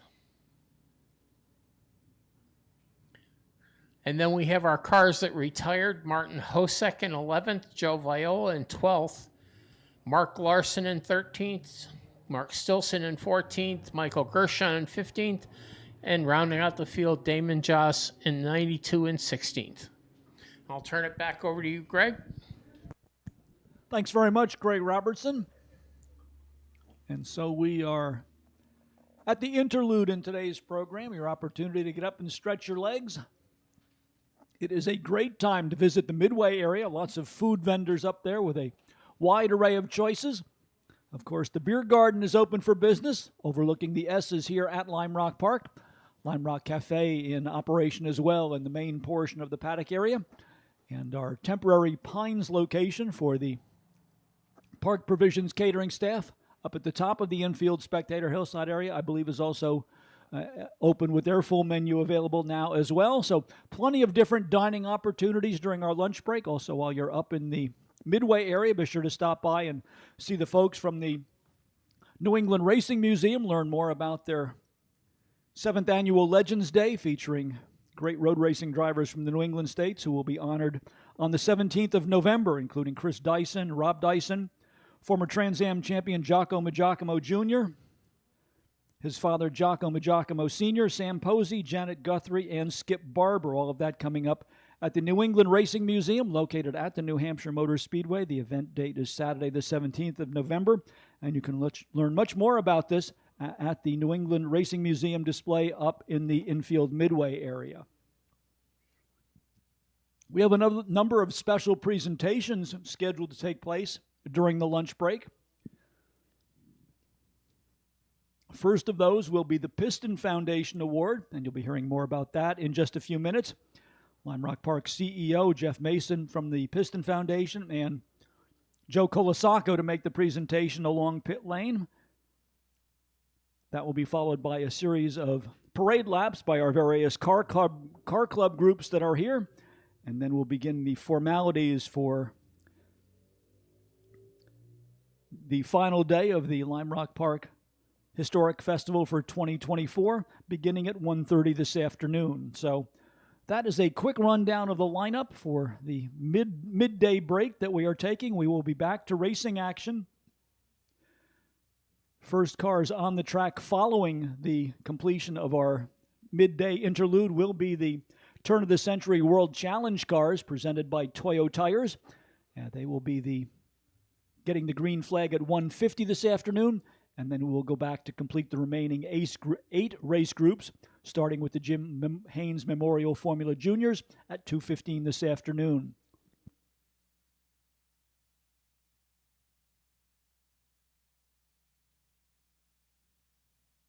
Don't forget the second and final of our paddock tours today, conducted by the members of the Vintage Sports Car Club of America, giving you a behind-the-scenes look at the world of vintage and historic racing. Our final VSCCA guided paddock tour will begin from the Lime Rock Park information booth, beginning at 2 o'clock this afternoon. There is no additional charge for this. It is open to anybody who would like to attend. Just show up at the Lime Rock Park tent at the entrance to the Midway area, and you'll be able to join with the group that is going on the paddock tour beginning at 2 o'clock this afternoon.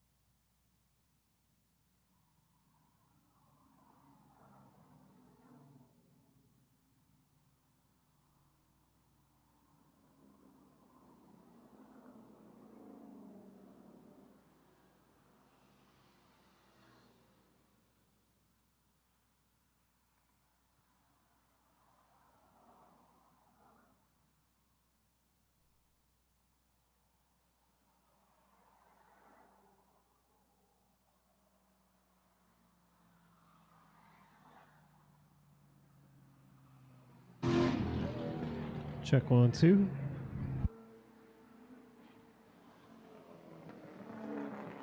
Check 1, 2.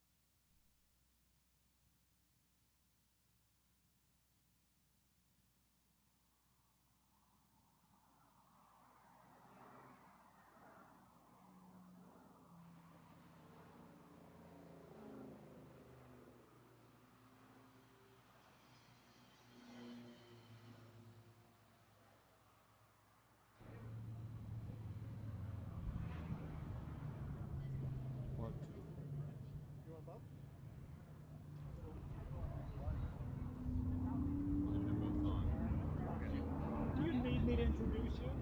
I mean, I'd be happy to do it, but it wasn't on my list. So, okay. All right. Okay.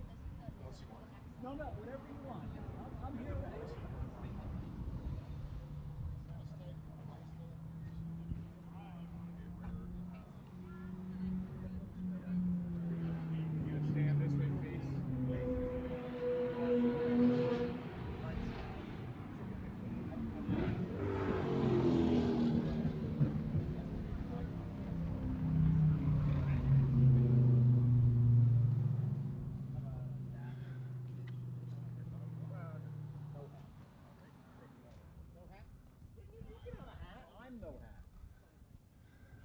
Good afternoon, everybody, and welcome to a beautiful, a glorious day at Lime Rock Park as we conclude Historic Festival 42, the 42nd annual tradition of speed, beauty, and all of these wonderful people that are here. I'm Dickie Regal, President and CEO of Lime Rock Park, and it's my pleasure to both welcome everybody and to today celebrate a lot of the stuff that happens behind the scenes, things that are so important to the future of Lime Rock Park, of our favorite hobby, and our passion, cars. Lime Rock Park is a proud partner of the Piston Foundation, and this is the third annual awarding of the Piston Technician Award. I'm here today with the president of the Piston Foundation, Jeff Mason. Jeff, thank you so much for bringing Piston Foundation to Lime Rock Park all year long, and thank you for what you're doing here today with the Piston Technician Award. Jeff? Thanks, Dickie. It's great to be here, and Piston is so proud to be a partner of Lime Rock Park. You guys are our home at heart, our home away from home. We love racing, we love classic cars, and that's what the Piston Foundation is about. We help young people get into the career of classic car technicians, helping them with schooling, helping them with job opportunities. We are creating a career path into the trades of the collector car industry. And nothing represents that better than the working technicians that you meet in the paddock. They are each experts in what they do. They have worked many years to develop the skills that they have, and it is a terrific career, and they would all tell you that it has opened up opportunities for them. So Piston is really about connecting the community, particularly young people who might want to consider this career, and we are so lucky today to have a group of future technicians, students from J.M. Wright High School, Technical High School in Stamford, Connecticut, are with us. Joining them is John Goldbeck, their teacher and the lead of the program. Also Lou Camacho, who heads up auto tech across the Connecticut school system. And 15 students from the auto tech program are here with us today. And it is wonderful to have young people in the paddock and really getting the experience of what these careers can mean. There is an exceptional student in this group, Michael Samella, who also designed and fabricated this year's Piston Technician Award trophy, along with his teacher, John Goldbeck. And Michael, thank you for your great design and your great work. And I'm sure Joe Colasaco is thank you. Michael is working for Joe Colasaco in the pits this weekend and also is working in Joe's shop this season. So that is how we connect it. We connect students with opportunities, and that makes careers. So without further ado, I'd like to make the award of the 2024 Piston Technician Award to Davin Lindy with Brown Brothers Racing. Congratulations, Davin. Davin is here working with Mitch Eitel on his 75 Chevron B31. Also, Tony Carpenzano is here supporting Mitch as part of Davin's team. Davin, it's great to honor a technician with your experience. We're really happy to add you to our list of alumni. How did you get started as an automotive technician? Well, thank you all very much. Yeah, I was fortunate enough to have grown up around race cars. I've been here at Lime Rock since I was 2 years old. My stepfather, Dick Gilmartin, was a racer of the 60s. And, you know, he really gave me the opportunity to see what race cars are all about.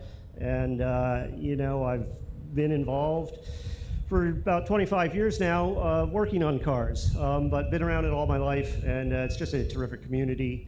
And, you know, you get to see and hands-on experience some artwork. So very fun. What was the moment that where it clicked for you that this could be more than just something fun, but it could be a career for your lifetime? Well, you know, it's one of those things where it found me. You know, again, I'd been around race cars. It had always been interesting, and then there came a point in time where people asked for my help, and I got a little bit more involved. And you know, working with Mitch here, he's given me an opportunity to work with some very special cars, and it's just something where I followed, and here I am today. Terrific. Mitch, what's it like to have a technician of Davin's skill on your team, keeping you on the track, making sure that everything is running well? You know how you know when you did something right? Everyone tells you you did. So I have to tell you, every time we're at the track, someone comes up to me and says, "You are so lucky to have Davin. He's so good." And I'm a lawyer. I'm in the business of being meticulous. He's what a lawyer he would be. I mean, he is the most meticulous guy. By the way, I also want to thank the trophy builder, because if we need a piston, I think these might fit. Tony, a question for you, being as part of Davin's team, what's that like? How is it for you to work with him on a day-to-day basis and here on a beautiful race weekend at Lime Rock Park? Well, it's really great. I have to thank Davin a lot because actually I'm here just kind of a freeloader or kind of tag along. You know, I work with these guys. I help Mitch with his cars to some degree, even with driving. But Davin's always there. And to have a really good team, as we do, you have to have the skills, you have to have the organizational ability, and you have to have the drive. And people come by all the time and they say, "Davin's always working. What's with him? Doesn't he ever rest?" I mean, he's always working. So it's a thrill for me. You know, I've been in race cars for over 40 years, and so you know, I'll provide a little bit of support here and there, but basically Davin's doing all the work, and he helps me out when I go out in my car. Terrific. That is probably the story of every great technician that we love. They are people that actually get a lot of stuff done with their skills. Well, I want to thank again Lime Rock Park for making this possible and for being a partner of the Piston Foundation. We cannot build this enterprise without them and without partners in the community, so thank you, Dickie. I want to thank John Goldbeck for being here and for being a teacher to these students and the future of the trades. John, to Lou Camacho for leading this effort across the school system. To all the JM Wright students, thank you for being here. And of course, congratulations to Davin Lindsay, our 2024 Piston Technician Award winner. Thank you very much. Well done. Please don't move them. Just give me 1 second. All eyes up here.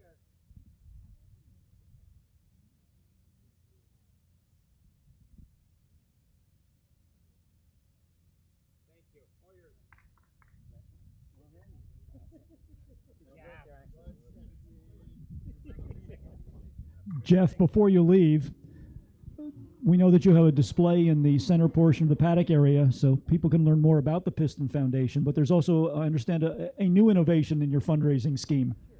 There is. This year, Piston has launched its very first car sweepstake, and we've done it with a beautiful car, 2025 Porsche Cayman GTS in shark blue, the best color, I believe.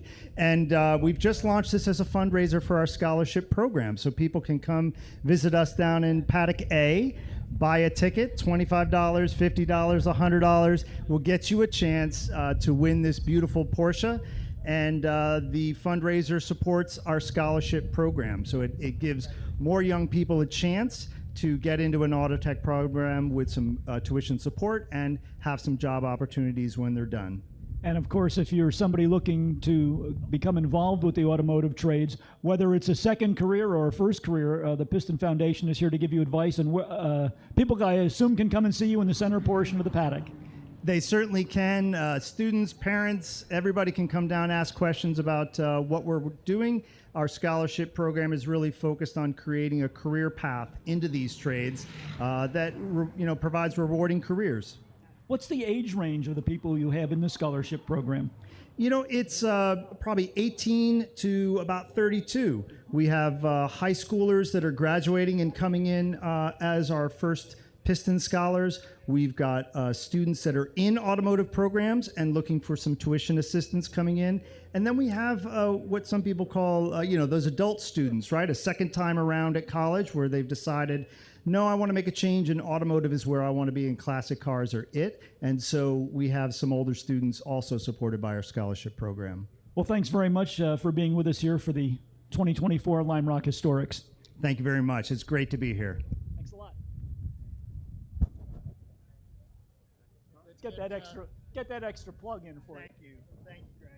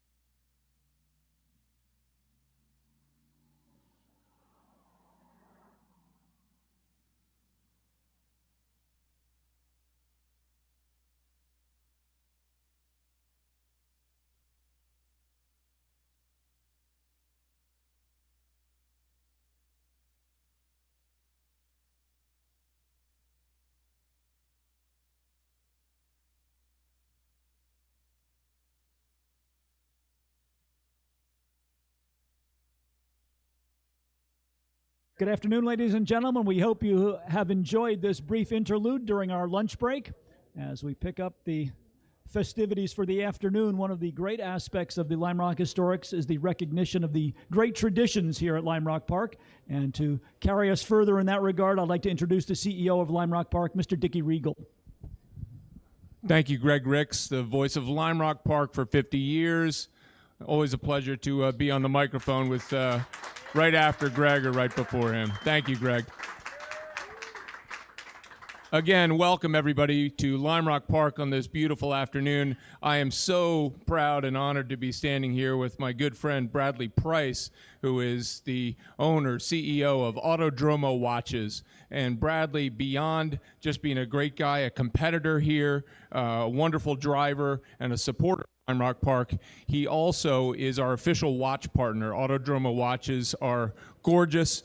And Bradley, will you just tell us just a moment about Autodromo Watches? Sure. Thank you very much, Dickie. I'm really thrilled to be here. This is our third year, right, of being a sponsor at this event. It's near and dear to my heart.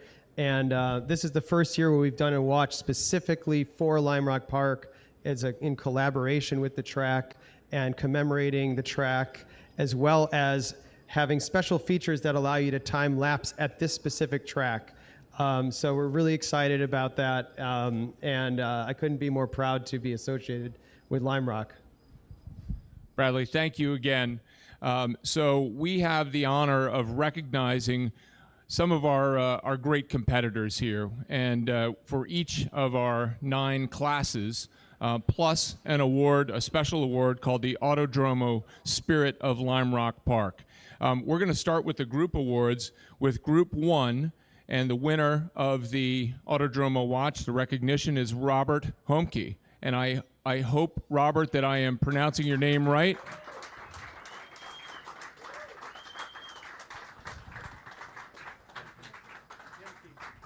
It's Robert Himke. Thank you. I apologize. No problem.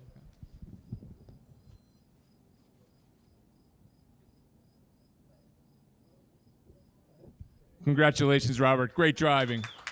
In his 1962 Cooper T59.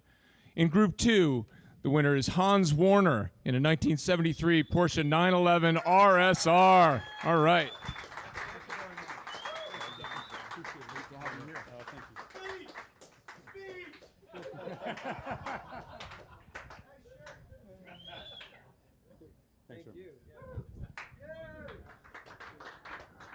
Group 3 in a 1947 MGTC is Edward Callow.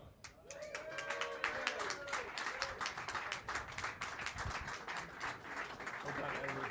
Great driving. Congratulations. Thank you.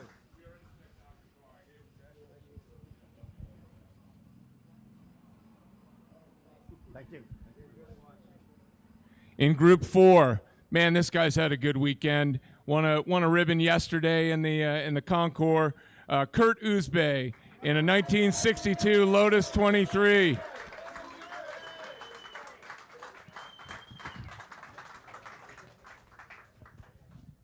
I have so many people to thank. Yeah.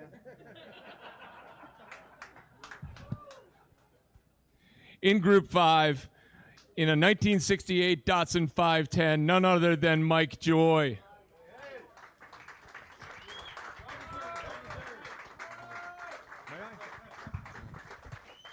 We had such a great time at IROC last month that I said, we've got to come back for Vintage Fall Festival, something we had no plans to do, but we had a Datsun 510 in the corner, and one popped up on Bring a Trailer 3 weeks ago.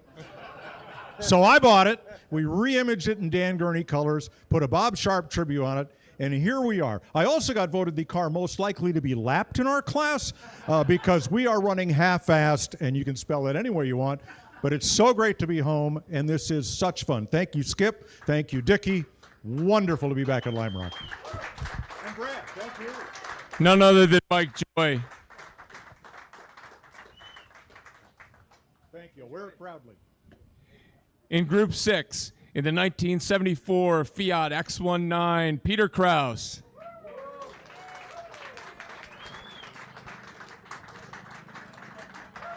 Thank you so much. This is so special. Good stuff. Really, really well done. Thank you very much. I love this place. Yeah. Thank you. We do too. Somebody get him some lessons. In Group 7 in a 1987 BMW M3, it's Christian Berzins. Way to go, Christian.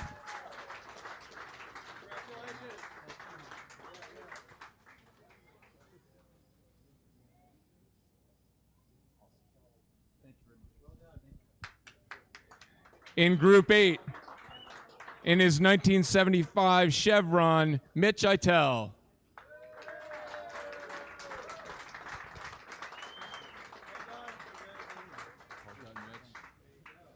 Thank you. Do I need a picture or? Awesome. Okay. Thank you very much. And from Group 9 in a 1977 Porsche 911, Lou Yorio.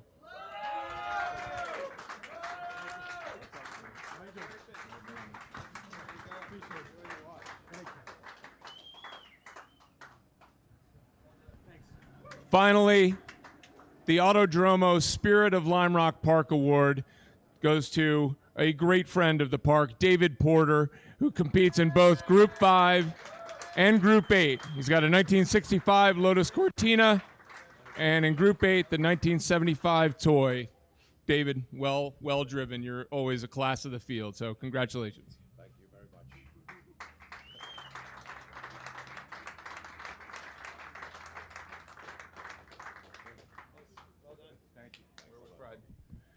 Thank you again, everybody, and thank you for our partnership. We love having Autodromo here. Bradley, you're a great partner of Lime Rock Park. Thank you very much.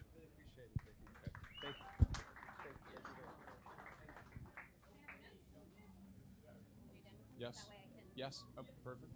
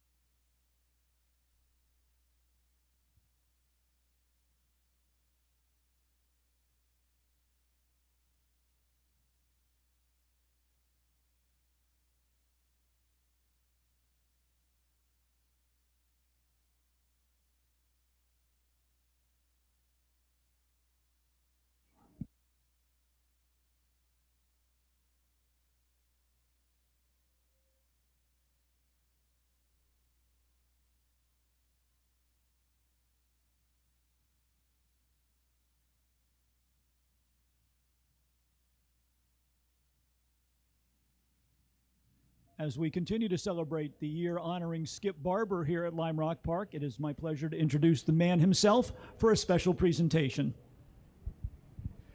This is a great treat for me.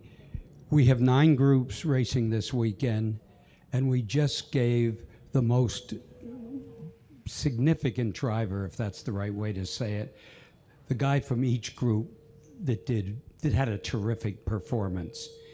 Just like the drivers who care so much, we have a lot of volunteers, a lot of people that work hard on this event. And we're going to do something we haven't done before, which is give the guy that's helped me the most, and I believe is the most significant volunteer we have, an Autodromo watch. His name is Paul King. He comes up here every year from Daytona Beach and basically organizes it. Where are you, Paul? We all really, really feel good about this. Thank you. Thank you. Thank you very much. Appreciate it. Very nice. Thank you. Thank you, Skip. Well, let me bring Dickie Regal in again for just a moment. Dickie, a lot of things happening here at Lime Rock Park. People want to know about why the trees have been taken down and what else is in the future for the facility. Well, at Lime Rock Park, we're not in the habit of taking trees down for no reason. And hopefully everybody did notice that there is a fairly large swath of trees that have been cut down just outside of West Bend by the ticket booths, and that will be the home of Lime Rock's first garage complex.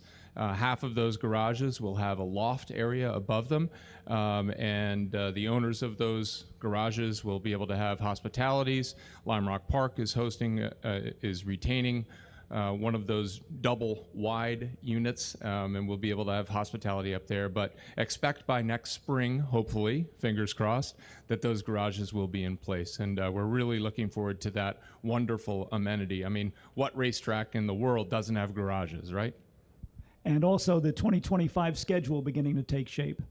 Yeah, we are really delighted about our 2025 schedule. I think maybe some people saw a little announcement last Thursday that NASCAR is making a return to Lime Rock Park in a triumphant way with the NASCAR Craftsman Truck Series. We are so delighted and proud.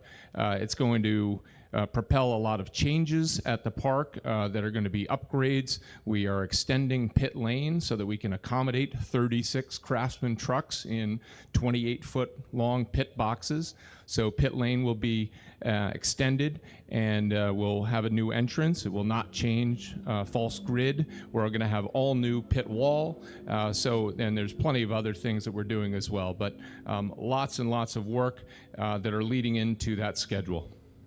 Thanks very much, Dickie.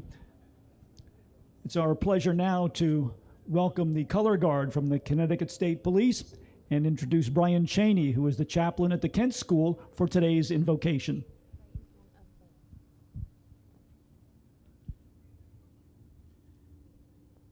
Let us pray.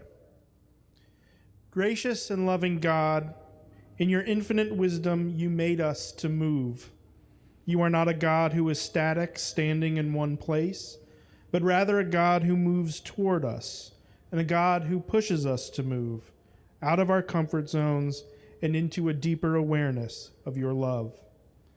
Bless us and all the drivers today as we live into this idea of movement. Help us to be ever mindful of the ultimate journey, the journey of our souls back to you, the true source of all. Bless the drivers and keep them safe.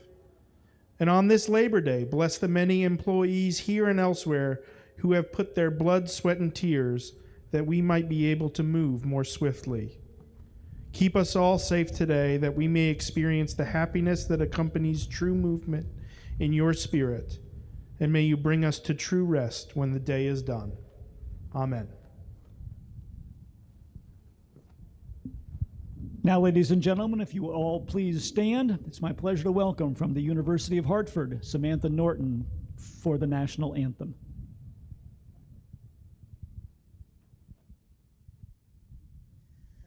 Oh, say, can you see by the dawn's early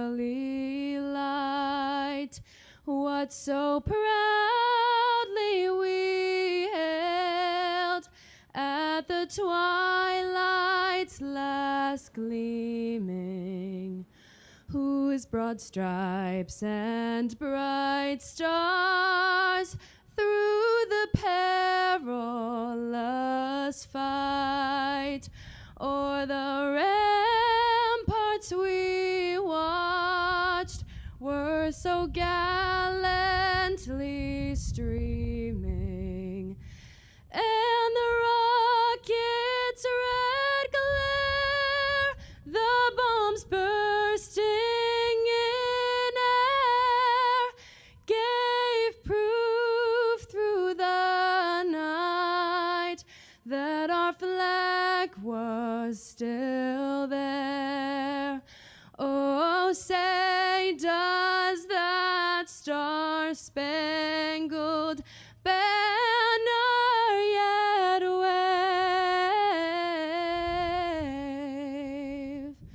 o'er the land of the free and the home of the brave?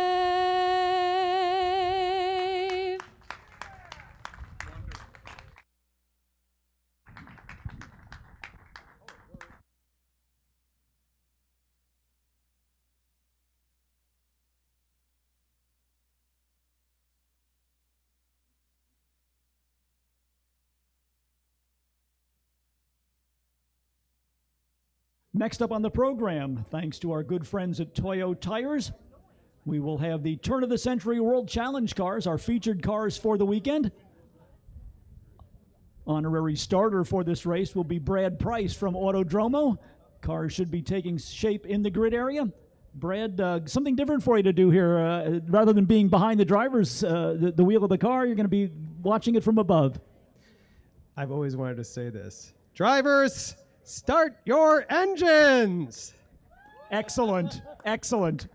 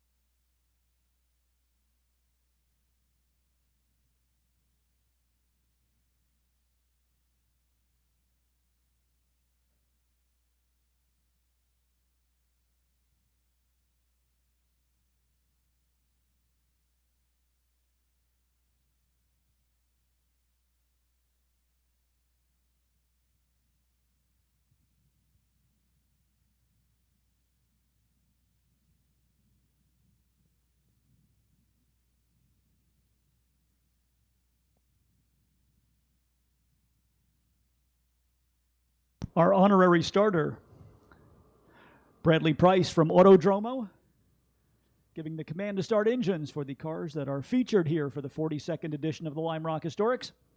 The Turn of the Century World Challenge cars presented by Toyo Tires. Scheduled to start 17th on the field. In a 1994 Ford Mustang, car number 23 is Greg Kaufman. 16th in the starting lineup, driving a 1984 Volkswagen GTI number 85. The driver is Josh Brown. Christian Berzens, who was just the recipient of one of the Autodromo chronographs, will put the 1987 BMW M3 into 15th starting position. This is car number 10. 14th in the starting lineup, the Lotus Esprit X180R for Ken Fitzgerald, number 14. Car number 142, Scott Kruger, the 2005 Acura Integra, will start 13th on the field. 12th in the starting lineup to John Coster. The car is a 1992 Porsche 964, number 113. Zephyr Belsky in the 1995 World Challenge Acura Integra, number 517, starts 11th on the field. 10th in the starting lineup to the Porsche Carrera 993. Car number 029 is Christopher Turner. In ninth starting position out of Westboro, Massachusetts, it's Peter A.J. Tonelli. The Toyota Supra is car number 7. Ray Zisa in the Chevrolet Corvette number 4 starts in 8th position. 7th in the starting lineup to the Volkswagen Golf GTI number 30 for Travis Washe. Peter Cunningham in the number 42, scheduled to start in 6th starting position. 5th in the starting lineup to the number 1 of Chip Hare, that is the Audi A4. Kermit Upton's BMW M3 number 26 starts in 4th position. 3rd in the starting lineup, inside of row number 2 to the 2009 Acura TSX for John Whitaker, number 18. And your front row, outside starting position, the Porsche GT3 Cup car, number 113 for Steve Katz. On the pole position, the 2003 Dodge Viper, car number 88. The driver is Peter A.J. Tonelli. Let's bring our expert commentator in. This is Kim Baker, former World Challenge champion and Corvette specialist. Kim, final race of the day for these cars. Everybody going to give it a little bit of extra here? Final race of the day, yeah, they'll give it some extra because that's when you get the more red mist. And you've got to get that fast lap. So you expect to see some action. And also, I think this is the race that really determines the winner. So we'll see the Porsche and the Viper battle it out for first. Harder than before, I bet. Well, we'll see if Steve Katz can find something for the afternoon stanza for this group. He chased Peter Tonelli all the way. Tonelli really got the drop at the start, and that was what the Dodge Viper needed to get out in front early. So we'll see what transpires here over the upcoming 20 minutes. Again, our thanks to the folks from Toyo Tires for bringing us this World Challenge group of cars. Skip Barber, who is our race director for the Historic Festival, is very positive about the World Challenge cars as the wave of the future for younger enthusiasts and bringing more modern cars into historic racing. So we will hopefully see more of these World Challenge cars here at Lime Rock Park in historic festivals in the years to come. McLaren pace car through the diving turn. Kim, it looks like a really slow pace lap here. I think the Viper must be holding him back because he's got the low-end grunt, so he's going to maximize his power. Brad Price, our honorary starter from Autodromo, up in the starter's stand. Cars approaching the start-finish line. Green flag is out. And is exactly as you predicted, Kim Baker, the drag race goes to the Dodge Viper going down into turn number 1. Him on that straightaway and just hold him up. That's what he needs to do, hold him up for Big Bend. 88, Peter Tonelli, your leader. Car number 113, Steve Katz in the Porsche second. Kermit Upton overcoming some problems on Saturday to put the Mountain Autosport BMW up into 3rd position. Then it was John Whitaker in the 2009 Acura TSX, car number 18 in 4th position as they went through the S's and onto the Paul Newman straight. You know, Kim, I'm finally getting used to calling the no-name straight the Paul Newman straight as we made that change a couple of years ago. Katz once again trying to stay with Tonelli. Tonelli able to stretch it out as they come across the start-finish line. Katz again closes the gap right as they go down into turn number 1. Kim, is that the way that Katz has to do it? Dive in there under braking? He has to dive under braking. He doesn't have much of a choice. He gets outrun on the straightaway by just enough. And he's got to get in there earlier, hopefully. Well, for him, if you're that fan. But I think he can do it if he gets the one opportunity on this lap or the next lap. That's when he was strongest early on. I think the challenge might also be once he gets around Tonelli, can he hang on to the lead? Because that Viper just comes off of the downhill turn so quickly. Yeah, yesterday the Viper went off and the Porsche took the lead for a short while, but the Viper didn't have any trouble passing him back. Katz almost under the wing of the Viper as they come off of the diving turn. Tonelli accelerates away till they get to the braking marker, and then the Porsche closes in right as they clip the apex under the Liqui Bridge. Again, it looks like it's going to be a 2-car race up front. I think the Porsche needs to get super brave and try the outside of Big Bend, because Peter goes for the inside. Maybe we need to give you a radio, and you can be the crew chief from up here. I don't know if I want to be responsible. That's just a suggestion, not a command. That's right. Well, we'll see if Steve Katz looks to an alternate strategy here. He has tried going down the inside a couple of times, gotten close, but not been able to make the pass. And then once they get to the apex of the corner, the Viper is there, and there's no room for the Porsche. So we will see how it unfolds here as Steve Katz chases Peter Tonelli. Still taking a look down the inside there. Kermit Upton is in... Peter Cunningham is in third in the number 18. That was originally listed for John Whitaker, so we have had a driver change. It is multi-time World Challenge champion Peter Cunningham in the number 18 Acura, riding in third position. Kermit Upton in the number 26 BMW is fourth, and Travis Washay in the Volkswagen Golf GTI rounds out the top five. Kim, it looks like we're going to have that race again between the Volkswagen of Travis Washay and the number one of Chip Hare. Not quite the race for the lead, but some of the best racing we've seen from this group. Excellent race and really excellent run considering the Volkswagen. I never expected to see him battle it out for third place.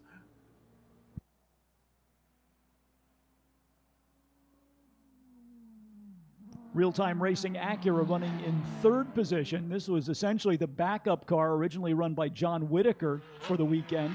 Peter Cunningham scheduled to drive the number 42 Acura, but they did have an off-course excursion with that car on Saturday, broke some suspension pieces, and the real-time crew moving Peter Cunningham over into the number 18 for the finale on the day for our World Challenge cars. Both of the front-wheel drive cars, the Volkswagen and the Audi, seem to be closing in on the BMW of Kermit Upton. So that is a little bit of an upset in form. We've been used to some good racing side by side between the Audi and the Volkswagen, but this time it looks as though they want to get up there and challenge the M3 BMW as well.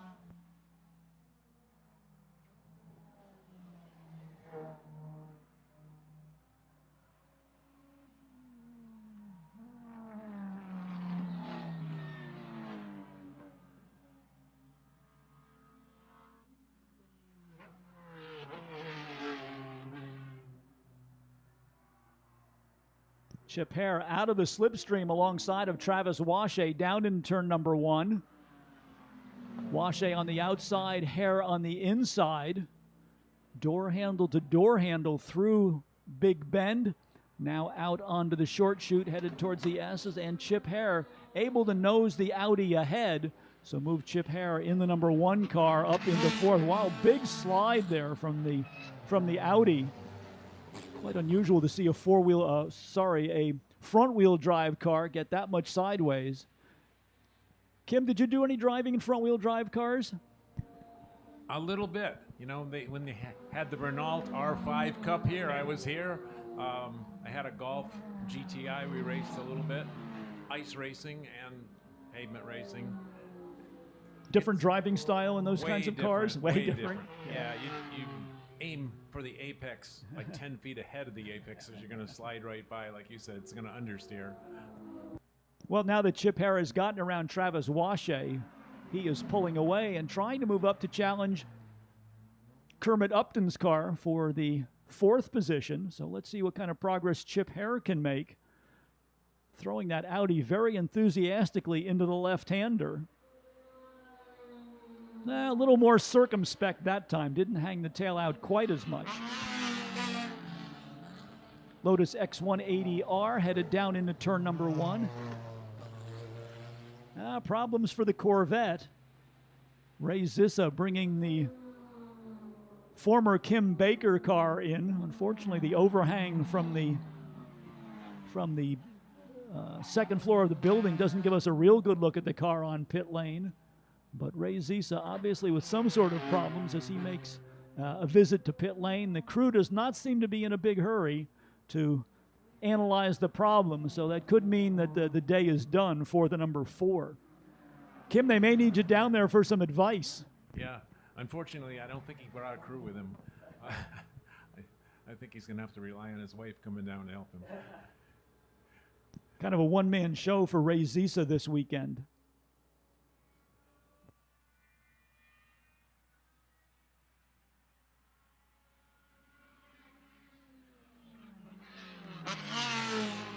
Peter Tonelli once again starting to pull away. Steve Katz puts up a good fight in the early laps, but the Porsche just not able to match up with the Dodge Viper over the longer run here. Peter Cunningham in the number 17, or the number 18 rather, running in third position. Then it's Kermit Upton fourth. Another car on the pit road. This looks like another of our Porsches. This is the number 29 for Christopher Turner.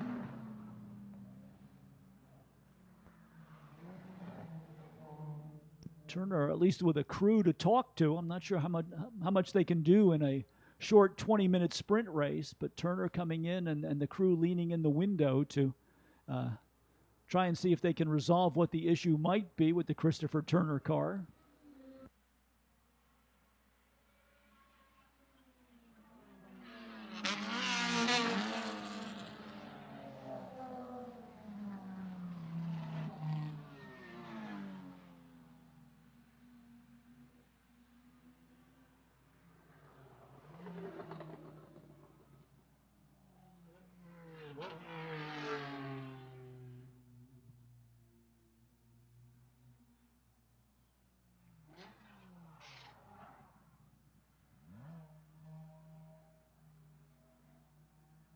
Kermit Upton now with his mirrors full of Chip Hare in the number 1. Upton in the Mountain Autosport BMW number 26. The white number 1, the red number 1 Audi is Chip Hare. Hare actually hangs the rear wheels off in the dirt just a little bit, but with that front wheel drive, he manages to pull the car along on the short straight that leads to the S's.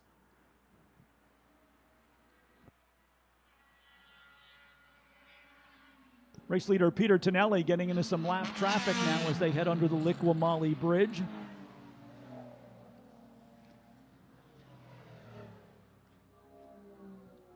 Kim, let's watch this battle for 5th position between Kermit Upton in the 26 and Chip Hare in the number 1.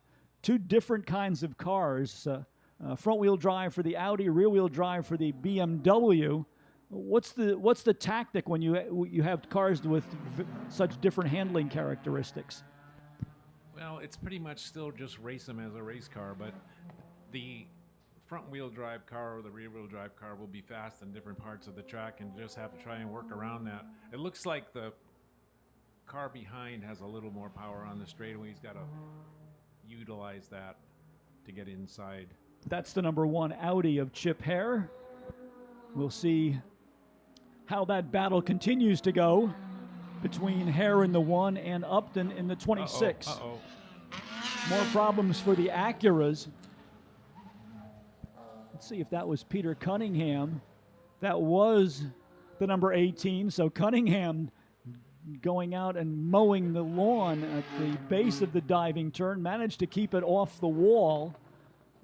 For a moment, it looked like a replay from Saturday when there was a incident down there that put Peter Cunningham into the barrier. Fortunately, this time he was able to gather it all up and keep going. But a near moment there at the diving turn for the number 18, driven by multi-time World Challenge champion Peter Cunningham.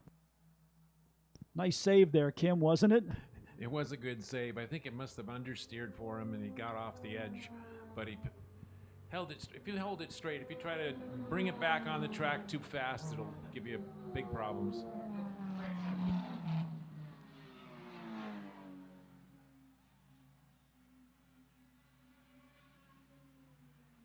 Cunningham in the 18 really giving it all he's got. The car a little bit sideways, I think, right as it comes down to the apex at the diving turn. So in spite of that excursion off onto the grass, Peter Cunningham continuing to keep the throttle down in the number 18.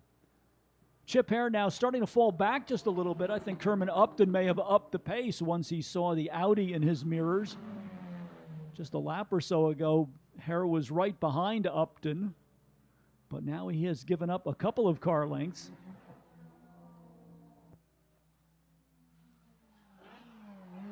Well, it looks as though the day is done for Ray Zisa, our Toyota Tonka truck moving into position to apparently give a lift back to the paddock area to the number 4 car. So an unfortunate end of the weekend for the former Kim Baker Chevrolet Corvette number 4.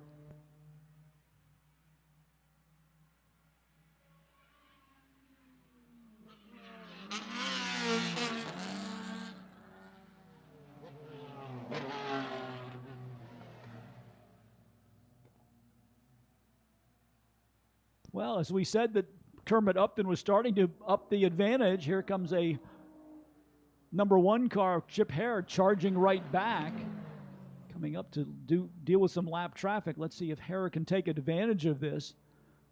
Both of those cars forced to give up a little bit of momentum as they go around the Lotus X180.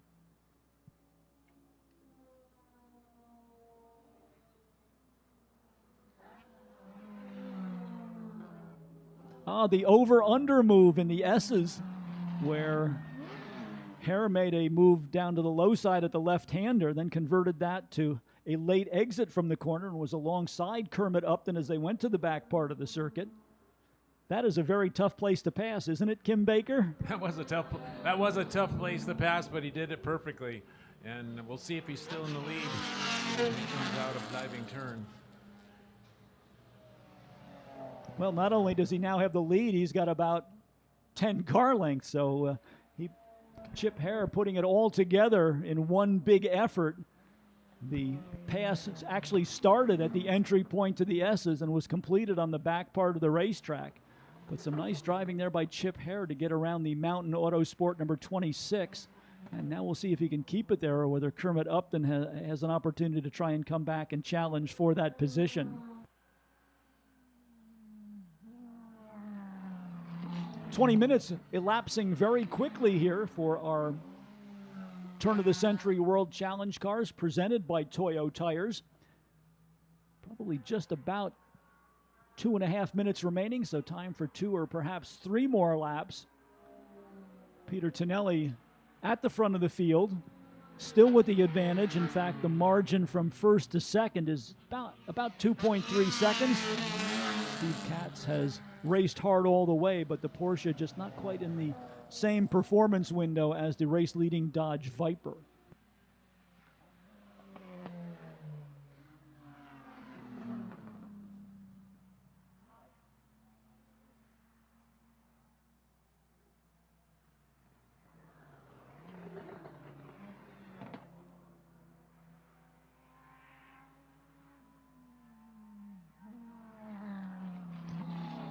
The Tonelli Viper sounding just as crisp now at the end of 3 days racing as it did when it first rolled out onto the track on Friday morning.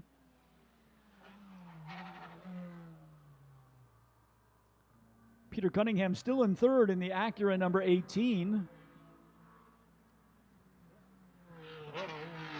Fourth place now to Chip Hare in the number 1. Fifth to Kermit Upton in the 26. Travis Washe in the 30 is 6th. Zephyr Belsky in the number 517 is 7th. Scott Kruger's Acura number 142 is 8th. 9th to Christian Berzens in the BMW number 10. And rounding out the 10, the Porsche of John Koster. That is car number 113.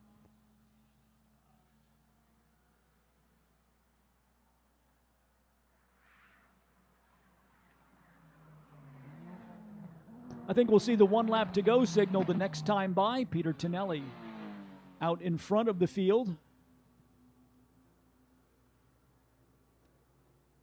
Steve Katz certainly deserves some commendation for doing all that he could, but the Porsche just not able to match up with the Dodge Viper.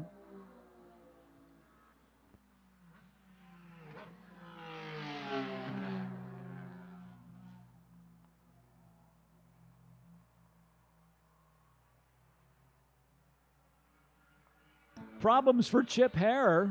The number 1 car had just gotten up to 4th position around Kermit Upton. And then something went wrong mechanically, and Hare pulls the number 1 onto pit road as the field gets the 1 lap to go signal. Hare is not even going to stop in pit lane. Oh, yes, he is going to stop. I'm not sure what the crew might be able to do at this point, but certainly a disappointing way to end the weekend for Chip Hare in number 1 after working so hard to get around Kermit Upton and take over 4th position. Kim Baker, what goes through your minds in a moment like that when you're in the driver's seat? You know, if my car has to break down, I prefer it to break down on the first lap than the last lap, because then we don't wear it out, because you just got full race wear on it and DNF. But it's really a gut-wrenching feeling. Chip Hare climbing out of the car. Not sure. I had a little bit of a glance in the passenger side window as he went by. It almost looked like he might have had a problem with the transmission or the shifter on the car. No problems at all, though, for Peter Tonelli. Checkered flag is out. Mike Petrucci welcomes him across the finish line with a double checkered flag. Tonelli pulls out of the throttle. Steve Katz alongside as they will exchange pleasantries as they go down into turn number 1. Third will go to Peter Cunningham in the 18. Here is Cunningham across the line. We want to thank Peter Cunningham for all of his efforts in helping us put together this Turn of the Century World Challenge event brought to you by Toyo Tires. Behind Cunningham in 4th will be Kermit Upton in the 26. 5th to Travis Washay in the 30. Even with that early exit, Chip Hare will finish in 6th in the number 1. Zephyr Velsky in the number 517 is 7th. Well, it looks as though Hare is going to go a couple of positions down as Zephyr Belsky and Scott Kruger now come across the line. So Zephyr Belsky in the 517 is 6th. 7th to Scott Kruger in the 142. 8th to John Coster in the number 113. 9th to Christian Berzins in the number 10 BMW. And it looks as though they will score Chip Hare in 10th position in car number 1. So that is the second and final appearance of the day for the Turn of the Century World Challenge cars. Kim Baker, we want to thank you for joining us and bringing us your expert insight into this. Perhaps when the World Challenge cars return next year, we'll see you behind the wheel. I hope so. That'd be really cool. But thanks for having me. It was a lot of fun. Learned a lot up here, too. Thank you.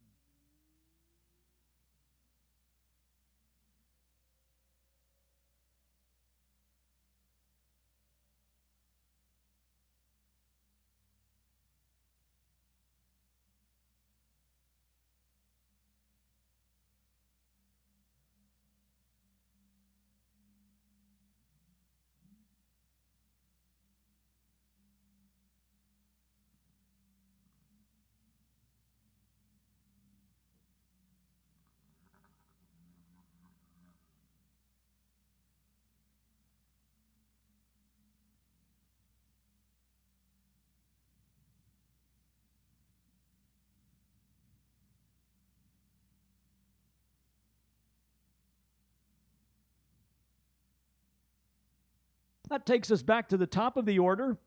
Race group number 1, the Jim Haynes Memorial for Formula Juniors, named in honor of Lime Rock Park's longtime owner and promoter, as well as the 1963 Formula Junior National Champion, Jim Haynes.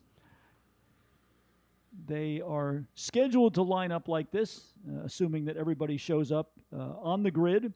This was the pre-race assigned starting positions. Richard Spritz in the Huffaker front-engine Formula Junior number 91, scheduled to start in 20th position. 19th in the lineup to the Lotus Formula Junior number 577 for Spencer Patterson. 18th in the lineup to the front-engine Elva Formula Junior number 59 for Jim Ewell. Tom O'Grady in the 1961 rear-engined Elva number 34, scheduled for 17th in the lineup. 16th on the field, scheduled to be the 00 for Nick Gruhl. Another Elva, Mitch Eitel in the front-engine Oscar, scheduled for 15th position in number 740. Actually, let's take it off of the scoring monitor, since that is taking us through the cars that are actually out there. Robert Hemke in the number 4 will start from the pole. Dominic Colasacco alongside in the number 3.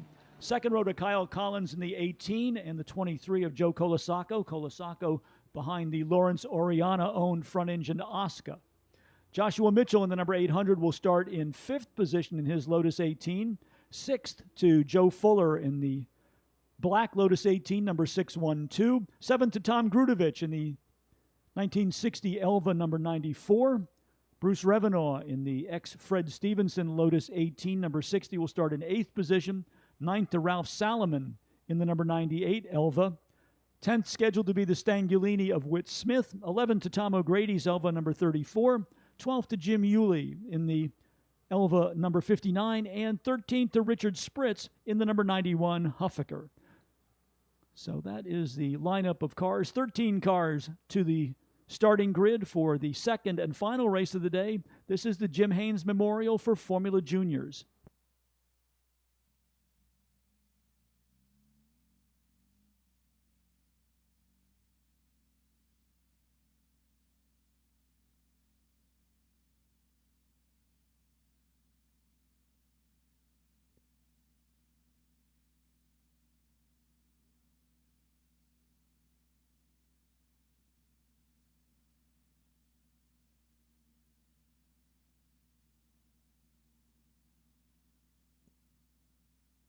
Two-by-two formation for the field of Formula Juniors as they come down for the green flag. Jim Haynes Memorial Race on the way towards turn number 1.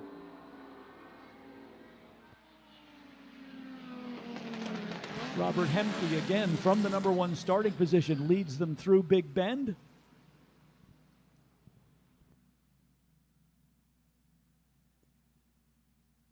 Dominic Colasacco in the number 3 in second. Kyle Collins in the number 18 third. And fourth to the elder member of the Colasacco clan, that is Joe Colasacco, Dominic's father, running in 4th position in number 23. That is the front-engine Oscar.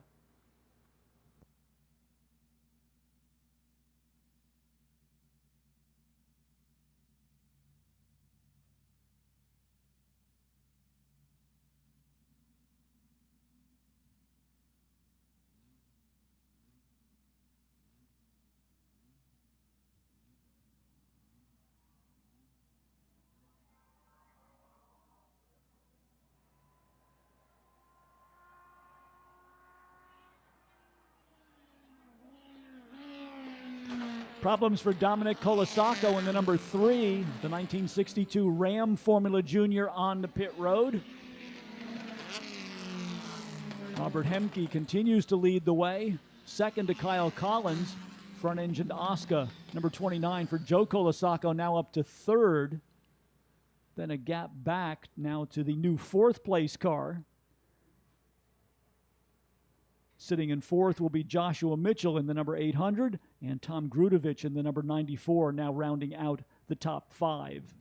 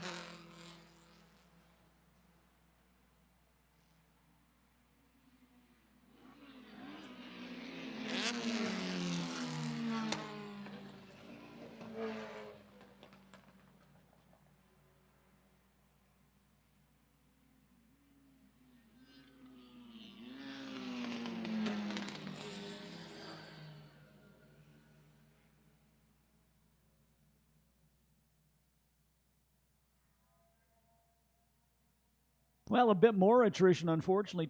The number 800 for Joshua Mitchell, which had been a top 5 car, the latest visitor to pit lane.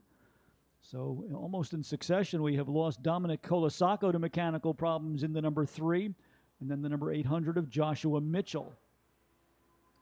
Up front, Robert Hemke in the number 4 leading the way.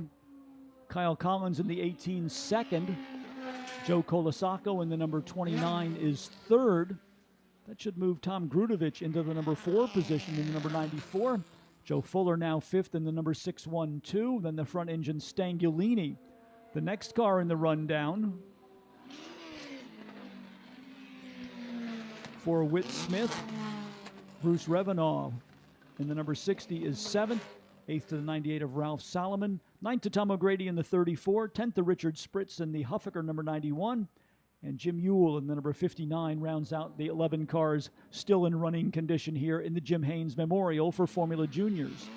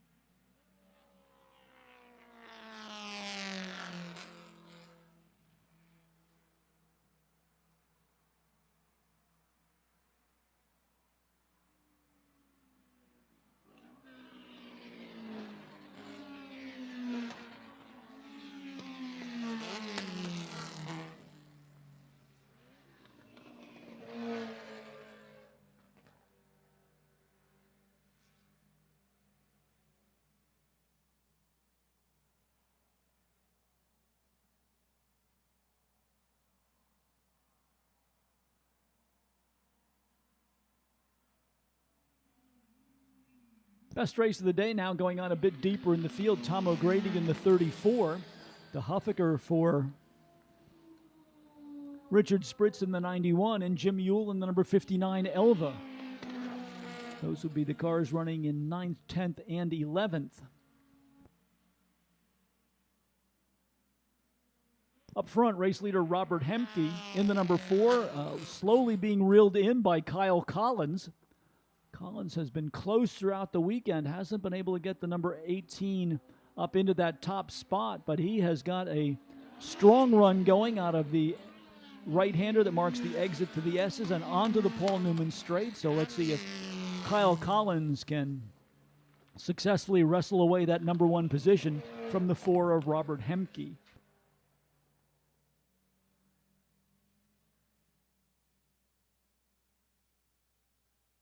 Let's take a moment as well to say hello to those of you joining us for our worldwide audience for the live stream coverage of the final day of the Lime Rock Historics. Happy to bring you all of the racing action in sound and vision, as our friend John Hindhoff likes to say. Well, Robert Hemke really taking advantage of lap traffic. He came up on that battle that's going on between O'Grady, Spritz, and Ewell, and managed to get the Cooper through there, while just momentarily Kyle Collins had to step out of the throttle to avoid getting tangled up with those lapped cars, and that was exactly what Hemke was looking for, as he has now reestablished himself as the race leader by about a half a second. But that margin could be a bit more when they come across the stripe the next time as a result of that encounter with lap traffic.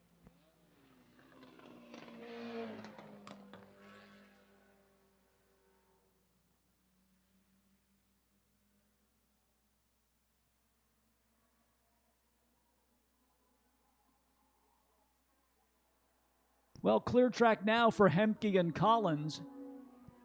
So if Kyle Collins has anything left, this is the time for him to show it, as they have a clear track, no lapped cars up ahead of them in the immediate future. And we are at the halfway point, 10 minutes complete and 10 minutes remaining here in the final appearance of the weekend for the Formula Juniors competing in the Jim Haynes Memorial.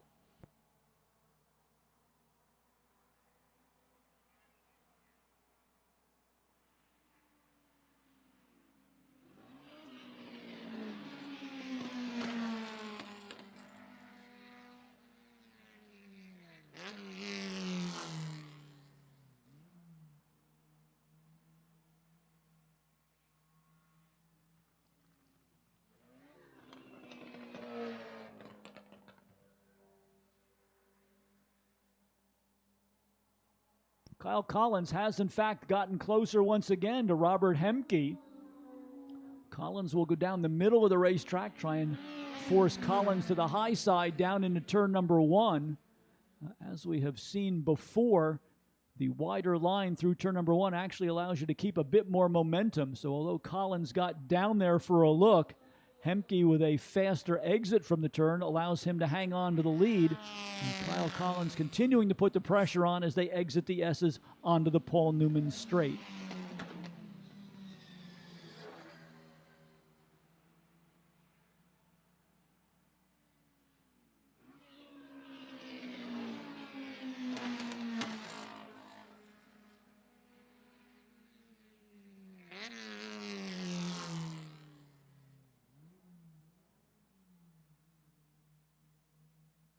Ralph Solomon with kind of a lonely ride out there right now. He is shown in 8th position.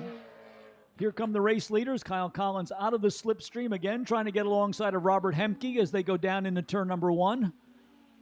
Collins this time I think might have the advantage, and he does move into the number 1 position. Hemke not able to come across and protect as they went into the first turn. So now it is Kyle Collins in the lead in the number 18. That is the Lotus 18 Formula Junior, done up in the colors of Rob Walker Racing, the Formula One privateer, most notably remembered for being the entrant for the great Sterling Moss in Grand Prix racing for many years.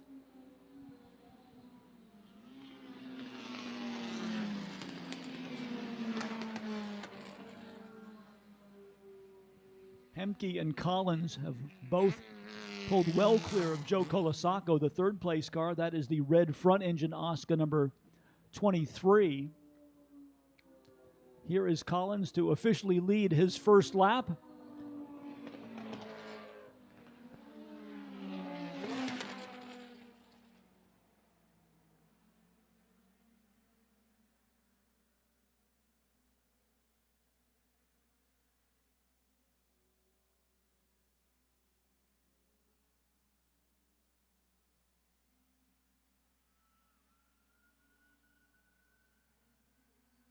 Joe Colasaco with kind of a lonely ride as well. He is used to being in the thick of the action, but with the attrition we've had, the field somewhat diminished here. So both the 8th place car of Ralph Solomon, the 98, and the 3rd place car of Joe Colasaco with kind of a lonely ride out there.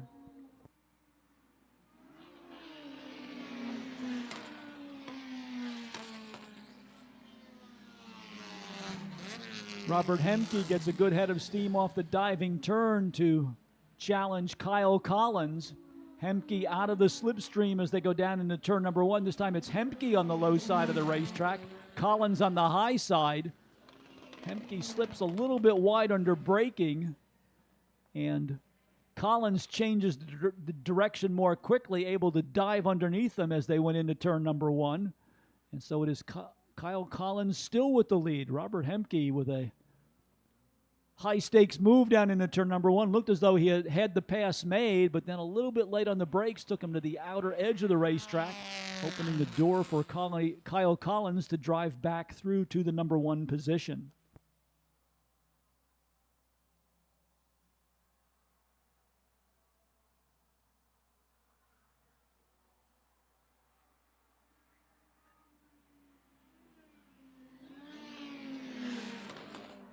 Collins and Hemke now facing some lap traffic. Collins trying to use those lapped cars to his advantage, but he will come up on a trio of cars down into turn number 1. Gets around Tom O'Grady, setting his sights on Richard Spritz in the front engine Huffaker car, and he makes the pass on him as well. Meanwhile, right as they get to the left-hander, Robert Hemke trying to find a way around Spritz, instead goes off onto the grass, has to get out of the throttle on that shortcut, able to get back up on the pavement, but that may have been exactly what Kyle Collins needed to solidify his lead here. Now with the laps counting down, 3/4 distance, we are at 15 minutes complete and just under 5 minutes remaining here in this race for the Jim Haynes Memorial Formula Juniors.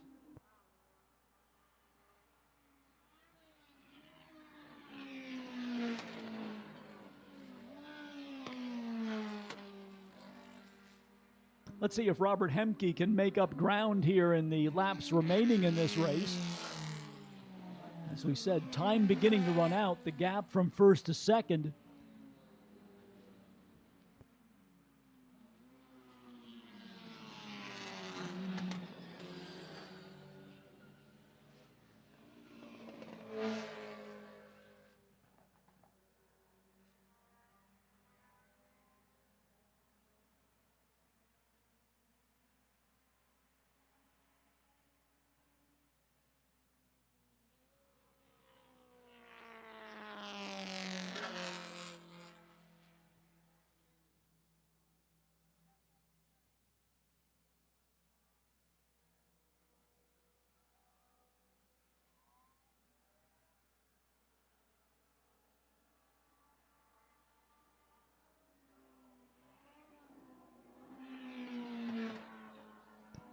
Robert Hemke chasing Kyle Collins here.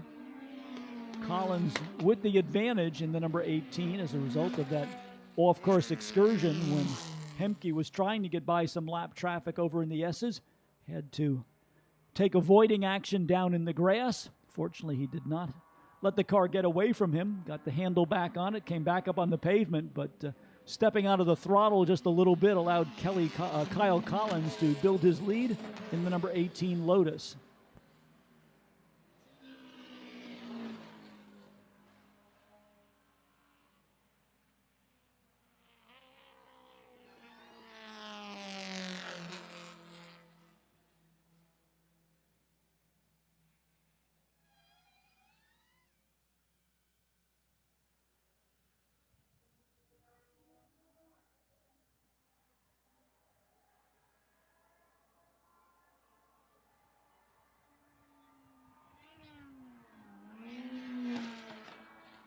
Robert Hemke seems to be closing in. Highly motivated by seeing the Kyle Collins car up ahead of him. Hemke has closed that gap down. Probably now about 8 to 10 car lengths, so Hemke is on the charge. Collins will see him getting larger in the mirror. The question is whether there is enough time remaining for Hemke to mount a serious challenge, and there is the 1 lap to go signal. So as we said, time about to expire on this race. Next time that Kyle Collins and Robert Hemke come by the start-finish line, they will see that 1 lap to go signal.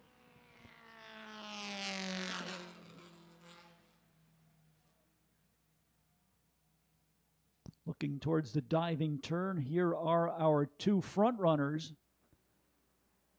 Collins and Hemke getting the 1 lap to go signal. Hemke getting closer and closer. This one's not over by any means. Robert Hemke down into turn number 1, trying to catch Kyle Collins. The gap's surely cut in half.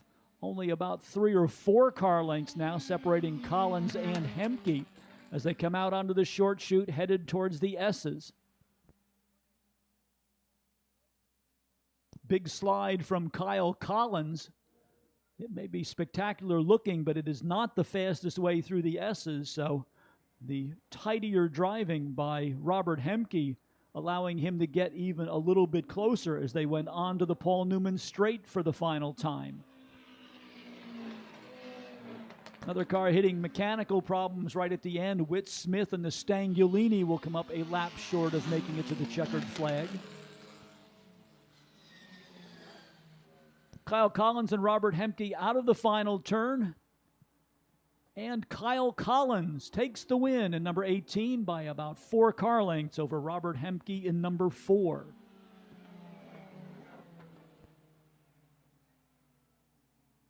Third place to Joe Colasacco in the number 23.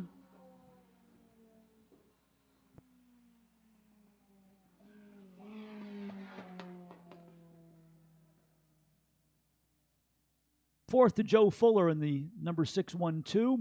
Fifth to Bruce Revenoff in the number 60. Sixth will go to Tom Grudovich in the 94. 7th to the 98 of Ralph Salomon. Whit Smith in the number 576. Will be shown in 8th position. 9th to Richard Spritz in the number 91. 10th to the 34 of Tom O'Grady. Jim Ewell in the 59 will take 11th. and unfortunately ending up on the sidelines, the short of race distance, the 800 of Joshua Mitchell and the number 3 of Dominic Colasaco. So congratulations to Kyle Collins. He has worked hard throughout the weekend, had some frustrating moments, but will end his weekend with a win in the Jim Haynes Memorial for Formula Juniors.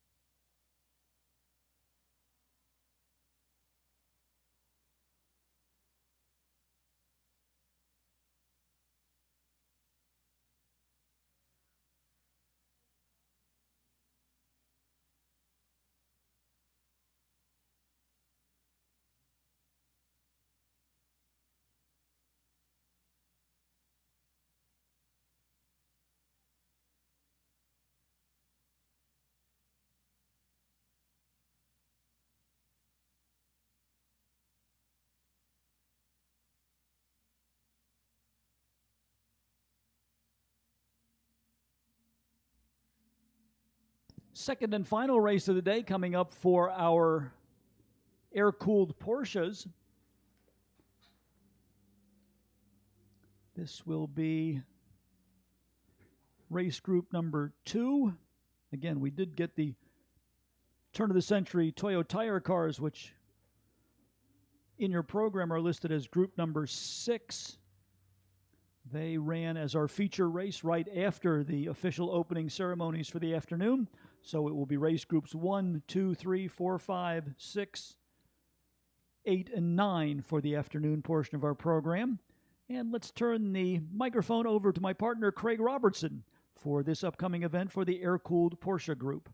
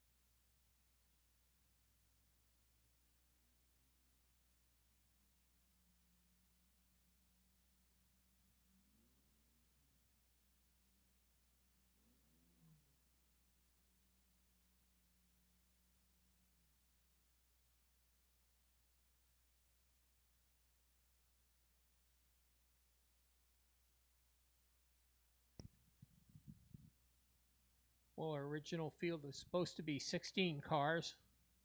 However, we'll have to see as they come out because at least one Del Ore probably won't be there. He had a serious engine problem in the last race.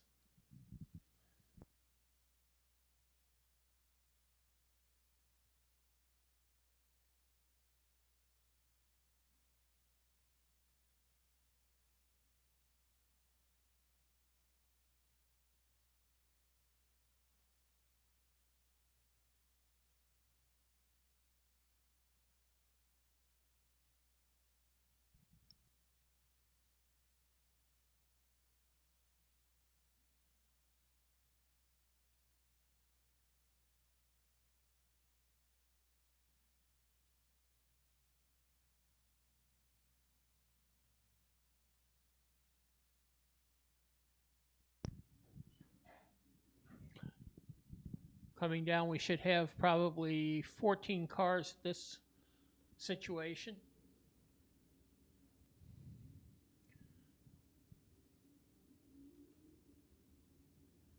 Looks like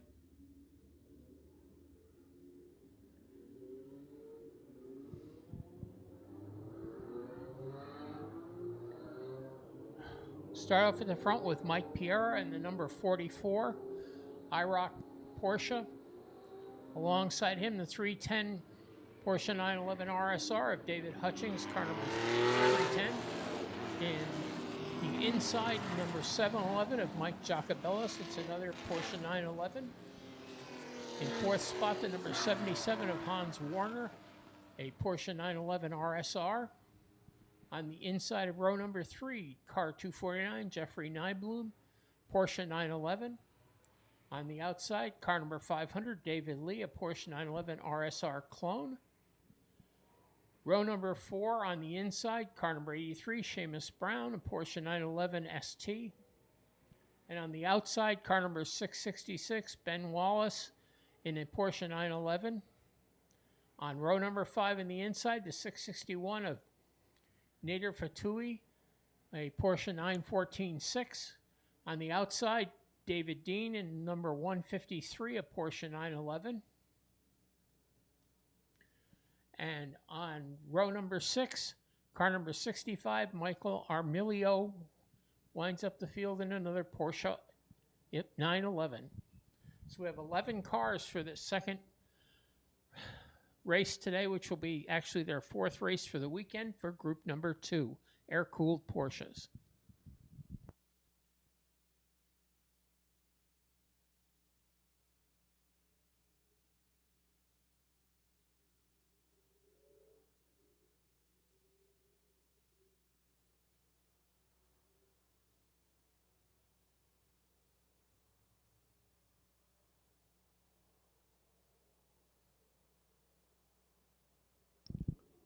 Pace car bringing him down, starter looking him over. Green flag. Hutchings gets the jump on the Piera on the outside. It takes over first, Piera second. Third, Mike Jacobellis to 711 as they go through Big Bend.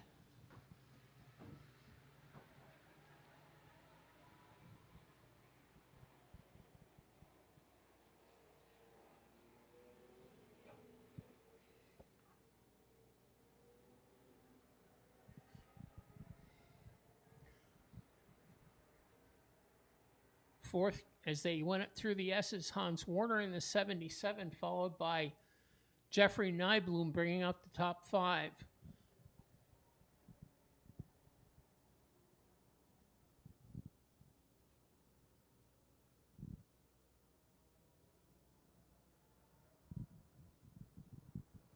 Down the hill, it's Hutchings with about a car length over Piera.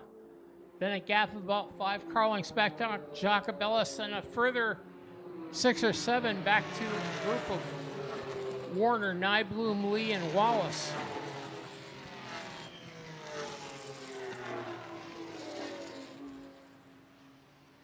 Piera challenging Hutchins as they come out of Big Bend, but drops back in line to go through the left-hander.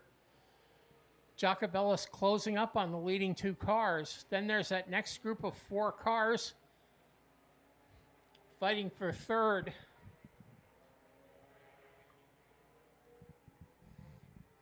That's Hans Warner in the 77, the 249 of Jeffrey Nybloom, the 500 of David Lee, and the 666 of Ben Wallace. All fighting for that 4th position. Down the hill, Piera is still only barely a car length behind Hutchins as they hit the main straight. Hutchins able to pull it out on the straightaway to a 3 or 4 car length, but Piera closes back up going into the corner. Meanwhile, Jacobellis about 4 car lengths now behind Piera.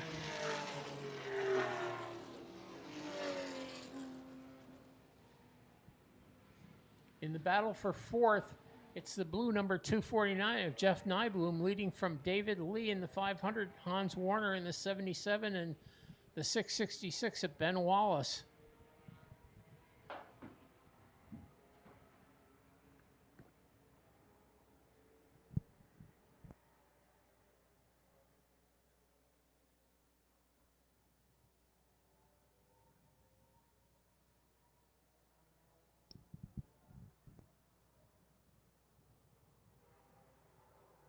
Leaders down the hill. Hutchins still able to pull out some distance on Piera on the straightaway, but Piera closing right back up as they go into Big Bend. Then there's a big gap back to Nybloom in the blue 911.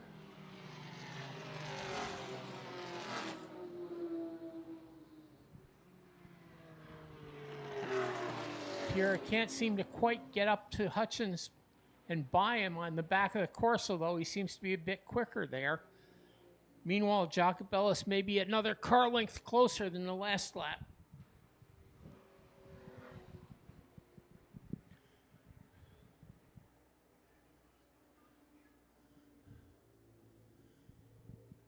Car number 83,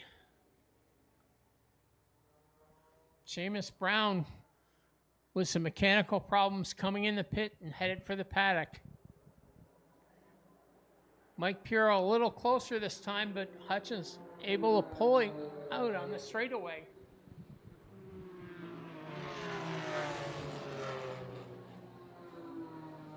Nybloom with quite a gap back, and then the next three cars close together, Lee, Warner, and Wallace. Behind them in 8th position, David Dean. In 9th, Nader Fatui, and rounding out the 10 cars still running, the 65 of Michael Armulio.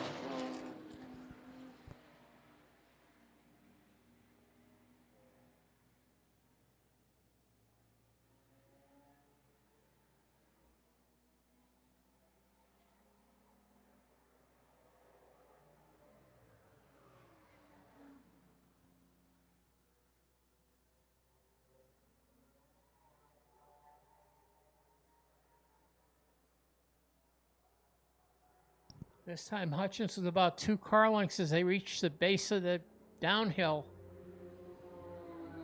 Jacobellis beginning to lose touch with the front 2 cars. Then a large gap back to Nybloom.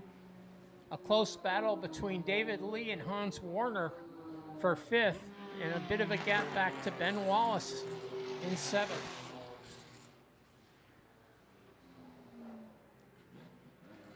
Then there's a nice fight going on nearer the back for David Dean and Nader Fatui.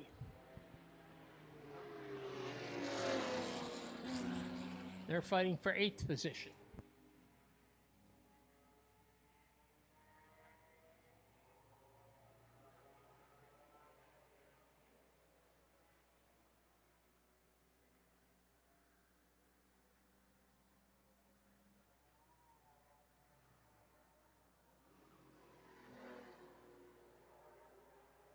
No change to front. Hutchins able to hold on to that lead in the back over Piera. Piera going to need to have about a 3 or 4 car length lead over Hutchins to make up for the fact that Hutchins has higher main straight speed.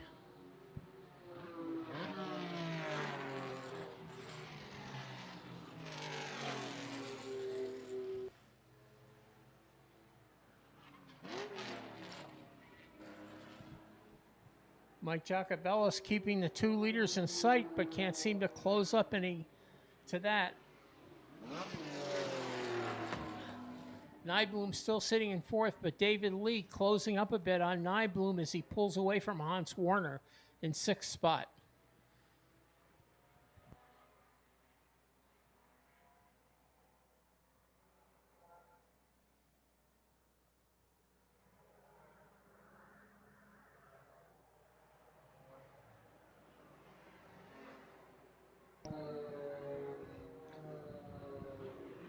Leaders beginning to approach a slower car. Let's see if that has any effect on the battle between Hutchins and Piera.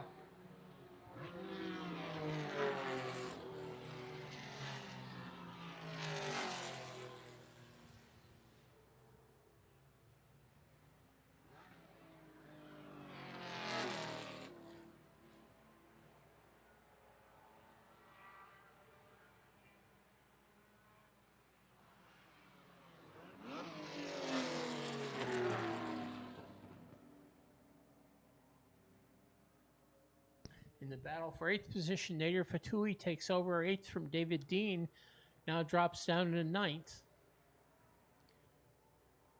Jeff Nyblum still sitting in 4th spot, but David Lee closing up slowly from 5th. Then there's a gap back to Hans Warner and another gap back to Ben Wallace.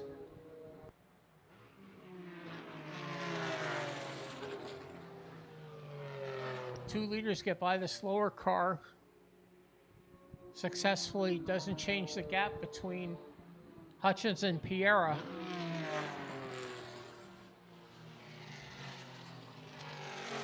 Jacobellis loses a little bit of time getting around.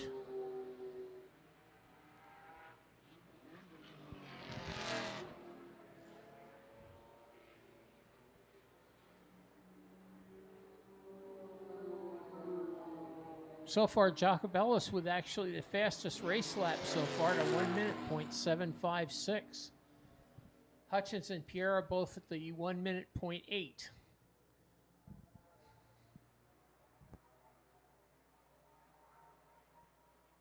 Current gap between Jacobellis and Piera, 2.38 seconds.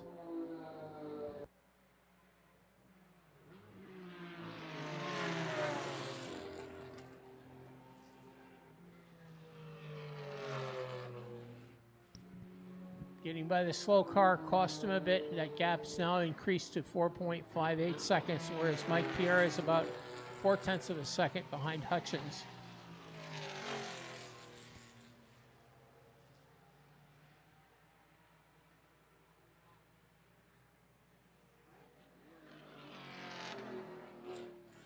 Jeff Nyblum holding on in 4th spot. David Lee in 5th is now 3.1 seconds behind. We'll look at that gap and see what's happening. Meanwhile, Hans Warner, 1.7 seconds behind Lee, is closed up a bit.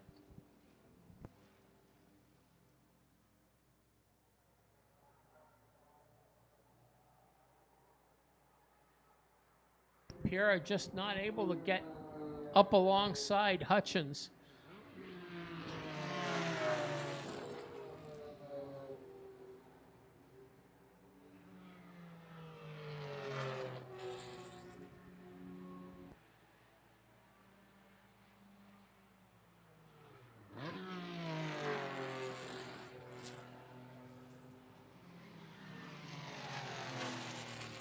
Hans Warner now only 0.7 seconds, 0.7 of a second behind David Lee in 5th position.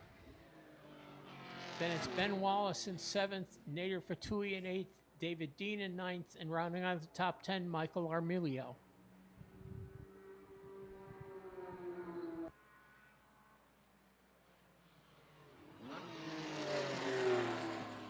Mike Piera just can't quite make up enough. He doesn't let Hutchins get away, but he just can't seem to close up enough to make a move. Meanwhile, both of them are pulling away from Mike Jacobellis now.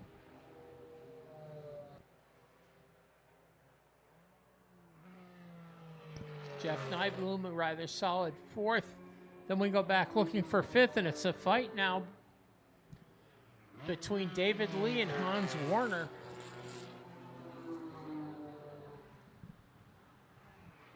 Warner alongside Lee makes the pass going into Big Bend. He goes high. Lee tries to go low.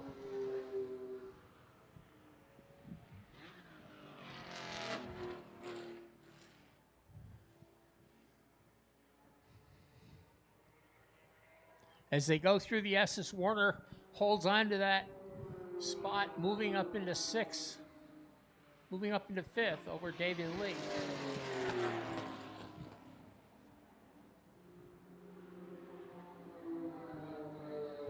David Hutchins pulls out a couple of car lengths on Mike Piera. The gap's now about 0.7 of a second. Mike Jacobellis still in 3rd. Jeff Nyblum in 4th, and then we get back to the battle for 5th spot between David Lee and Hans Warner. It's Hans Warner leading David Lee 2nd. Warner with about 2 car lengths over Lee. Then Ben Wallace in 7th.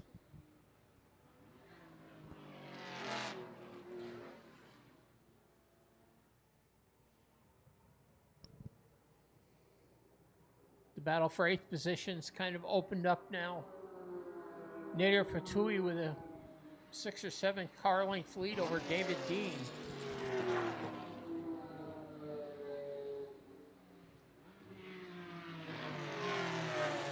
Pierre only able to get back to about 2 car lengths behind Hutchins when they get into Big Bend now.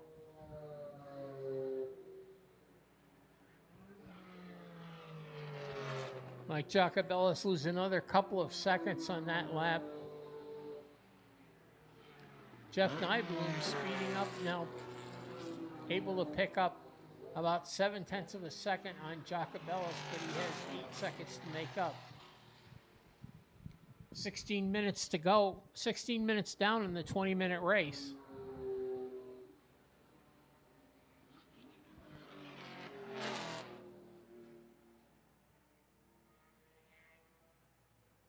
Things are spread out now. Really, the only battles on the track are between Hutchins and Piera, and Piera just can't seem to stay close enough to Hutchins to make a move. This time they're more like 4 car lengths apart at the base of the hill.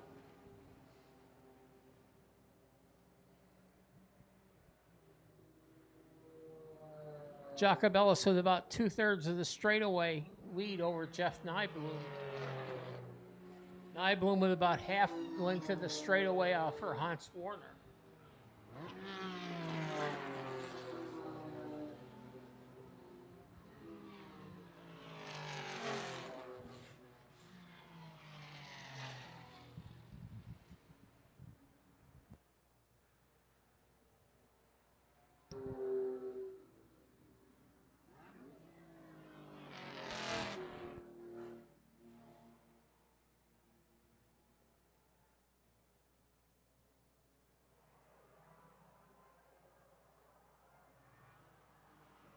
Here a little closer this time, but Hutchins still able to pull out 3 or 4 car lengths on the main straight. Pierre closes up to about a car length behind Hutchins, but he's going to have to be ahead of Hutchins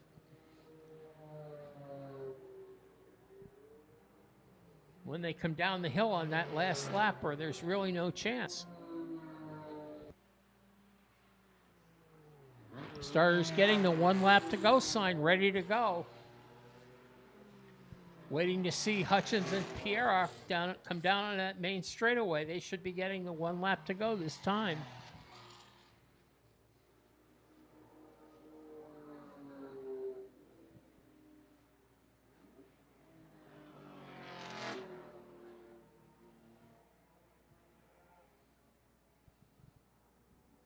Here come our 2 leaders onto the main straightaway. Hutchins and Piera got the 1 lap to go sign, so Mike Piera has 1 lap to find some way to get by Hutchins.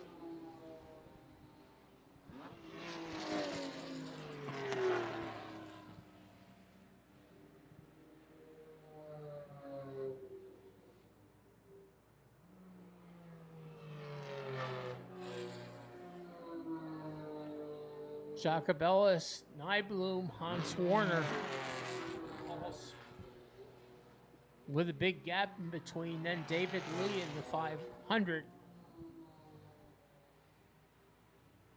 followed by Ben Wallace in 666.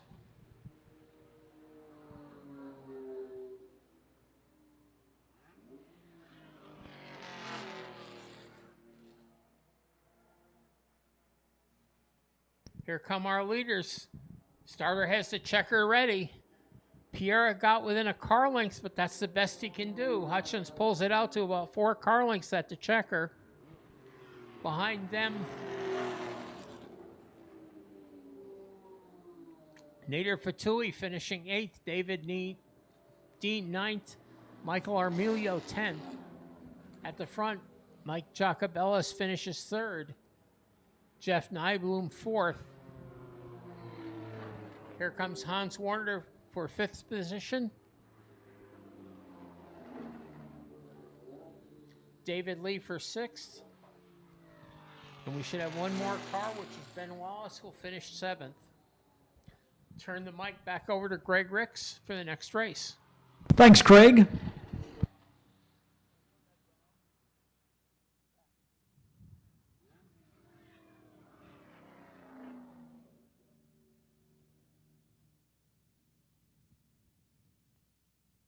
Let's take a moment to salute our sponsors for the 2024 season here at Lime Rock Park, including FCP Euro, Delamar Hotels, NBT Bank, Miller Motor Cars, Mazda of Milford, the Sports Car Driving Association, Connecticut Business Systems, a Xerox company, VP Racing Fuels, Pelote, Spectro Performance Oils, Hummel Brothers Hot Dogs, Pepsi, the Great Falls Brewing Company, Brewers of Lime Rock Lager, Haggerty, Thule, Road and Track Magazine, B-Works, Sotheby's, iHeartRadio, Connecticut Seal Coating, Averdi Storage and Office Solutions, the Skip Barber Racing School, Toyo Tires, MoheganSunCasino.com, Hemmings.com, and Marsh McLennan. Thank you all for your support for the 2024 racing season. We've been focusing on getting through the grand finale to the 2024 Lime Rock Historics, but that is not the end of the racing season here at Lime Rock Park. We have one more event coming up on our major event schedule, and that is the second annual MiataCon, where we will celebrate all things related to the popular Mazda two-seater. That event comes up on October 25th and 26th. A full day of racing for all four generations of the Mazda MX-5 and Miata, as well as a track day for non-racing Mazda enthusiasts.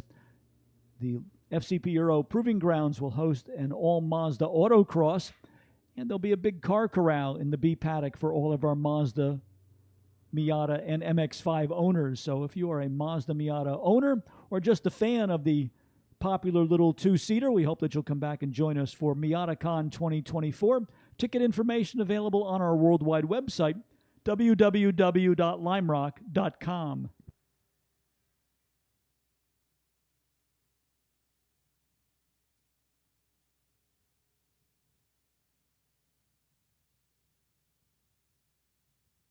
Pre-1940s cars, joined by a number of immediate post-1940 sports cars, mainly Morgans and MGT types.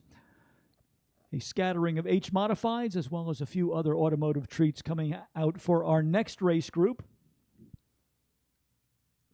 And we'll wait to see who answers the call here for the final appearance of these cars for the weekend. Frank Filingeri, up from Long Island for this racing weekend, was the winner in the morning portion of our program, driving the number 928 MGTD.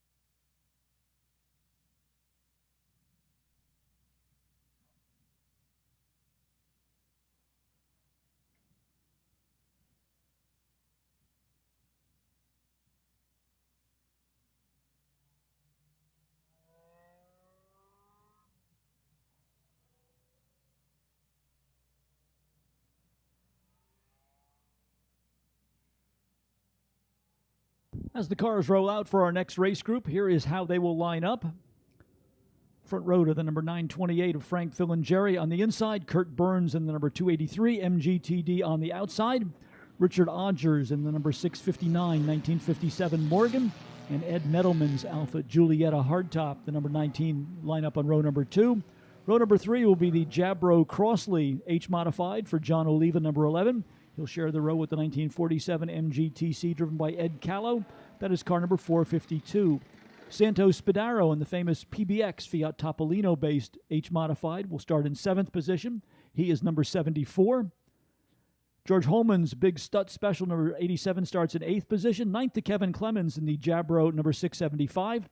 Richard Campbell in the 91 will be 10th. George Pardee in the 66, the MGTF, and Steve Francis in the Chevrolet-powered Gilbert Cheetah, number 28, round out the starting field for this race group.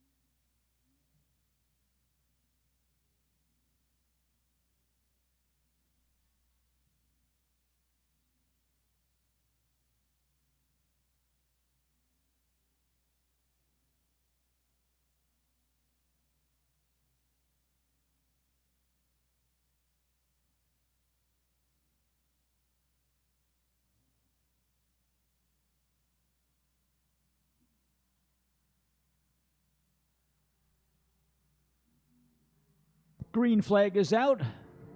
Frank Filingeri in the number 928 again making a good jump at the start. The car from the outside of the front row.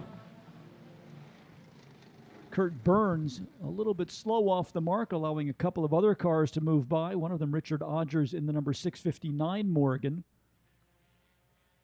And that Morgan, in fact, will be up to second position. I think the other car we missed in the rundown for the starting lineup was Chris Towner. He's in the number 674. That is another of the Morgans here in this race group, and he was sitting in about fifth position as they exited the S's and headed up the Paul Newman straight.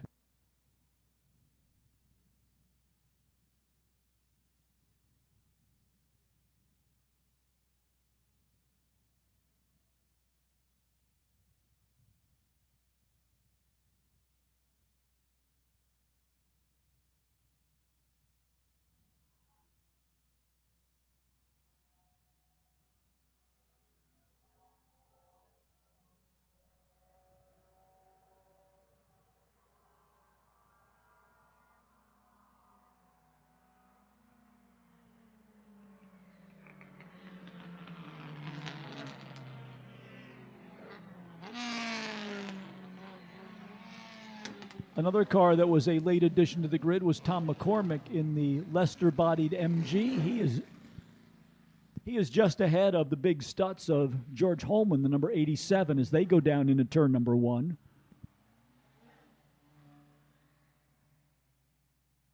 We'll put Chris Towner in fourth position in the black Morgan, although he is not showing up on the scoring monitor. Up front, Richard Odgers in the number 659, the brown and tan Morgan, giving chase to race leader Frank Filingeri in the number 928.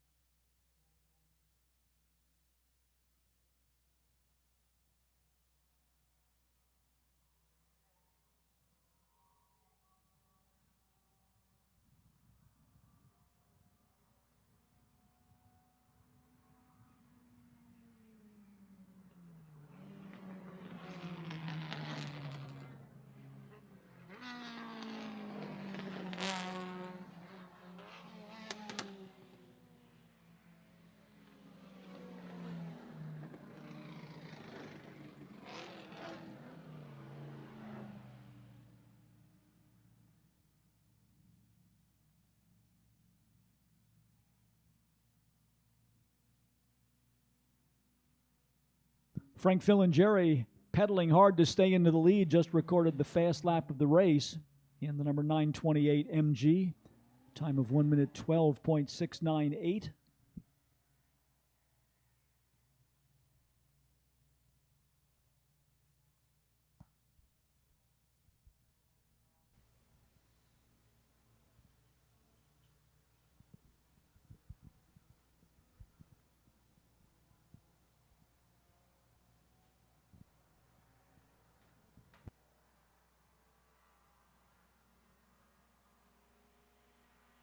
Richard Odgers in the Morgan, giving it all he's got, chasing in second. Number 283 in third. That is Kurt Burns. I think I misidentified that car as the Morgan of Chris Towner. Towner not actually reporting for the start, so it is Kurt Burns who started on the outside of the front row, currently sitting in fourth position, just behind the Alfa Romeo Coupe of Ed Metalman, number 39. John Oliva, the first of the Crossley-powered Jabro H-Modifieds, and he is sitting in fifth position in car number 11.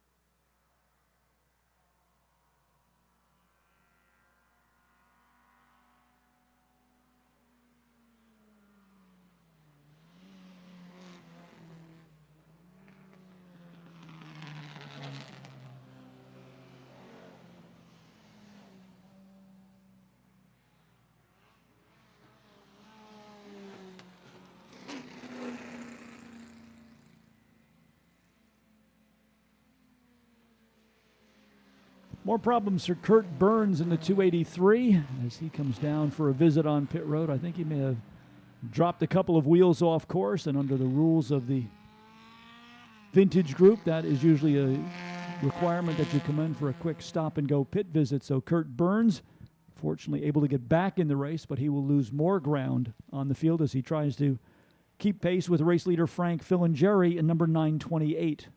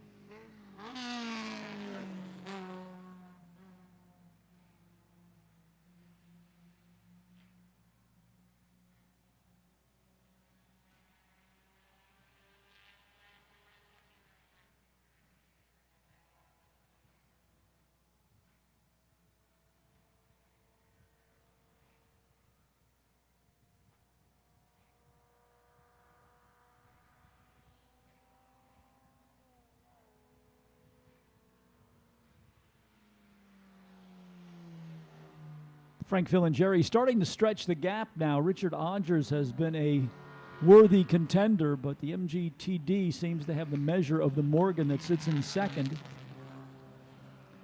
Ed Metalman in the number 19 Alpha Julia Sprint with the beautiful maroon paint scheme, currently running in third position. That is car number 19. John Oliva now up to fourth in the number 11, the Jabro Crossley. Steve Francis in the Chevrolet-powered Gilbert Cheetah 1960s-era IndyCar is fifth. That's number 28. Sixth to Ed Callow in the number 452, the MGTC. Seventh to Santos Spadaro in the 74, the PBX H-Modified. Eighth to another of our Jabros, that's Kevin Clemens in the 675.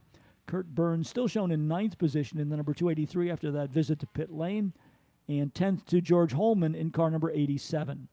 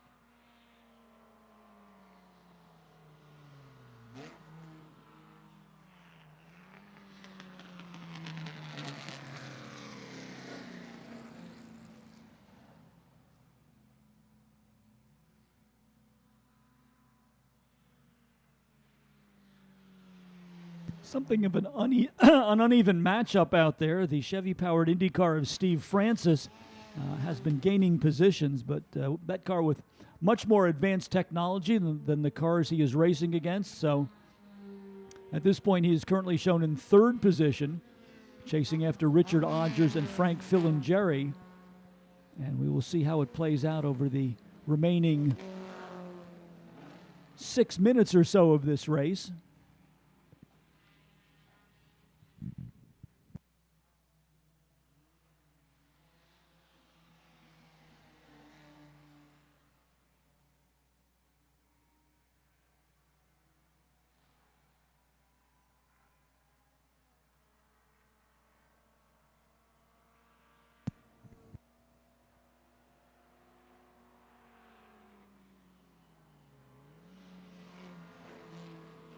Ed Mettleman trying to close in on Richard Odgers in the Morgan. In fact, Mettleman will gain a position as the number 659 Morgan loses a bit of pace. So Ed Mettleman now gaining a spot. That would put him in third position.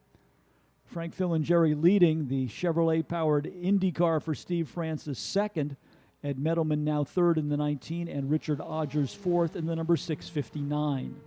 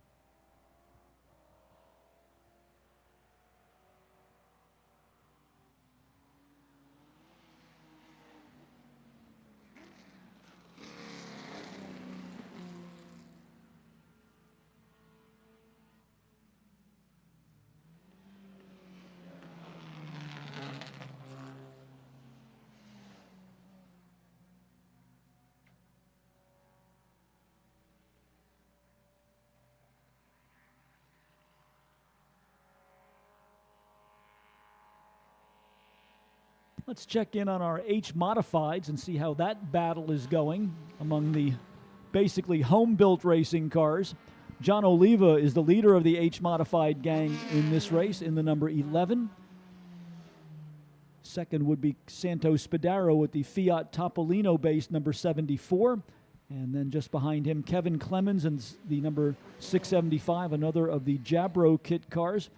And our final participant in the H-Modified category is the organizer of that group. That is Richard Campbell's number 91, the 1959 Voigt Crossley H-Modified.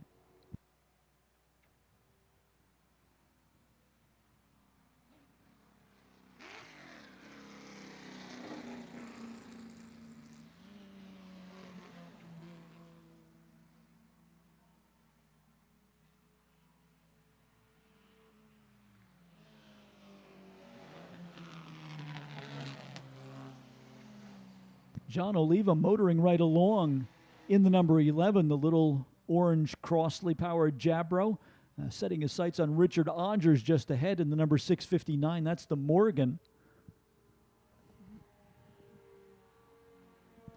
Spirited drive from Oliva in the number 11 car.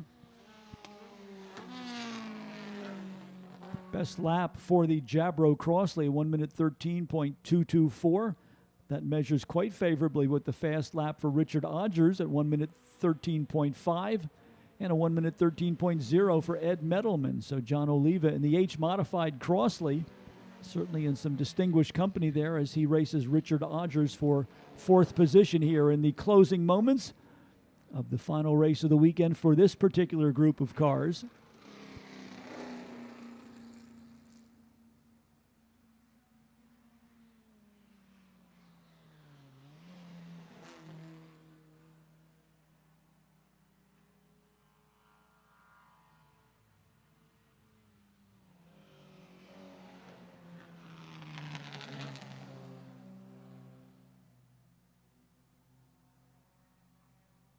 One lap to go will be the signal to Steve Francis, the race leader in the number 28.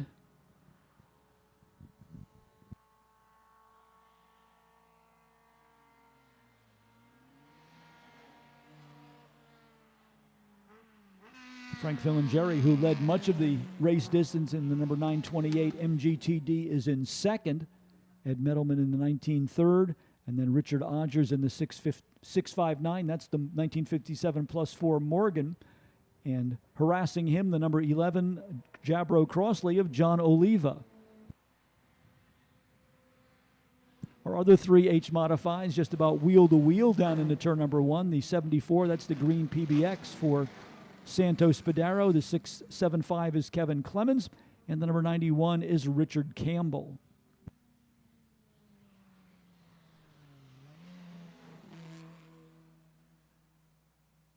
One lap to go, the signal to each of our drivers as they come across the start-finish line. And in fact, John Oliva has gotten around the Richard Odgers Morgan, so moving the number 11 Crossley-powered Jabro now up into 4th position.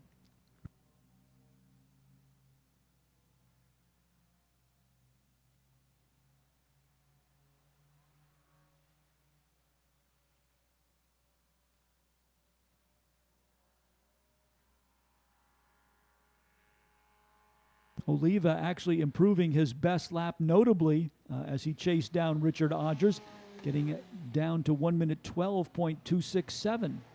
That is a comparable mark to the fastest lap set by Frank Filingeri's MGTD at 1 minute 12.300. Kurt Burns, unfortunately, to the sidelines early in the number 283 as the checkered flag comes down for Steve Francis in the number 28, the Gilbert Cheetah Chevrolet-powered IndyCar. Frank Filingeri second in the MGTD number 928. Third should go to Ed Medelman. Richard Odgers trying to chase down the Jabro at the line, but won't quite get there. So John Oliva hangs on for 4th position in the Jabro with the 4-cylinder Crossley engine. Richard Odgers in the number 659 will take 5th. 6th to the number 452, that is the 1947 TC model MG for Ed Callow. Kurt Burns with some mechanical problems will be scored 7th in the number 283.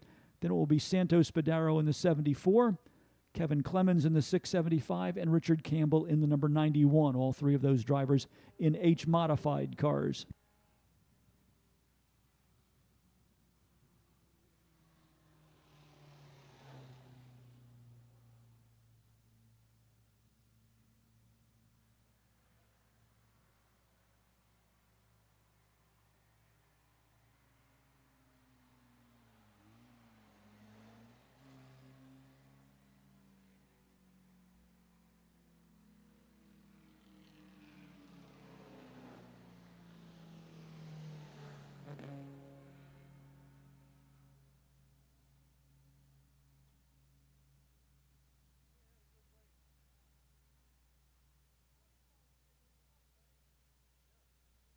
Continuing through the weekend for our final race for each of our race groups,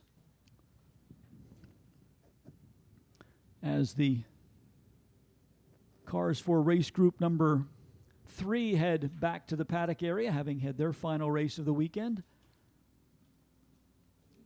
We'll take a look for the cars to be lining up in race group number 4.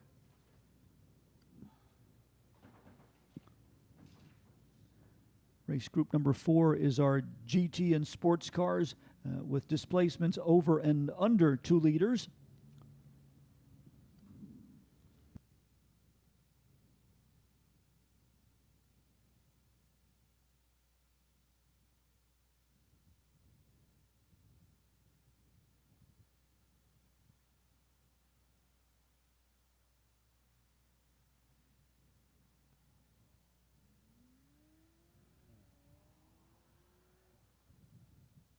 How do you relax after a long drive? How about with an indulgent massage at Delamar Hotel and Spa? Or perhaps you'd enjoy a handcrafted cocktail and a sumptuous meal at one of our award-winning restaurants.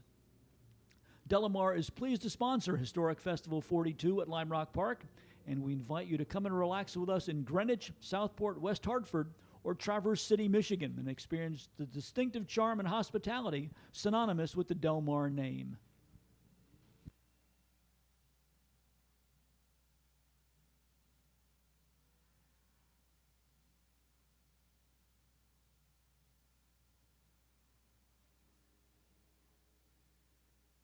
Once again, our thanks to Miller Motor Cars for providing us with our McLaren Artura pace car. And the McLaren right now sitting in position, ready to lead the cars around for their pace lap for race group number 4.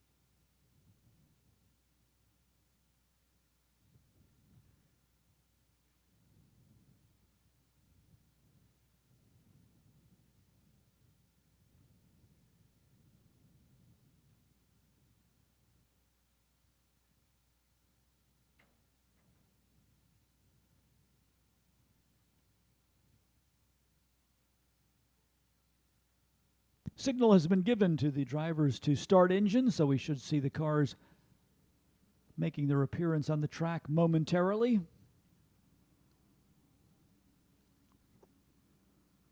Looks like Martin Hosek will start from the pole position in the V8-powered wide-body Devon.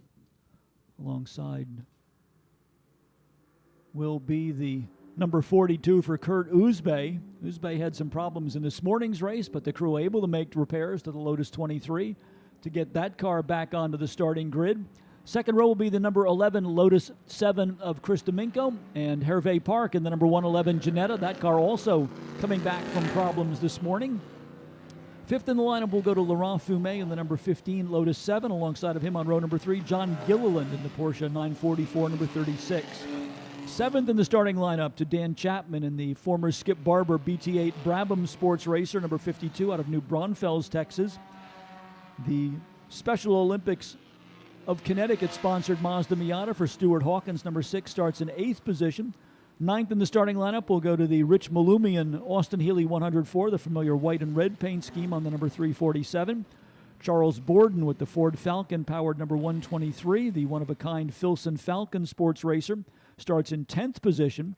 11th to the number 23 Mazda Miata from Mark Gregory. Patrick Daly in another of the Mazda Miatas, number 53, starts 12th. Cosme Fumé in the Lotus Super 7, number 150, will start 13th. 14th in the lineup to Henry Fry in the Triumph TR250, number 29. Doug Sharippa in the number 34 starts in 15th position. That is a 1963 MGB. Similar car for Andrew Moore in number 50 will go out of the 16th starting position.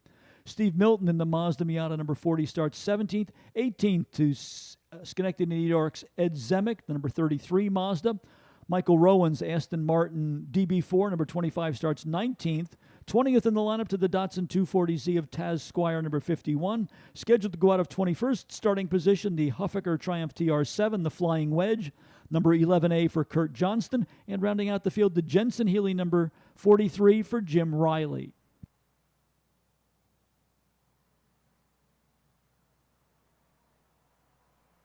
Down to the stripe. Green flag at the ready. Once again, Martin Hosek. Well, Hosek looks like he might have missed a shift there. The Chevrolet-powered car usually wins the drag race down to turn number 1, but that car hesitated just a little bit, and that was enough for Kurt Uzbey in the number 42 Lotus 23 from the outside of the front row to get into the lead. Hosek in second. Third to the number 11, that looks like Chris Domingo. And another of our Lotus 7s, next in line in fourth position. That was Laurent Fumé in the number 15. Right behind him, the yellow Porsche 944, number 36 for John Gilliland.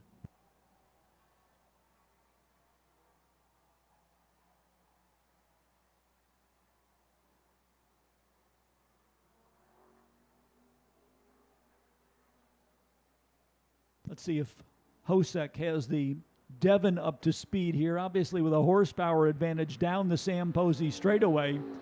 In the drag race to turn number 1, he just gets by Kurt Uzbe before they get into the braking zone. The Lotus 23, obviously a lighter car, better on the brakes going down into the first turn, but Hosek was able to win the drag race and then get the big Devon in front of the Lotus 23, so he is our new race leader.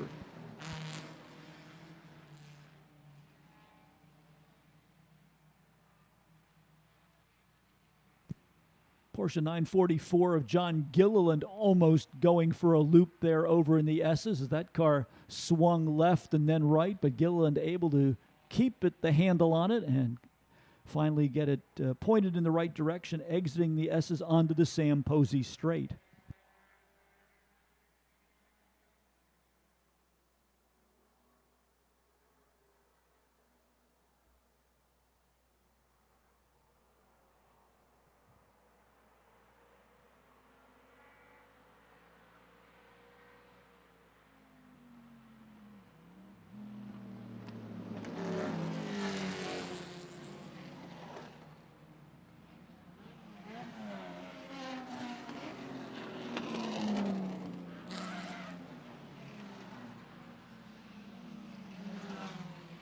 Charles Borden's number 123, the Ford Falcon powered Filson Special with a nice crisp exhaust note from the inline 6-cylinder engine with the triple SU carburetors mounted on a specially built one-of-a-kind manifold. The pushrod Ford Falcon engine, not usually thought of as a performance power plant, but Charles Borden and his volunteer crew have put in a lot of work to make that car both competitive and reliable, as well as having a nice crisp sound as it goes down the Sam Posey straight here at Lime Rock Park.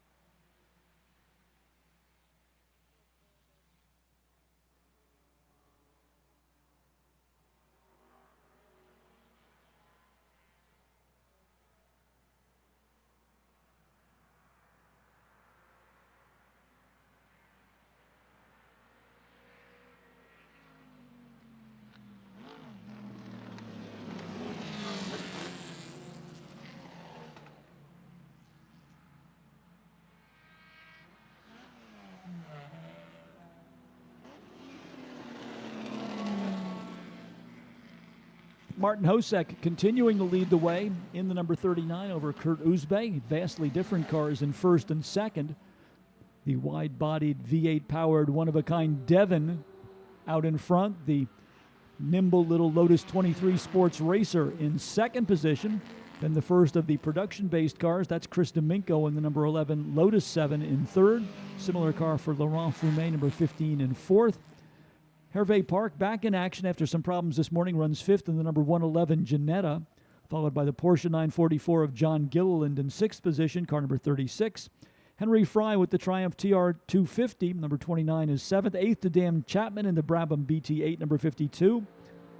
9th to Charles Borden in the Ford Falcon-powered Filson Special, number 123. And Rich Malumian in the four-cylinder Austin Healey with the red and white paint scheme. The number 347 rounds out the top 10.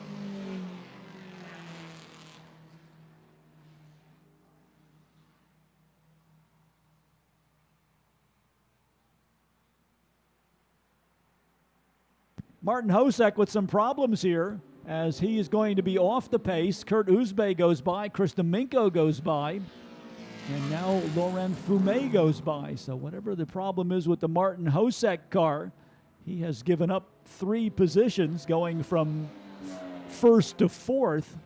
Let's see if this is a self-fixing problem and he's able to adjust to the new condition of the car and get back in that lead group, or whether this is something that is going to continue to slow the pace of the V8 powered number 36.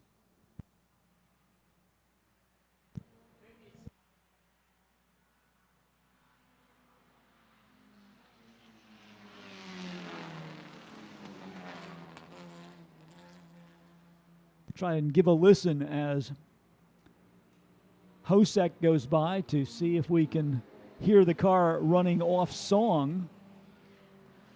Hosek still out there, but now in 4th position.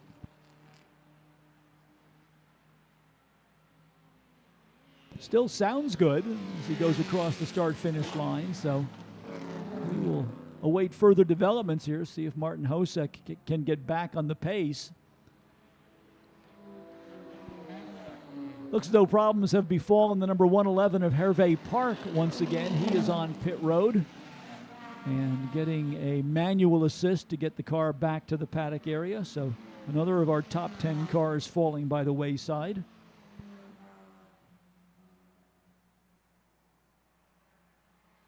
Fast lap of the race now to Kurt Uzbe at 1 minute 1.844.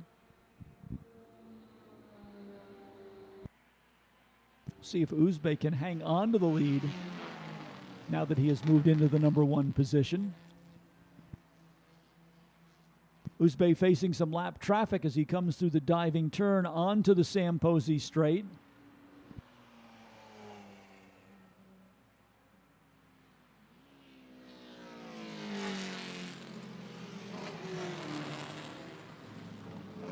Hosek seems to be losing ground on the back part of the racetrack. That is the twisty portion of the track. The car still apparently with plenty of power down the Sam Posey straight, so I wonder if he might be having a brake problem on that car.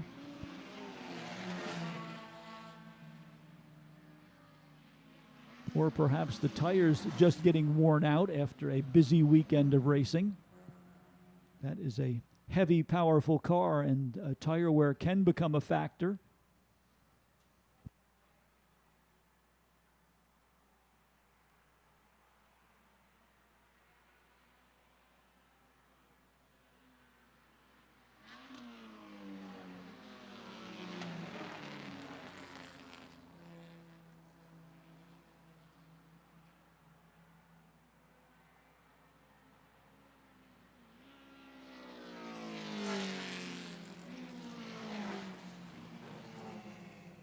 Can't tell if he's actually downshifting the car. The other potential problem could be that he's got a problem in the shift linkage and the car is only running around in high gear, which doesn't affect it coming off the diving turn and onto the Sam Posey straight, but may find the engine falling out of the power band as he goes through the area of the racetrack where he would normally select a lower gear. So whatever the problem is, Martin Hosek able to continue, but giving up the lead in the race and now running in 4th position in number 39.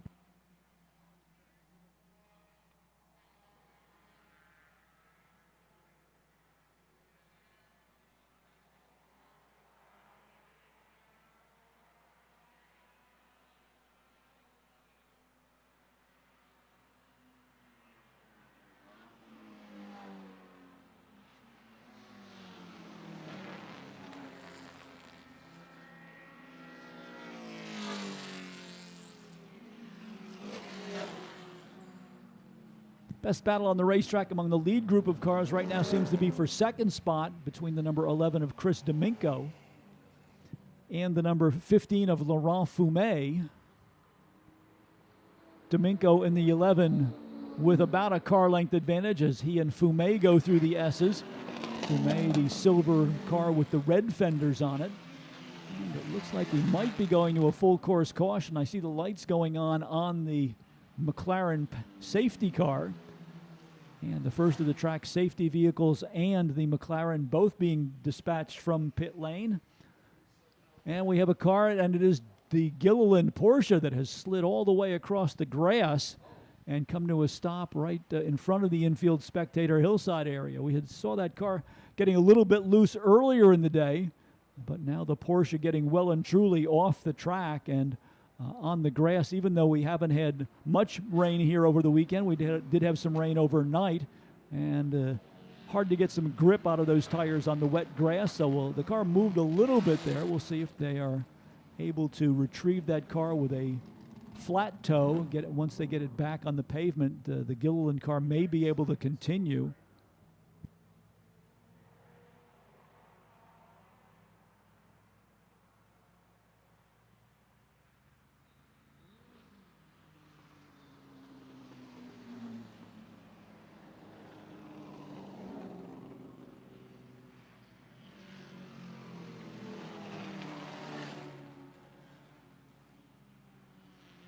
Gilliland got all the way out to the tires and has done some body damage to the right rear corner of the car. See if it's still towable. If it is, they may be able to get it to a better vantage point so that we can get back to some green flag racing. Looks as though they're going to try using the tow hook on it.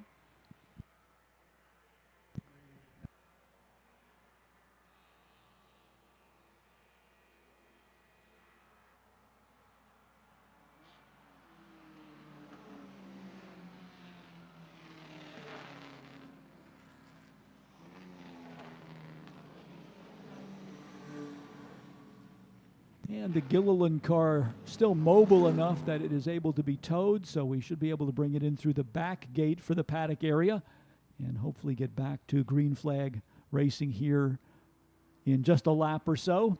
Nice work by the Lime Rock Park safety crew.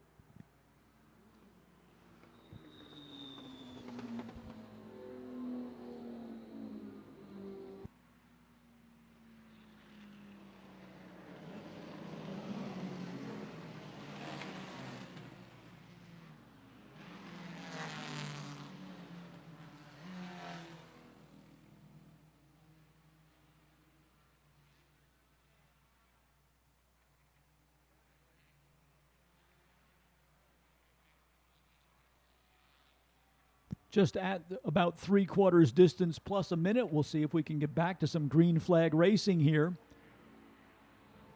to bring this one to a flying finish. Kurt Uzbe is the race leader in number 42. Mike Petrucci picking up the green flag, so it looks as though we are ready to get back to green flag conditions. They will not realign the field as they would in a longer race. They will simply wave the green flag at the point when the pace car releases the field as it comes down the hill. Up front, here are our four leaders kind of crawling along here, not making any effort to catch up to the pace car. Uzbe, Domingo, Fumé, and Hosek. So what they're going to find is that the field of cars behind them will come charging along. Hopefully those drivers up front will get the green flag signal further along on the racetrack. Typically they do not have radio communications, so I'm not sure if they're aware that the race has restarted. Kurt Uzbe going pretty slowly there, and from all indications, they don't know that the race is going back to green flag conditions.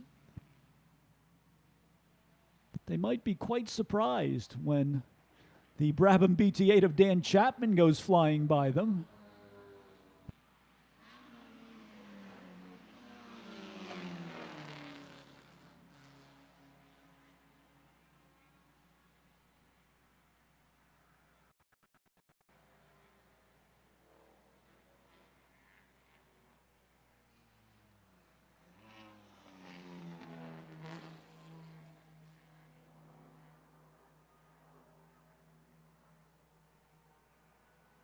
Well, it looks like the top 4 cars now have got the message that the green flag is out, and they will pick up the pace. Martin Hosek, the first one to figure that out, as he will go by Laurent Fumé to gain a position.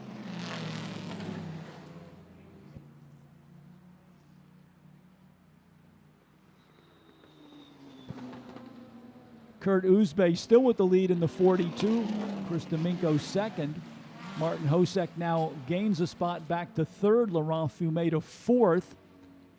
Fifth will be Dan Chapman in the Brabham BT8, followed by Charles Borden in the 123, the Ford Falcon-powered Filson Special.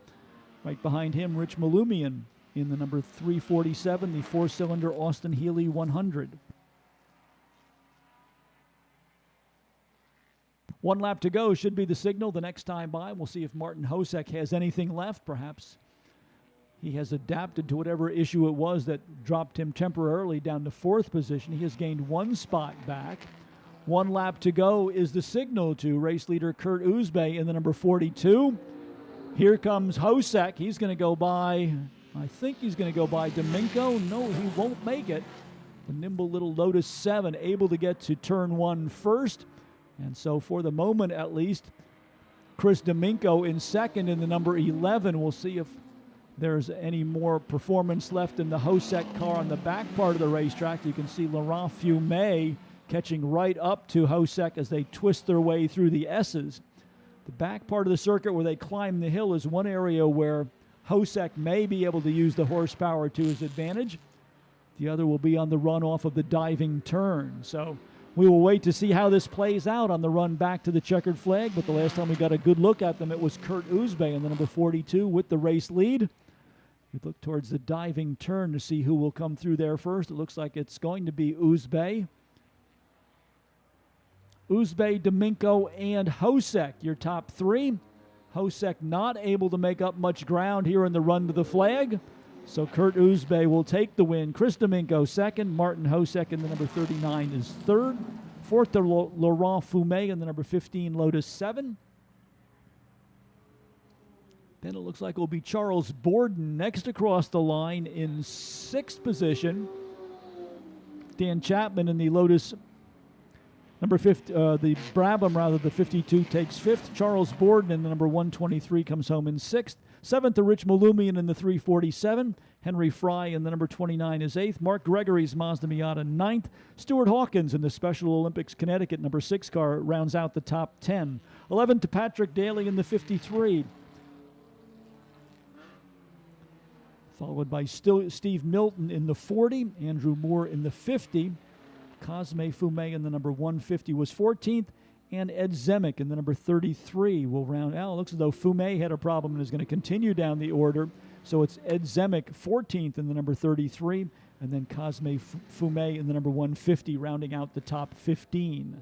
So one more goes into the record books. Congratulations to Kurt Uzbe for the win in the Lotus 23, number 42.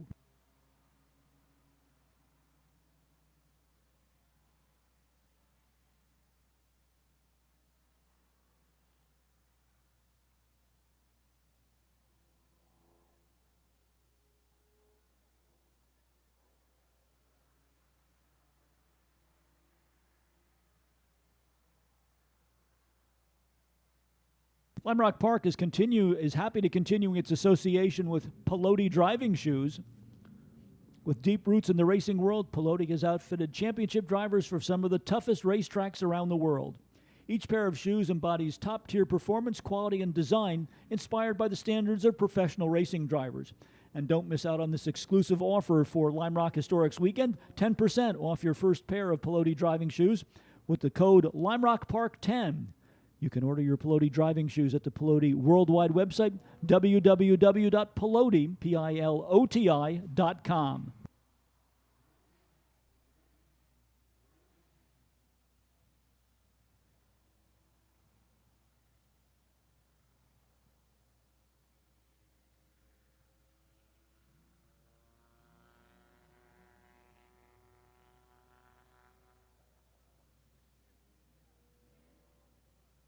Our tin top racers should be out next. racing sedans, mixing it up with a few sports cars, the cars from the Sports Car Club of America B, C, and D sedans from years past, the IMSA RS series, as well as the 2.5-liter division of the Trans Am Championship coming out for our next race group. We had a great race this morning with Mike Agnifilo and David Porter battling for the win. Porter picked up the win on Saturday, but Agnifilo came back today to pick up the morning segment of the victory in the morning segment of our program in the number 20 Datsun 510.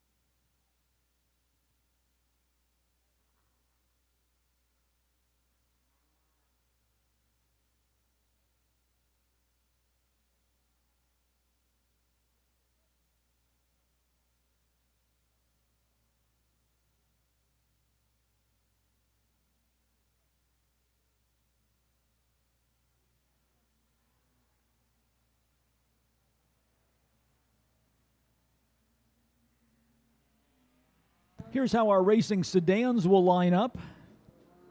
David Porter in the number 70 on the pole position. Alongside of him, his challenger from this morning, Mike Agnifilo, in the number 20. John Clerk in the very quick Mini Cooper number 18 will line up in third position. Then it will be Gaspar Fasulo in the Porsche 912 number 810. Fifth in the starting lineup to Jonathan Draper's BMW number 62. Sixth to John Wood in another BMW. Seventh will be Chris Mason in the Volvo 122, number 282. Mark Wagner's Porsche number 64 is eighth. Ninth to Mike Joy in the number 48 Datsun 510. And Chris Mosera in the Ford Cortina number 83 will line up in 10th position.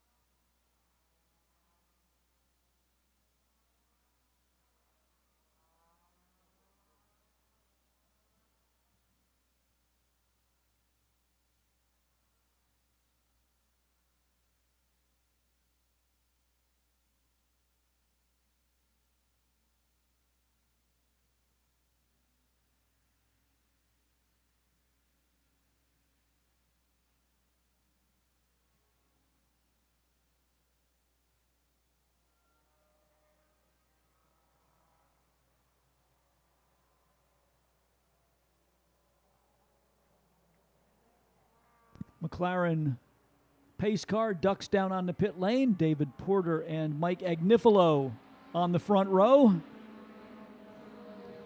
Lotus Cortina versus Datsun 510. Gaspar Fasulo with an idea of making it 3 wide down in turn number 1. Thinks better of it to get back in line in third position. From the outside of the front row, Agnifilo trying to use the advantage of a wider line through the first turn. And that will pay off for him as he comes into the S's for the first time with the race lead. Gaspar Fasulo second, or rather Gaspar Fasulo third behind the number 70 of David Porter. John Clerk is fourth, and the BMW for Jonathan Draper rounds out the top 5.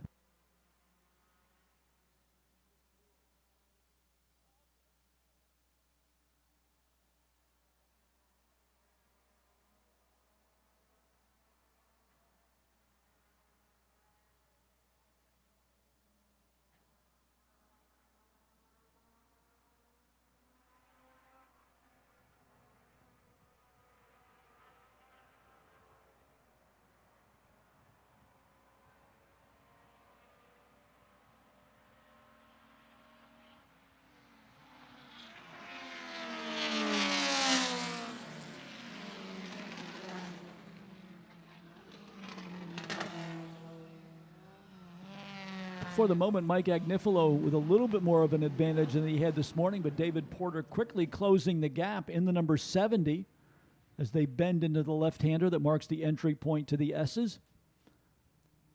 Gaspar Fasulo again in third, a little bit of a touch off course there for David Porter, exiting the right-hander onto the Sam Posey straight. Just got the left rear tire up on the curb there, a little puff of dust indicating that he was right out on the edge of the pavement. So Porter driving hard out there to try and stay and keep pace with Mike Agnifilo.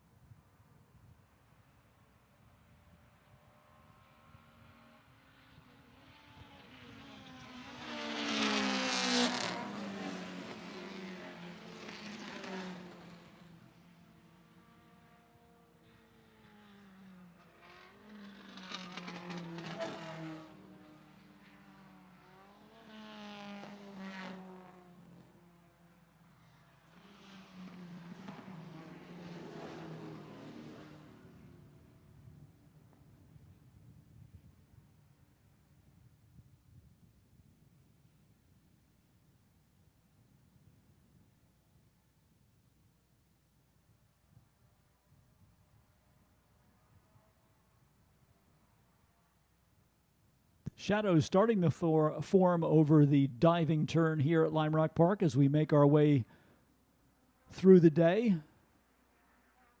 David Porter this time closing right up on Mike Agnifilo. This is what we saw in the morning portion of our race. Porter trying every way he could to get around the Datsun 510. This time he tries to get underneath going down into turn number one and force Agnifilo wide, but Agnifilo able to respond to that, keep his momentum up, and continue to run in the number one position.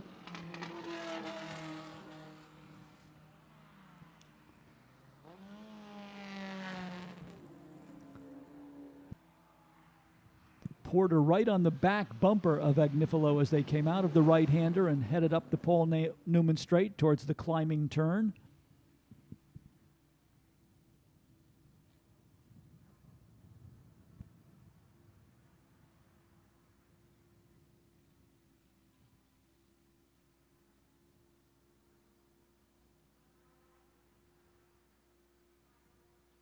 Porter in a good position this time as they come down the hill.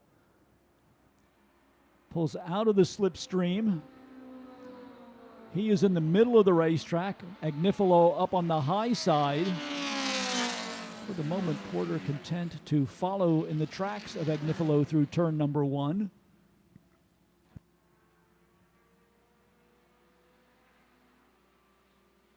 Gaspar Fasulo again trying to close in to make it a three-car battle, and coming along is John Clerk in the little yellow Mini Cooper number 18. So while Porter and Agnifilo concentrate on battling one another, they may be actually opening it up for a more important role for Fasulo and Clerk.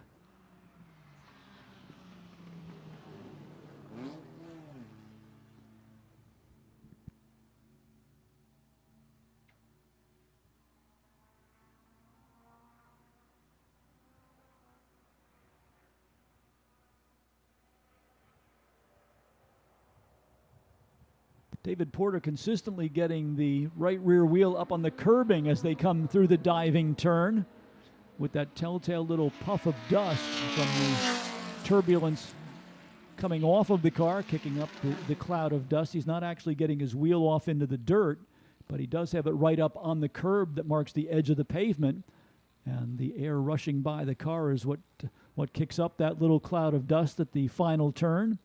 Gaspar Fasulo right there as well, right behind Porter. In fact, he may challenge Porter for position. He was right up alongside of Porter as they exited the S's and went on to the Paul Newman straight. Watching it all from a ringside seat is the number 18. That's the Mini Cooper of John Clerk.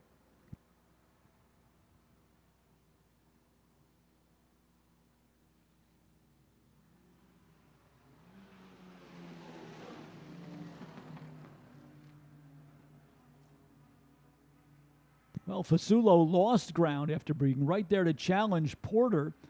Fasulo no longer connected to those two lead cars. Here comes David Porter again in the middle of the racetrack, trying to outbrake Mike Agnifilo down into turn number 1. Porter this time a little bit better through the middle of the corner. Let's see what happens as they come out onto the short chute headed towards the S's. Porter up on the high side. Agnifilo down low. Porter in a most difficult position is going to race door handle to door handle all the way through the S's with Mike Agnifilo. Agnifilo on the outside, Porter on the low side. I think Agnifilo would have the better position going into the uphill, but we will see how it plays out on the back part of the racetrack as David Porter has mounted a serious challenge for the race lead against the number 20 of Mike Agnifilo.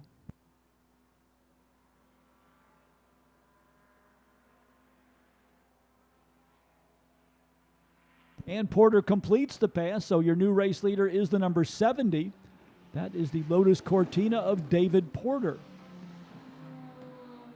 Mike Agnifilo in the 20 is second. Gaspar Fasulo still in third. In fact, Fasulo thinks about making a dive on Agnifilo going down into turn number 1. So we'll see if there's some weakness in the armor of Agnifilo now. He has let Porter by, and not only let him by, but has let the Lotus Cortina, I shouldn't say let, but the Lotus Cortina has quickly been able to build an advantage of about 4 or 5 car lengths there over the number 20 Datsun.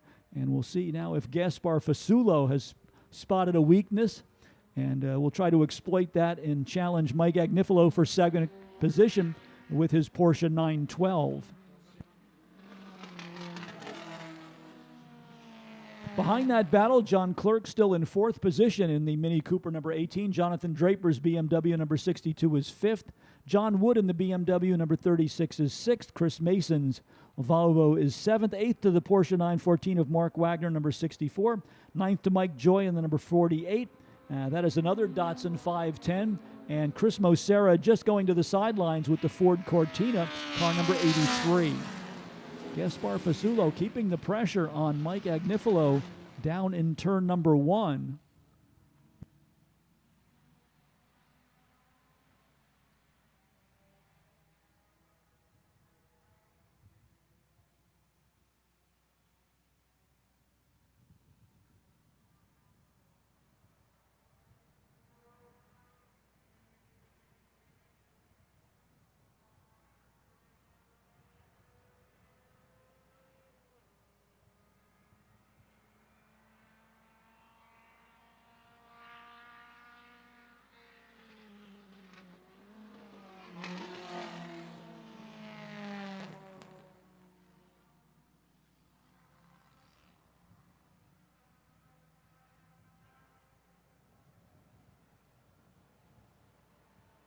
Top 4 cars getting spread out now. Porter with the lead, Agnifilo second.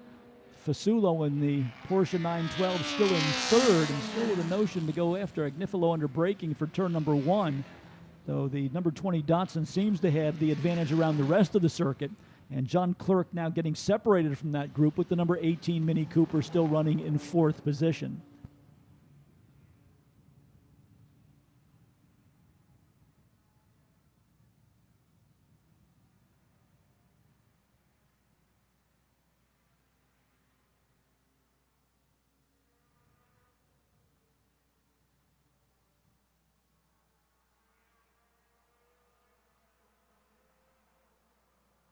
Just about at 3/4 distance, 15 minutes complete, coming up on 5 minutes remaining for our tin tops. David Porter with the lead, Mike Agnifilo second, Gaspar Fasulo third. Fasulo in the 4-cylinder version of the Porsche 911, the Porsche 912 with a brief production run back in the early 1960s when the Porsche 911 was introduced to the marketplace. Porsche had the parts for a number of 4-cylinder engines left in the inventory, and so that was how the Porsche 912 came to be.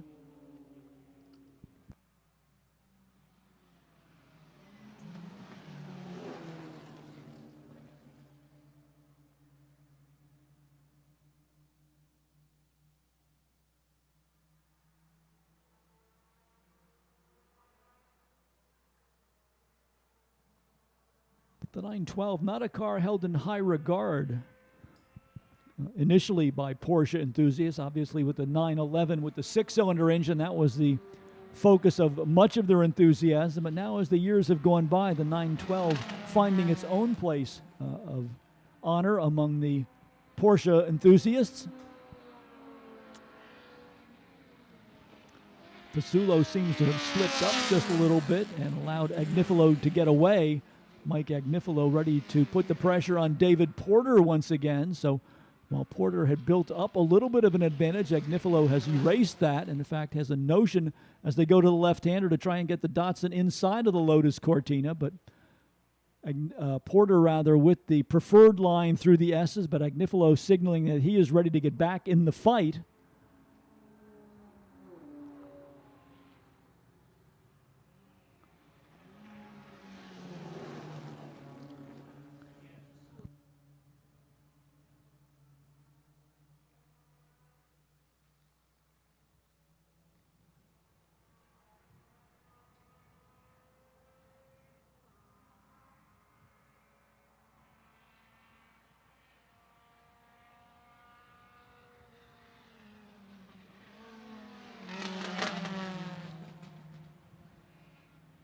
Porter sensing the challenge from Agnifilo, picks up the pace a little bit, but Agnifilo again under braking down into turn number 1, tries to close the gap.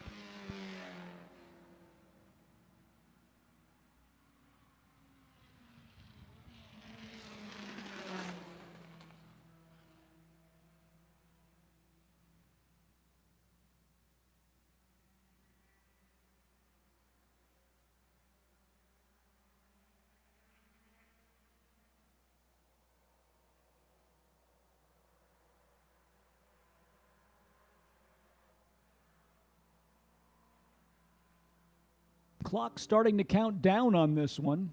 Less than 4 minutes remaining. Time for 3 or 4 more laps for our Tin Tops in their final appearance of the weekend. Some lap traffic up ahead. Let's see how this affects David Porter and Mike Agnifilo. Porter will not be able to get by them before they come to the first turn.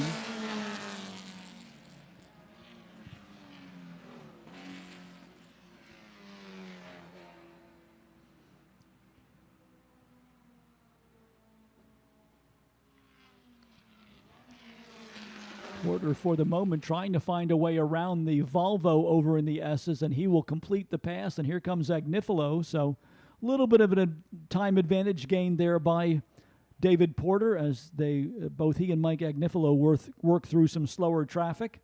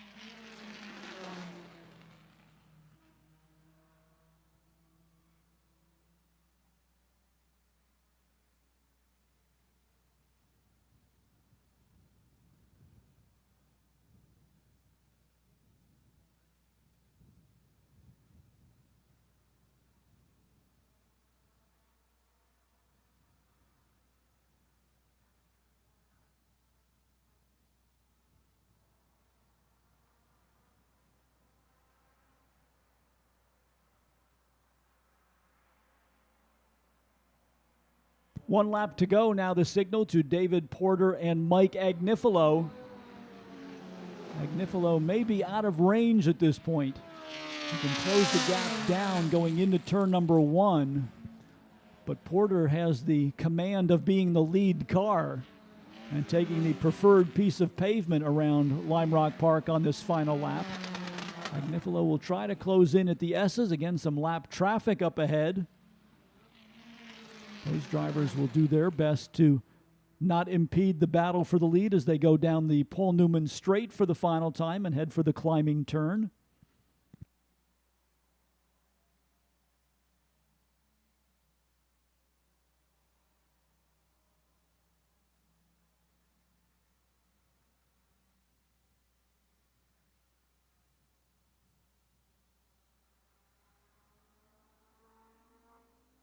David Porter will lead down the hill for the final time and onto the Sam Posey straight. Mike Agnifilo gives chase, but it won't be quite enough at the finish. Number 70, David Porter, takes the win. Mike Agnifilo in the 20 is second. Third to Gaspar Fasulo in the number 810 Porsche, followed by the number 18, the Mini Cooper for John Clerk. Rounding out the top five will be the BMW number 62 for Jonathan Draper. Then the remainder of the finish should be the 282, the Volvo for Chris Mason, John Wooden, the number 36, the BMW, Mark Wagner's Porsche, number 64, Mike Joy in the 48. And the final car scored for the race, unfortunately, a did not finish to Chris Mosera in the number 83 Ford Cortina.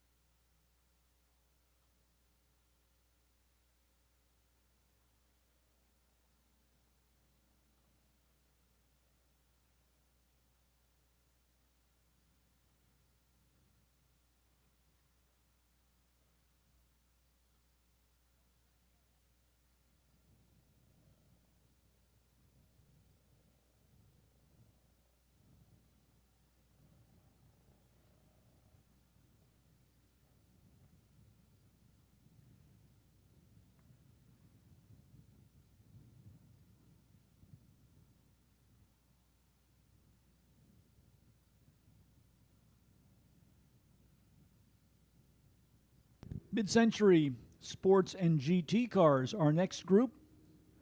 Their final event of the weekend as we now get into the closing stages of the 42nd edition of the Lime Rock Historics.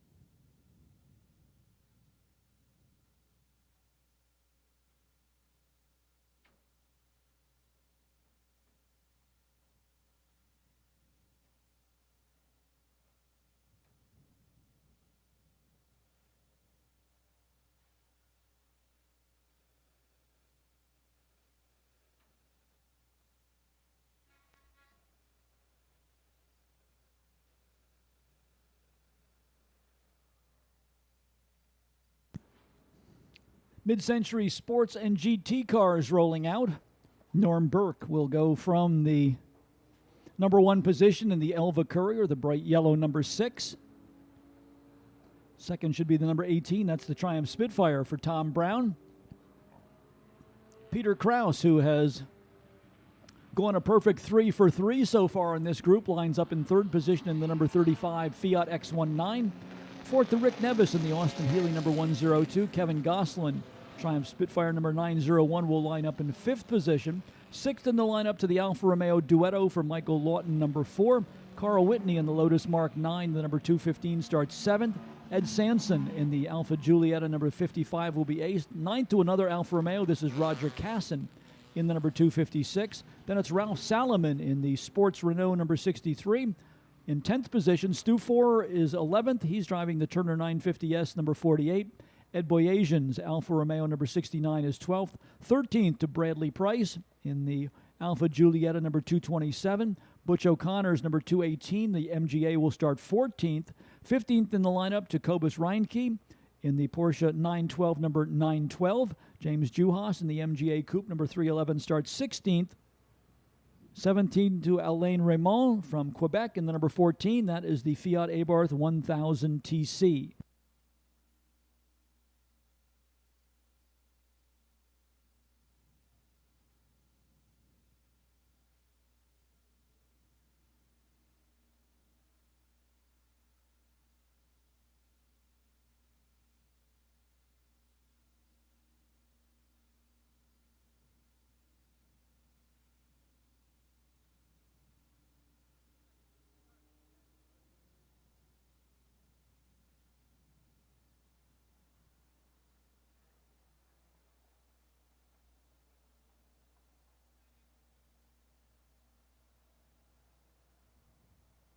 Norm Burke and Tom Brown bring the field down under starters' orders.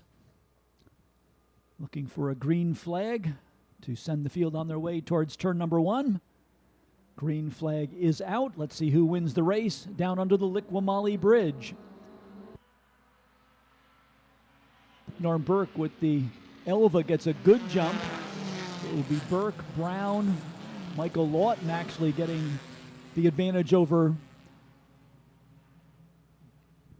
the Fiat X19 of Peter Kraus momentarily, but Kraus able to regroup and come out of the big bend in 3rd position. So it will be Burke with the lead, Brown in the Spitfire 2nd, the Fiat X19 for Kraus, the Alfa Duetto for Mike Lawton, and then the Triumph Spitfire, the light blue number 901.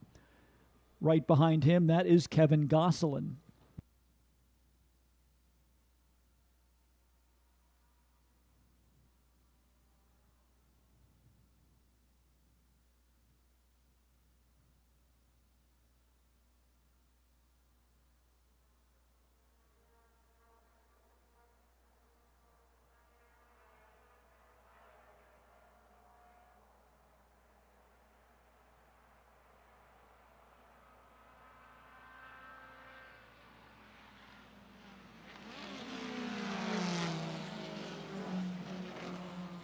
Well, let's see if Peter Kraus has met his match here.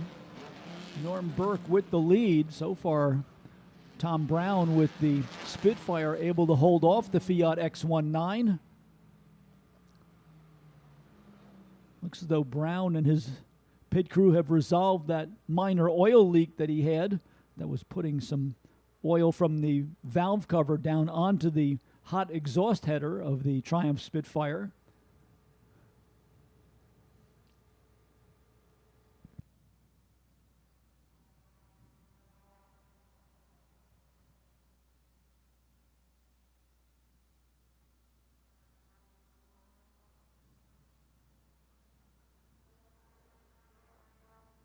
Norm Burke still with the lead. Tom Brown 2nd. Peter Kraus 3rd.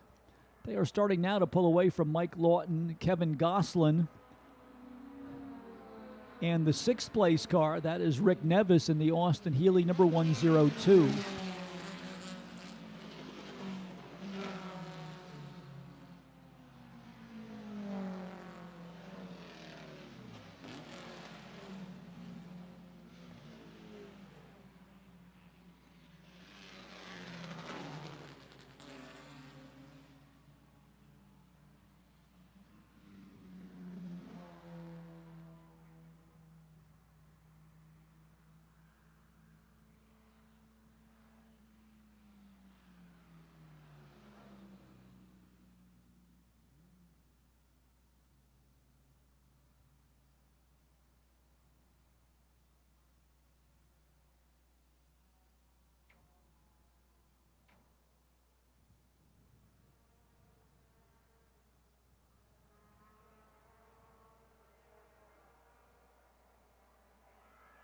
Peter Kraus finally finds a way around both Tom Brown and Norm Burke.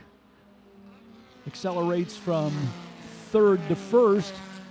So back in a familiar position for the number 35 Fiat X19 making its debut this weekend.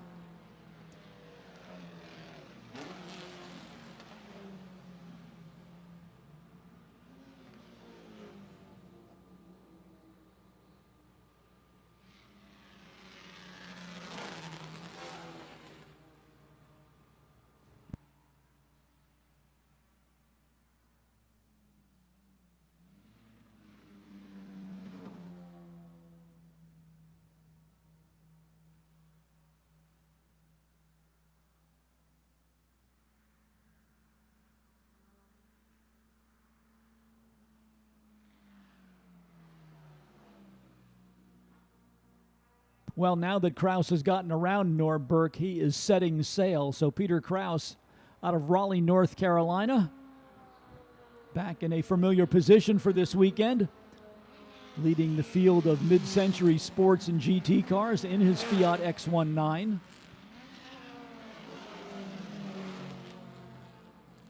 Norm Burke and the Elva Courier still in second. Third to Tom Brown's Spitfire. Then a good battle going on behind involving Mike Lawton's number 4 Alfa Duetto, the number 901 for Kevin Goslin, and the 102, the Austin Healey 104 of Rick Nevis. Again, a little bit of smoke coming from the Goslin car. So while they seem to have solved the oil leak on the Tom Brown Spitfire, apparently that problem creeping up once again for Kevin Goslin.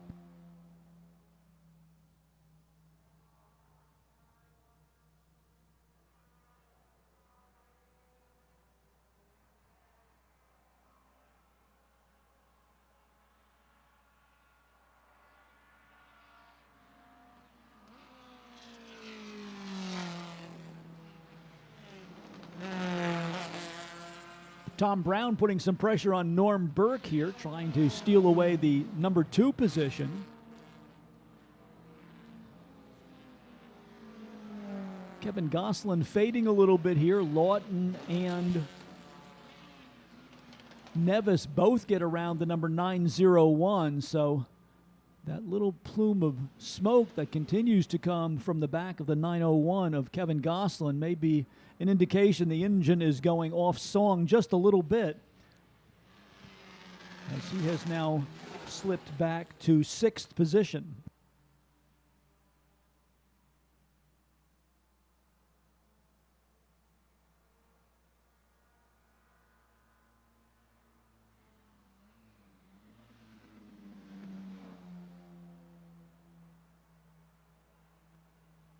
Well, if we can repeat the story we told earlier in the weekend, Peter Kraus began his racing career in a Fiat 850 many years ago, was a regular competitor for many years in the Sports 2000 class here at the Lime Rock Historics, and now has made something of a lateral move into the production-based Fiat X19, and this car makes its racing debut this weekend, and so far it is a perfect 3 for 3 in the winner's circle. We'll see if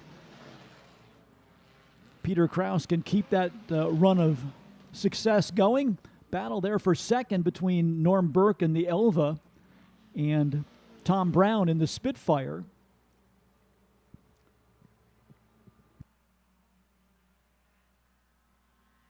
This should bring us to just about half distance, 10 minutes complete and 10 minutes remaining.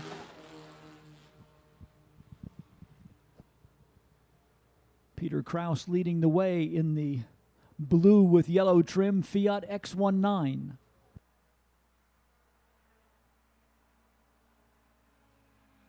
Tom Brown trying to get alongside of Norm Burke here as they come across the start-finish line. This will be for second position. Burke on the high side of the racetrack, Brown right in the middle of the road, and he will be able to make the pass as they go through Big Bend and out onto the short chute now, headed towards the S's, so Tom Brown gaining a position.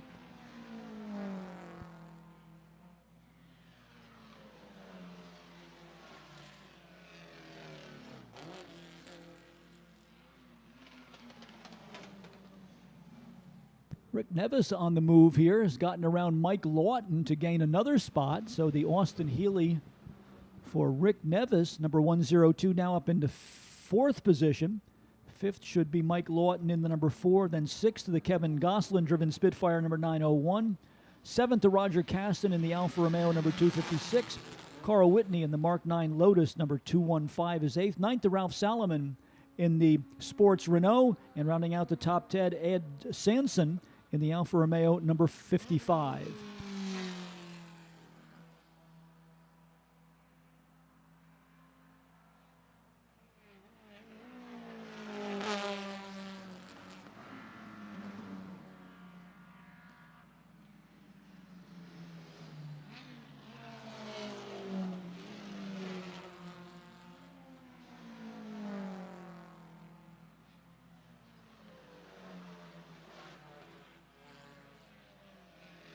Let's dig into a few of the statistics for this weekend. The most popular make in competition has been Porsche with 34 entries, 20 from Lotus, 17 from MG, 15 for Alfa Romeo, 10 for Datsun, 8 for Triumph, 7 for Elva, 6 Austin Healey's, 6 Chevrolets, 6 Fords, and 6 Mazdas. An interesting distribution there. 5 for BMW, 5 for Chevron, 4 for Acura, also 4 for Cooper and Ginetta and Van Diemen, 3 each representing Mini Cooper, Ralt, and Jabro, and 2 for Jaguar, Morgan, Oscar, Volkswagen, and Watson, the A.J. Watson designed Indy cars.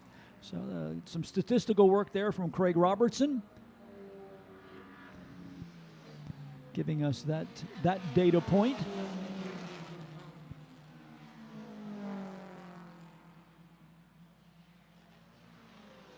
In terms of where the drivers come from, 68 entrants from Connecticut, 40 from the state of New York, 20 from Massachusetts, 20 from Pennsylvania. 9 long-distance travelers coming from Canada, or rather from California, 7 from Rhode Island, 6 from Florida, also a half dozen from New Hampshire and New Jersey, 5 from Virginia, 6 from Texas, 5 from Colorado, another group of long-distance travelers, 4 from North Carolina, 2 each from Maryland, Maine, Ohio, and Vermont, 1 each from Oklahoma, Washington, Wisconsin, Quebec, and the United Kingdom, for a total of 216 entries. That's 20 states, 1 Canadian province, and 1 foreign country, that being the driver who came from the United Kingdom.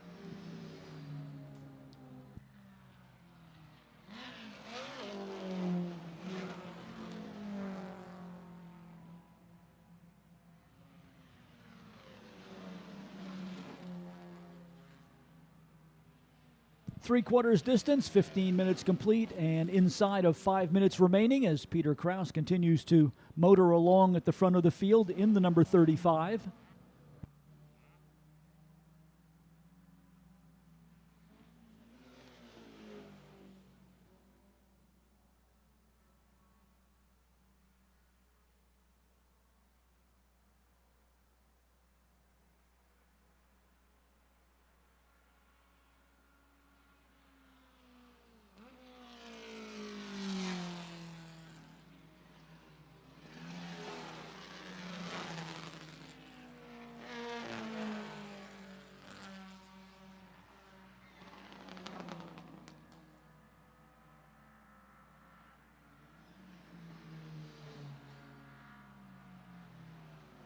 Late race charge coming from Roger Caston in the number 256.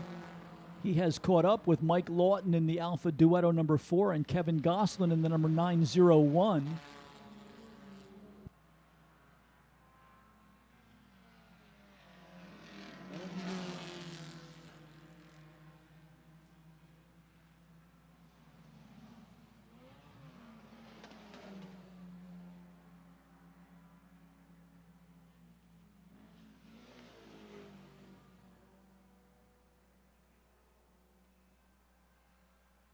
Peter Kraus really airing out the Fiat X19 He is just going under the Lakeville Bridge as second place Tom Brown in this blue and white Spitfire comes across the start-finish line. That translates to an advantage of about 8 seconds from first back to second place. Here's that battle going on between Lawton, Gosselin, and Roger Casson in the number 256. Casson will get by the Spitfire going down into turn number 1. Well, maybe not. He made the pass, but the Spitfire of Gosselin fighting back there. They are side by side through Big Bend. But Casson does complete the pass as they exit onto the short chute headed towards the S's. Let's see if the white number 256 Alfa Romeo now can go after Michael Lawton for one more position.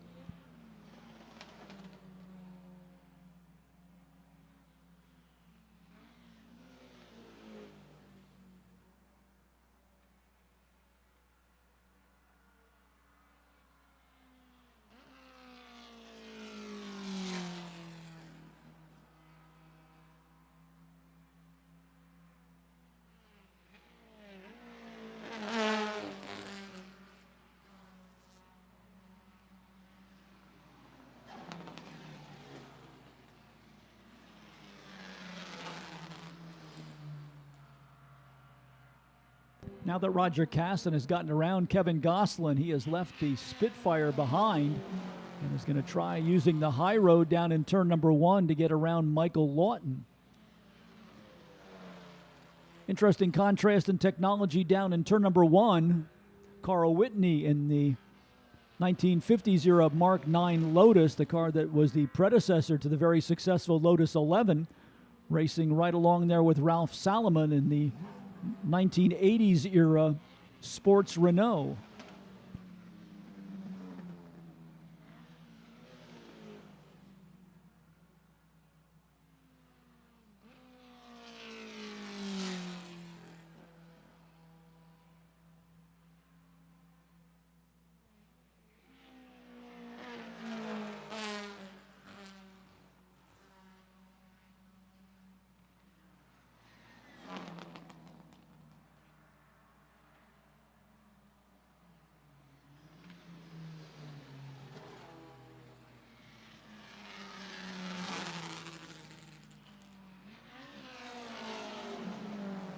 Kevin Gosselin not going to give up easily in that battle with Roger Casson. The Alfa Romeo with a little more speed on the straightaway, but Gosselin closing right up under braking. Casson not able yet to make a challenge for position on Michael Lawton in the red number 4. 1 lap to go is the signal to Peter Kraus.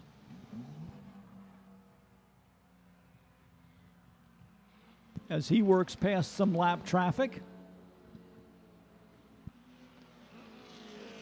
Kraus on the 1.5 mile run back to the checkered flag, hoping to complete a successful 4-for-4 weekend in the debut performance of the Fiat X19. Let's see how things are going in the Lawton-Casson-Gosselin race. They will get one more try to gain positions. Michael Lawton in the number 4 with the advantage as they go down into turn number 1. Roger Casson in the Alfa Romeo. But now Kevin Gosselin getting the Spitfire down inside of the heavier Alfa as they go through turn number 1, out onto the short chute. Gosselin able to repass, so he gains that position back that Roger Casson had gained a couple of laps ago. Gosselin may still have a shot at catching Michael Lawton, although I think the Alfa Duetto may have a power advantage in the run to the checkered flag. Checkered flag is ready, meanwhile, for Peter Kraus. Out of the throttle to come across the line and complete a successful 4-for-4 weekend in the number 35 Fiat X19. Second spot will go to Tom Brown in the number 18 Triumph Spitfire. Third to the Elva Courier, number 6. The bright yellow number 6 is Norm Burke. Let's look for that battle for 4th position. Michael Lawton down the hill with a lapped car there, and that's going to work to Lawton's advantage as he momentarily holds up Kevin Gosselin. And on horsepower, Roger Casson able to accelerate past Kevin Gosselin. to regain that number 6 position. So it will be Kraus 35 your winner, 18 Brown second, 6 Burke third. Rick Nevis in the 102 was fourth. That's the Austin Healey. Then in fifth it was Michael Lawton, sixth to Roger Casson, seventh to Kevin Goslin, eighth to Carl Whitney in the number 215, the Mark 9 Lotus, ninth to Ralph Salomon in the Sports Renault, 10th to Ed Sanson in the number 55 Alfa Romeo. 11th was Ed Boyajian in the Alfa Giulietta number 69. Stu Forer in the Turner number 48 was 12th. 13 to Bradley Price from Autodromo Chronographs with the number 227 and 13th. Cobus Reinecke in the Porsche 912 was 14th. And 15th to Butch O'Connor in the number 218. That was the white MGA. Completing the field, James Juhas in the number 311, the MGA Coupe, and Elaine Raymond in the Fiat Abarth 1000 TC.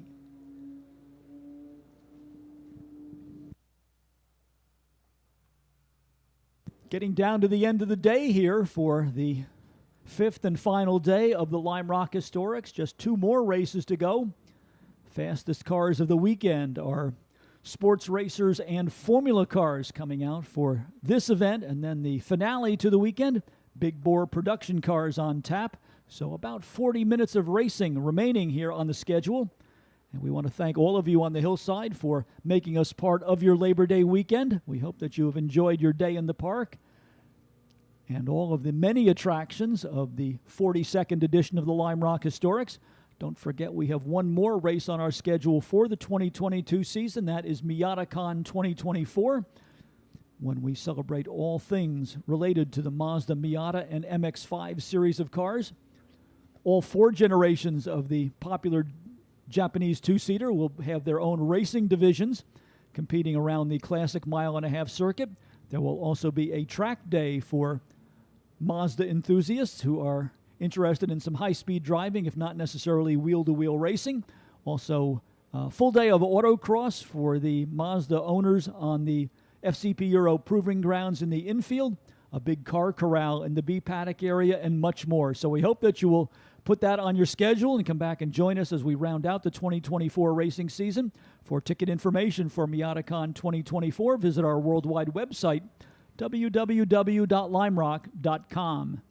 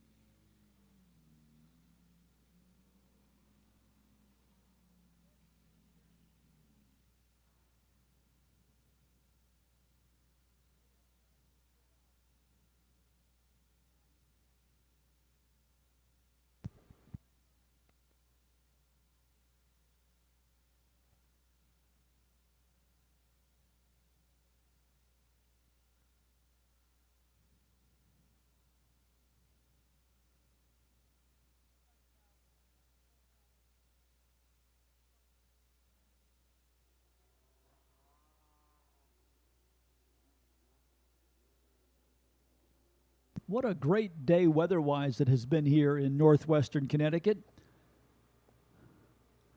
Gentle breeze blowing, bright sunshine, just a few clouds to accent the late summer sky.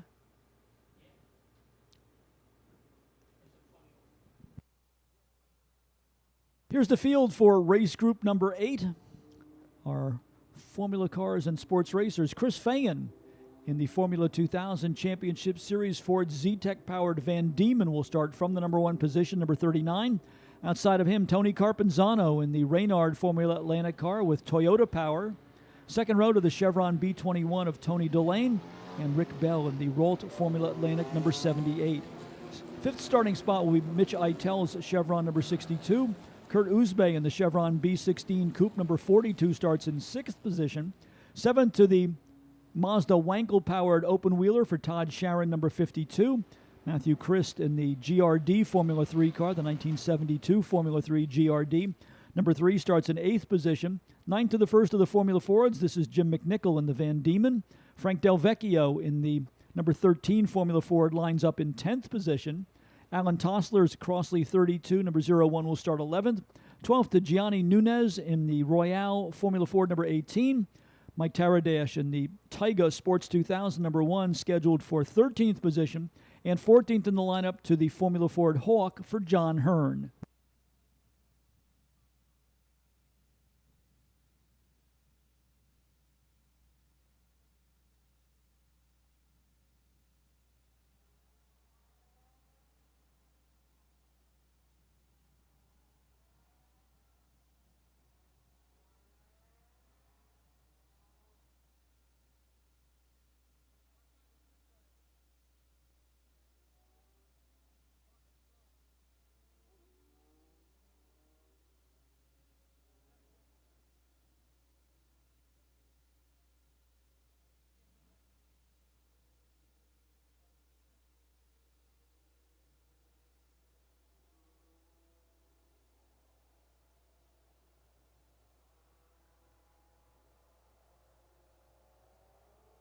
McLaren pace car down onto pit road.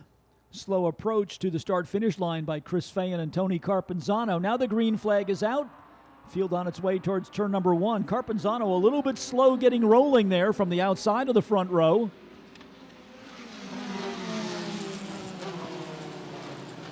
Well, it's not Frank Del Vecchio in the number 13. It's Frank Del Vecchio joining us in the PA booth. That means that Jordan Mayer is behind the wheel of the number 13. And watch how fast Jordan goes. You know, all weekend long he's been chasing Jim McNichol in an identical 1981 Van Diemen Club Ford. And he was within 0.2 of a second before he had a suspension issue. And we fixed that. So now we think that Jordan's going to give Jim a run for the money. John Hearn, the other car to watch here, that is the number 7 Hawk Formula Ford. That is the same John Hearn. John is 60 years old. He's been racing forever. No, at 60, he's just one of the young guys. Well, yeah. Yeah, considering I'm 80 this year. You know, Chris Fayen he had to jump out front to stay out in front. Chris is in a Van Diemen 2-liter car. He's got about 155 horsepower.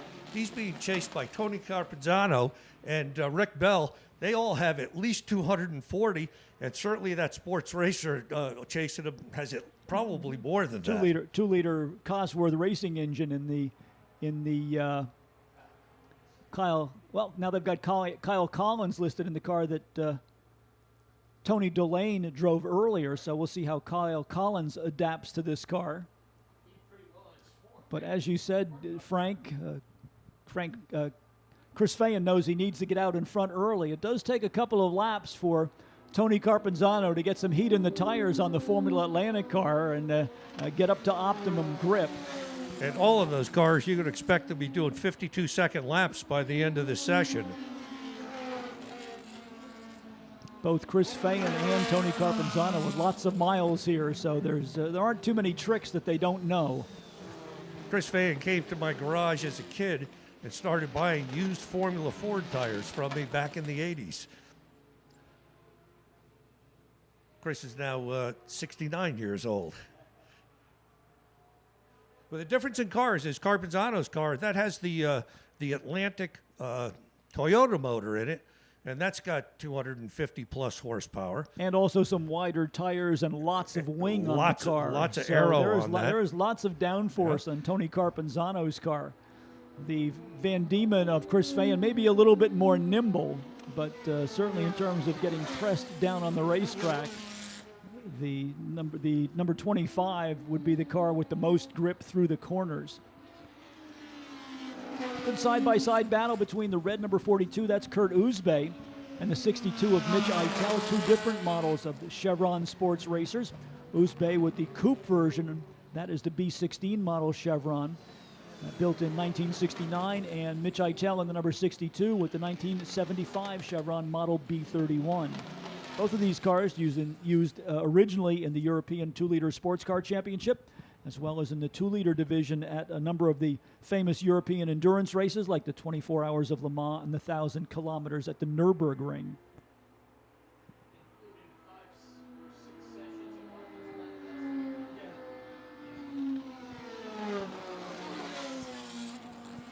Rick Bell dropping back a little bit. Rick Bell in an older Formula Atlantic car. He's got the BDA motor in it. That's a Ford Cosworth. It's half a Formula One motor, 1.6 liter.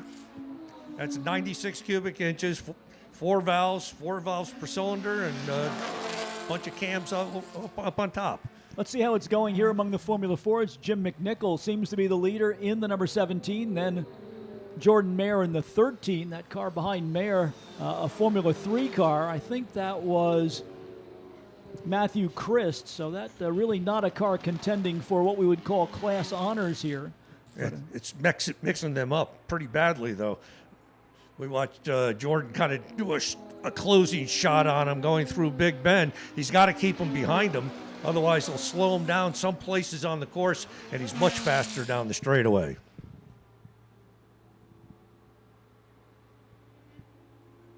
Rick Bell with kind of a lonely ride here in the number 78. And it looks as though Mitch Eitel has dispatched Kurt Uzbe, at least for the moment.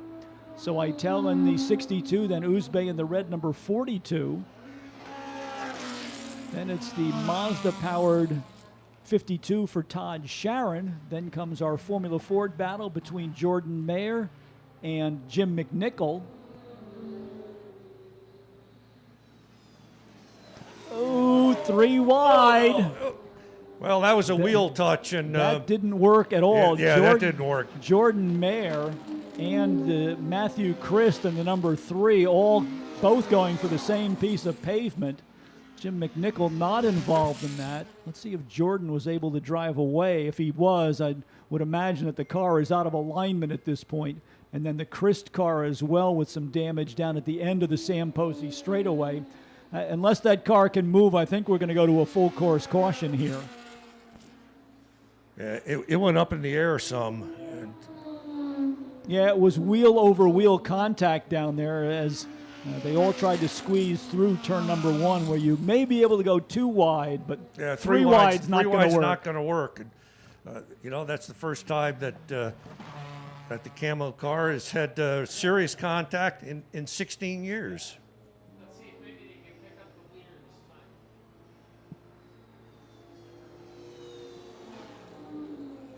Well, Carpenzano going around as they were trying to get him slowed down. I'm not sure that that's going to be looked on kindly by the officials.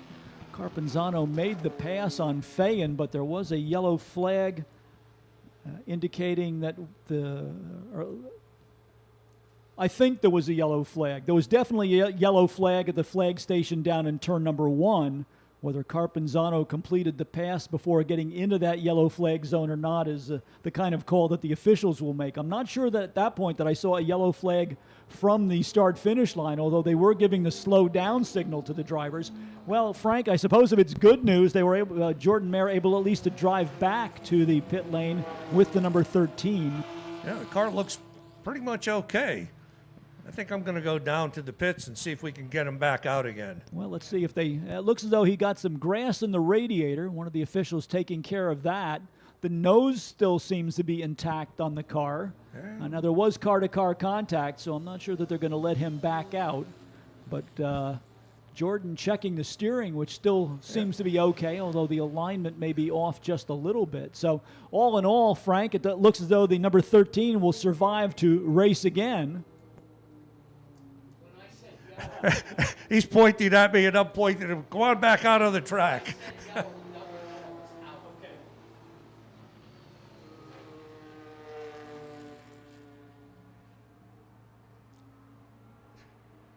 Well, he could see me up in the tower, and I'm pointing him out back out on the track, and he's not quite sure what to do. But well, I think it's also that the officials aren't the officials are either going to let him out or not let him out. Quite sure whether they're going to let him back out right now. A little bit of a discussion going on between one of the officials, one of the safety stewards, and Jordan Mayer.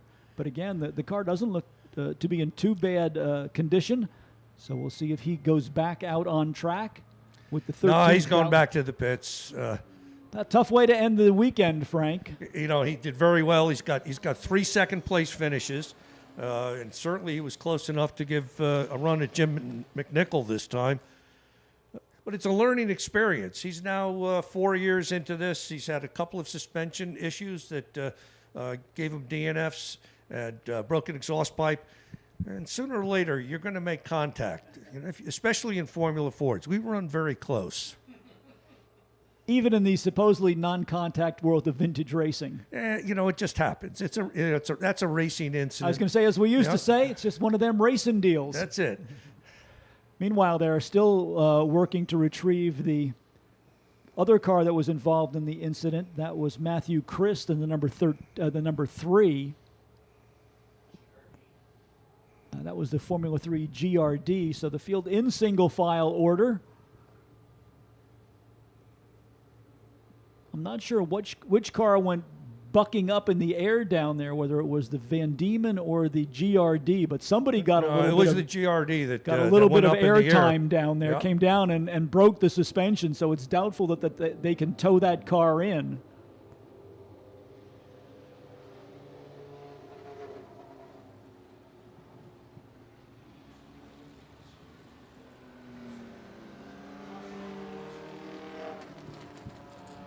So now McNichol's going to have to deal with Alan Tossler. He's driven about everything here except open wheel cars. This is his first open wheel weekend, and he's driving a Crosley 32 prepared by Mike Anifalo. The motor is fantastic. That's Marty Shea's car, and it's really, really fast. And he's gone from a fourth place finisher to a third to a second. He's going to have a chance at first place now. And everybody you talk to says that the Crosley 32F is the most accommodating Formula Ford ever built. It's the easiest car. Well, I owned one. In fact, I bought it from Skip. It was a year-old car, and it was a wonderful car to drive. Just easy, and it's solid and does everything right. Maybe not the fastest car, but no bad habits. Well, it's quicker in the corners than the Van Diemen. The Van Diemen's a little quicker down the straightaway. Looks as though they've been able to clear the number 3 car from turn number 1. They will get it behind the barrier down at the end of the escape road, so we'll look to see if we can get back to green flag conditions. The lights seem to be out on the pace car, an indication that we are ready for a restart. Mike Petrucci with the green flag in hand. Chris Fayen accelerating out of the final turn with the number 39, and we are back to racing. Hey, Chris's motto is to start early and start fast, and he did that time. He did. That was not a jump start. The green flag was waving from a long way away, and Chris Fayen took advantage of it. We are just about at 3/4 distance, so time for 4 or 5 more laps in this race. We'll see if Chris Fayen can maintain that number 1 position. What we've seen with the Tony Carpenzano car is that it does take a couple of laps to really get maximum grip. So Chris Fayen will be trying to take advantage of that, as we now know we are in the closing stages of the final event for the weekend for this group. Oh, by the way, Carpenzano did give back the position, so he did see that he had made a pass under the yellow flag and got back into the number 2 spot to give Chris Fayen the lead in the race when we went back to racing conditions. So I think that the officials will deem that an adequate sort of penalty and allow Carpenzano to restart from the number 2 position with no further action from the stewards. Well. Number 7, John Hearn, momentarily ahead of Jim McNichol. I'm not sure what happened to McNichol on the restart. Some kind of scramble there because, McNichol actually started behind them. Well, again, it may have been as they all arrived at the incident down in turn number 1. Could be. But we'll see how it sorts itself out here. Tossler, Taradash, Gianni Nunez, another newcomer to Formula Ford Vintage Racing in a Royale RP31. You know, Well, here comes Carpenzano. Let's get back to the front of the race for a moment. Carpenzano is on the charge, trying to chase down Chris Fayen. Carpenzano with the fast lap of the race at 52.138. Though Fayen, before the full course caution, was able to match that with a 52.4. So McNichol back in the lead, but now John Hearn second in the number 7.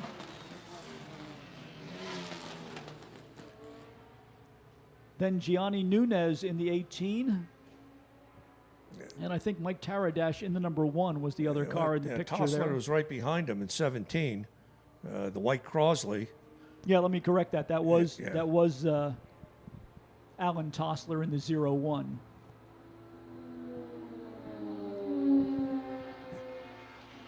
Carpenzano definitely closing the gap on Fayen.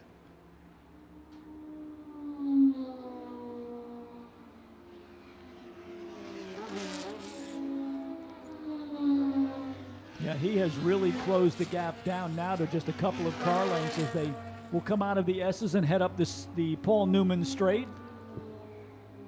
Kyle Collins sitting in third in the number 72. Then it's Rick Bell in the 78 fourth. Rounding out the top 5 now, Mitch Eitel in the Chevron B31. That is the blue and white number 62.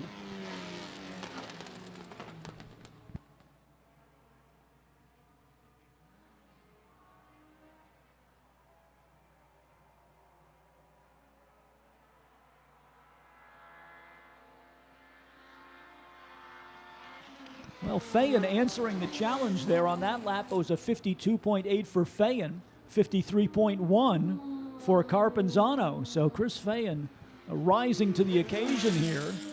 When he sees that red car in his mirrors, he gets a little bit of extra motivation. Press down on the gas harder. And, of course, for Carpenzano, it's great to be chasing the leader. There's nothing like having a guy up in front to measure your speed.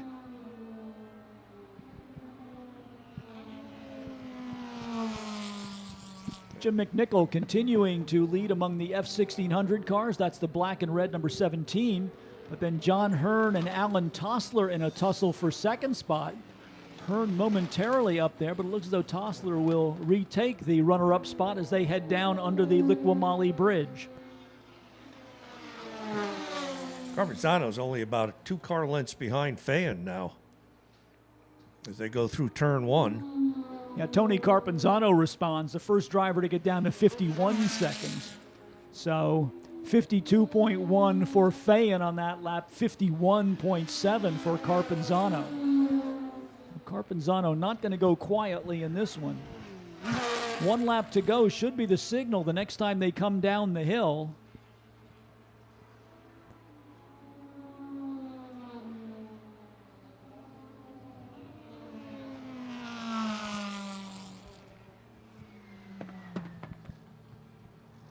Fayen and Carpenzano down the hill with lap traffic up ahead. Fayen desperate to keep Carpenzano behind as they go down into turn number 1. Lapped cars there causing a little bit of extra braking for both Fayen and Carpenzano. So now it will be who can make their way through traffic more efficiently. Carpenzano and Fayen side by side there. Somehow Carpenzano able to make the pass on the short chute. So Tony Carpenzano gets by Chris Fayen and now accelerates away, and looked as though lap traffic and how you could pick the right lane there may have made the difference. I don't think Fayen's going to be able to respond to that by the time we hit the checker. Now, it looked like Carpenzano, once they got to the Paul Newman straight, Carpenzano with the lead was going to put the power down, and Fayen basically in a losing battle at that point. Oh, somebody with a big spin down the hill. That was, I think, one of the Formula 4s. Yeah, maybe that was Fayen. There's 25 across the line. Here's Fayen slowly across the line. Maybe that was McNichol. There's the 17. So things get all mixed around there. I think that was actually Jim McNichol who was out in the dirt. He just drove by. Yeah, but he kept going. Yeah, he kept going, but that's going to reset the order among the among the Formula Fords. So Alan Tossler in his first Formula Ford weekend is going to take the win, I think. That's not correct. bad, huh? Looks like Tossler takes the win, McNichol second, John Hearn third.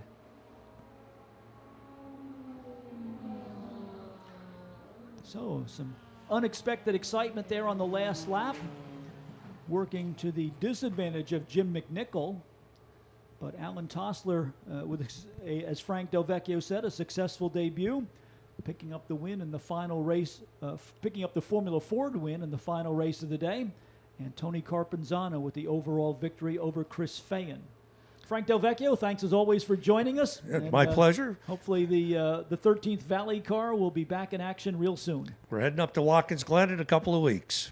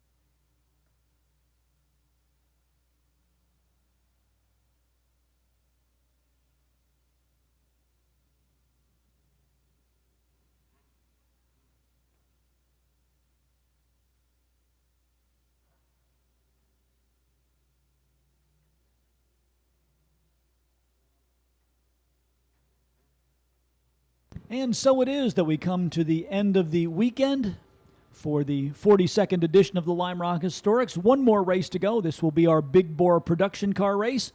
Final 20 minutes of racing about to go into the record book. Again, we would like to thank all of you joining us on the hillside for making us part of your Labor Day weekend. As our CEO, Dickie Regal, noted during our pre-race ceremonies, lots of exciting developments coming here at Lime Rock Park. 2025 schedule is taking shape. We know that the Trans Am Series will be back for their traditional Memorial Day weekend event. The big event of 2025 looks to be the arrival of the NASCAR Craftsman Truck Series, final weekend of June. And then right now there are indications that the popular Speed Tour All-Star Race will be back with us as the highlight of our July schedule. So be sure to follow all of the news in the social media, our Facebook page, as well as our worldwide website. We'll be carrying all of the news as it becomes public. And, of course, one more race to go here, the MiataCon 2024. We hope you'll come back and join us for that. Tickets now available for that event on our worldwide website, www.limerock.com.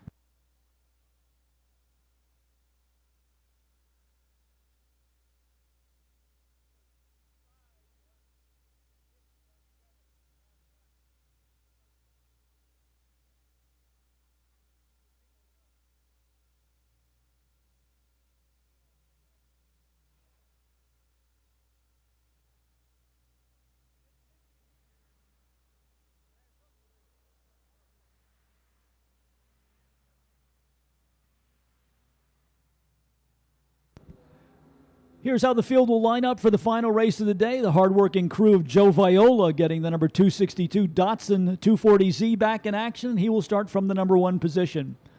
The yellow number 611, the Porsche 911 for Lou Iorio, goes from the outside of the front row. The 2 Jaguars out of Brian Donovan's shop, Donovan Motorsports in Massachusetts, will line up on row number 2. Jack Bush in the open cockpit, number 61. John Ogle in the hard top, number 62. Michael Gershon in the number 87, the Porsche 944, will start in 5th position. 6th to the Porsche 914-6, that is Don Jacobs. Mark Caroluzzi in the Datsun 240Z number 25 lines up in 7th. The 944 Porsche Turbo from the Canadian Rothmans Cup Series, the number 29 for Alan Levy, will start in 8th position. Porsche 930 Turbo for Damon Jaws, number 92, lines up 9th. Greg Mendel, our neighbor from just across the road here in Lime Rock, Connecticut, with the Number 77, the former Glenwood Acres Ski Area Ford Mustang, starts in 10th position.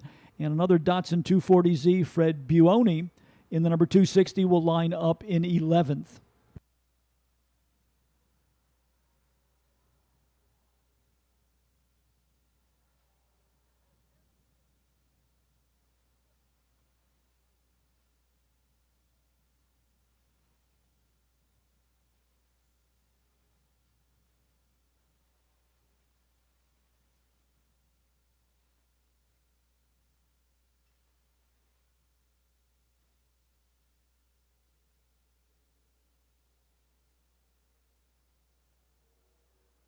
Bob Green in our McLaren pace car, provided by Miller Motor Cars, ready to pace the field for the final time today. Joe Viola and Lou Yorio on the front row, looking for the green flag. Down to the stripe they come. Green flag is out. The field fans out. They are going to be 4 wide as they head into the first turn. Looks like a good jump from the second row for Jack Bush in the number 61 Jaguar Roadster. He will have the lead as they come out onto the short chute headed towards the S's. John Ogle side by side with Joe Viola. And now the Datsun Z car getting that spot back, so he will be second. Lou Yorio side by side with the 62 of Ogle as they make the exit from the S's and on to the Paul Newman straight.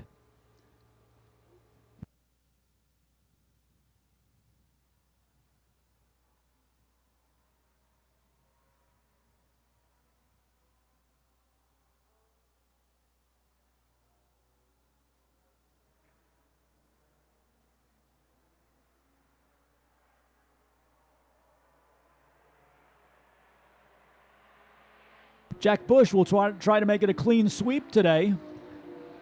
It has been a season with some problems for the number 61 car, but Bush looking to make amends today, partly as a tribute to the former driver of this car, Bob Hebert, who passed away just a few days before the start of our historic festival weekend.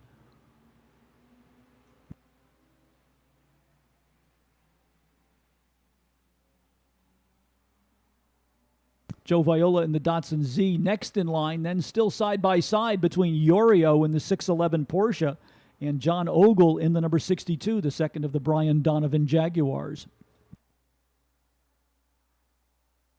Jack Bush on that lap locked the front up just a little bit as he was braking for turn number 1, so we'll see if that has flat spotted the tire and may cost him any pace in the remaining minutes of this race. But he will come down the hill with the lead, but a hard-charging Joe Viola in the Datsun 240Z trying to track him down. Lou Yorio now through to third in the yellow Porsche 911 number 611. Then it's Damon Jaws in the Porsche 930. The turbocharged Porsche now getting around John Ogle. Joe Viola again right up with Jack Bush as they go through the S's. Jaguar looking a little bit tail happy over there. I wonder if the tires might just be wearing out on the Jaguar as the back end seemed to break loose while Bush was trying to get the car to go through the S's.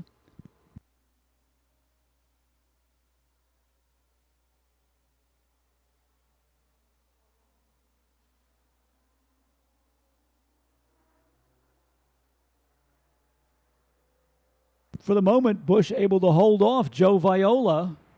Jaguar accelerating a little bit more effectively off of the downhill turn. Viola then closes the gap as they get down into turn number 1.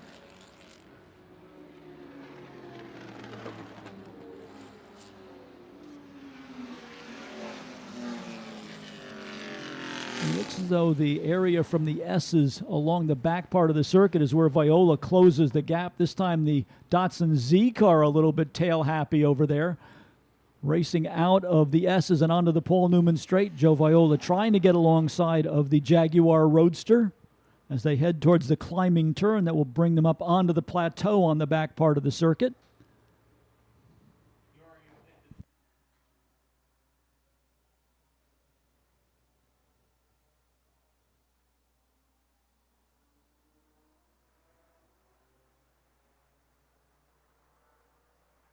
Jack Bush still holding on to the lead. Able to accelerate away as they hit the Sam Posey straight. And then once again going down into turn number 1. Joe Viola in the orange number 262 Datsun Z car closes the gap right down.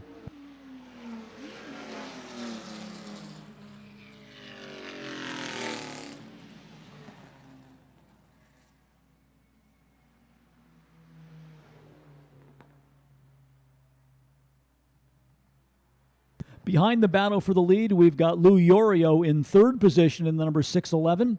Damon Jaws in the Porsche Turbo, the 92 is fourth. John Ogle in the Jaguar Hardtop, number 62 is fifth. Sixth to Don Jacobs in the Porsche 914-6. Then it was Michael Gershon in the number 87, the Porsche 944. Greg Mendel in the Glenwood Acres Ski Area Mustang, number 77. Ninth to Mark Caroluzzi. And 10th to the number 29 Rothmans Turbo Porsche for Alan Levy. Fred Buoni rounds out the field in the number 260.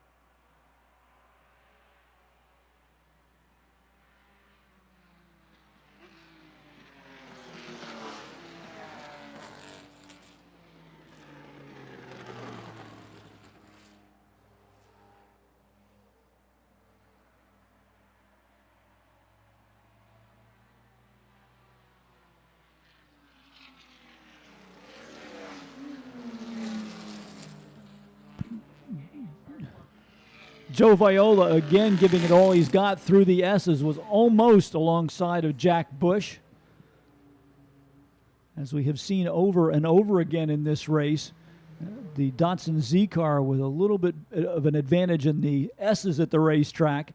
Jack Bush bringing the Jaguar into its own when they come out of the diving turn and onto the Sam Posey straight. So let's see if Viola's been able to finally find a way around. Not yet. The 262 still trailing the Jaguar. Interestingly, the fast lap of the race to Lou Yorio at 1 minute, .304.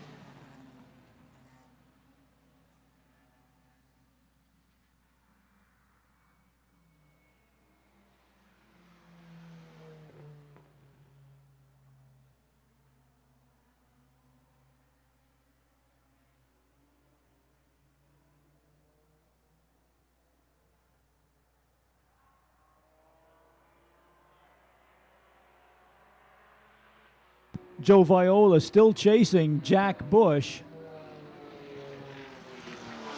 Just past the halfway point in this 20-minute finale for the 42nd edition of the Lime Rock Historics.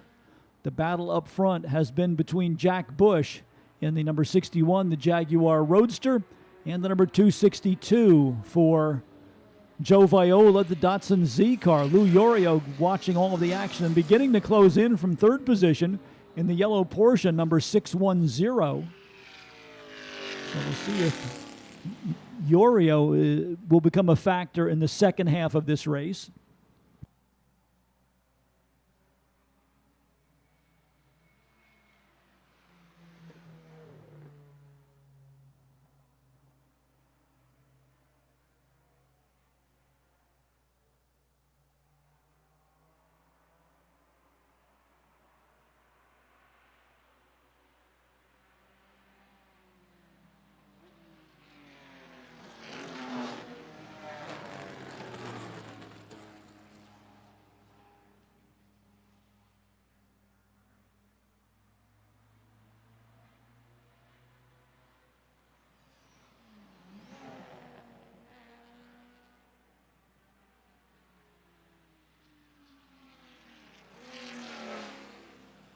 Certainly, if there is one spot where the Datsun Z car has the advantage, it is coming out of the right-hander at the S's, as he is just able to get up to the rear quarter panel on the XKE type Jaguar of Jack Bush.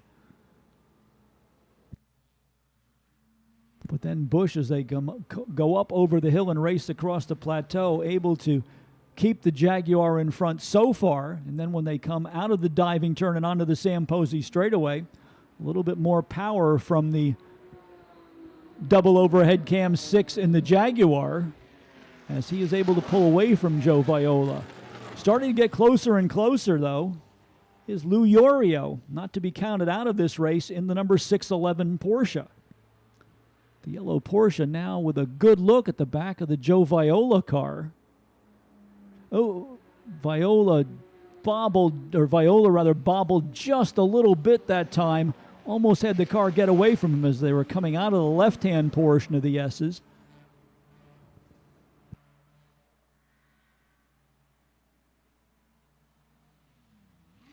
Coming up to three-quarters distance, 15 minutes complete and 5 minutes remaining.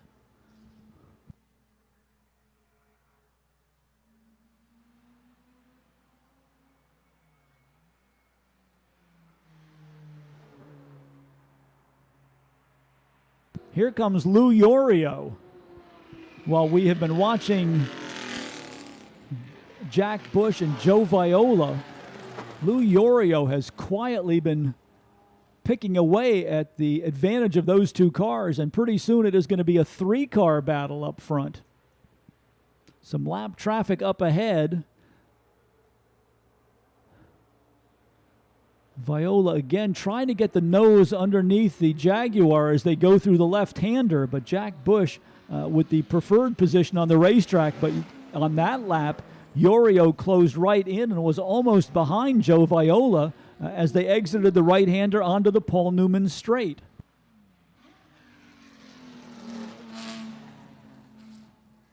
It is now a trio of cars battling for the lead in this finale to the 2024 Lime Rock Historics.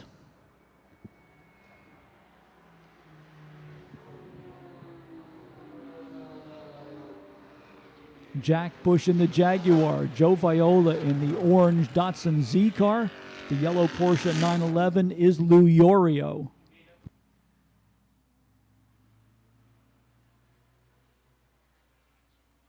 Look at how Viola closes the gap down when they get to the S's. He's making up 2 car lengths as they go onto the short chute and then bend into the left-hander. Yorio, meanwhile, keeping the pressure on as well. So while Viola tries to focus on the car in front of him, he also has to realize that there is a challenger sitting right behind him in the form of Lou Yorio's number 611.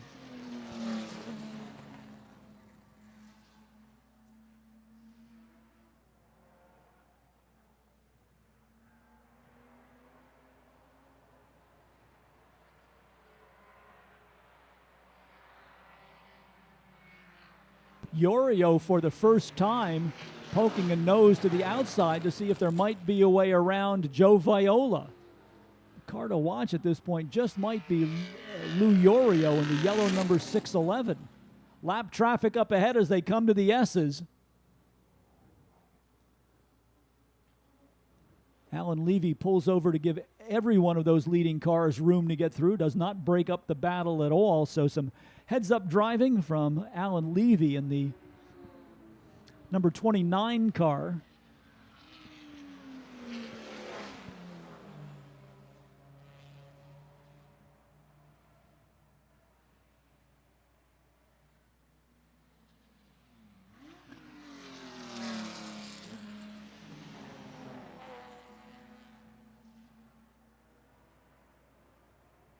Still Jack Bush out at the front of the field.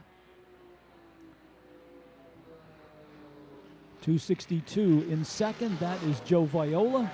And then the yellow number 611 is Lou Yorio.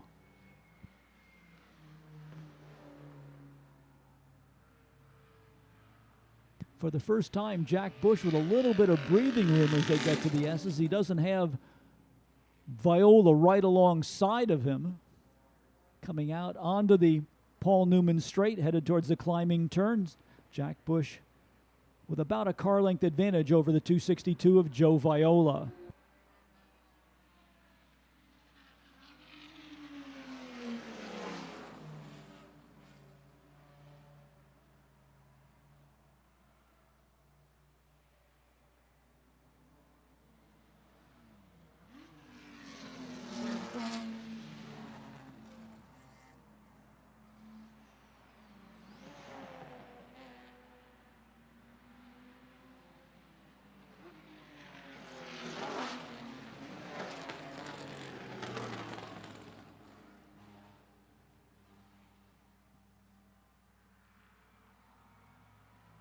Something of a stalemate for the moment. 1 minute, 0.5 for Jack Bush, 1 minute, 0.5 for Joe Viola. Lou Yorio kind of falling out of touch with those two now. Still sitting in third, but no longer right on the back bumper of Joe Viola.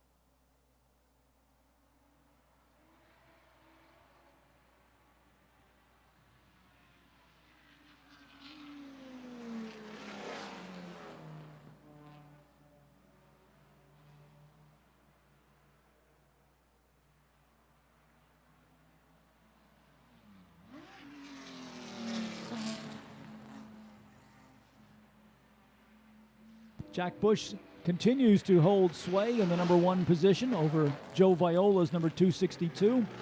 Lou Yorio is third, fourth to Damon Jaws in the Porsche 930 Turbo. That's the number 92.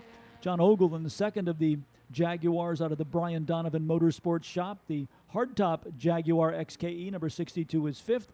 Michael Gershon in the Porsche 944, number 87, is sixth. Seventh to the Porsche 914, sixth, number 51, that's Don Jacobs. Mark Caroluzzi in the number 25 Datsun 240Z is 8th. 9th to the Porsche 944 Turbo of Alan Levy, car number 29. 10th to Greg Mendel in the Glenwood Acres Ski Area Ford Mustang number 77. And we round out the field with Fred Buoni in the number 260 Datsun 260Z.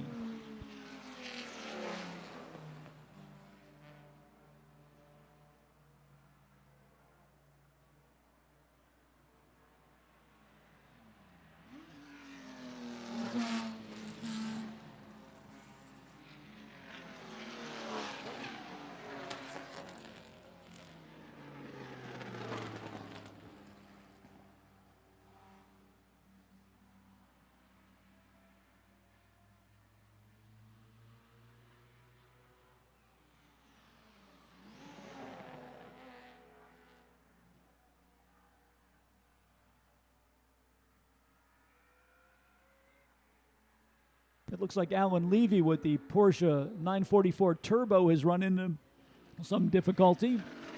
29 car on the pit road and no doubt headed back to the paddock area.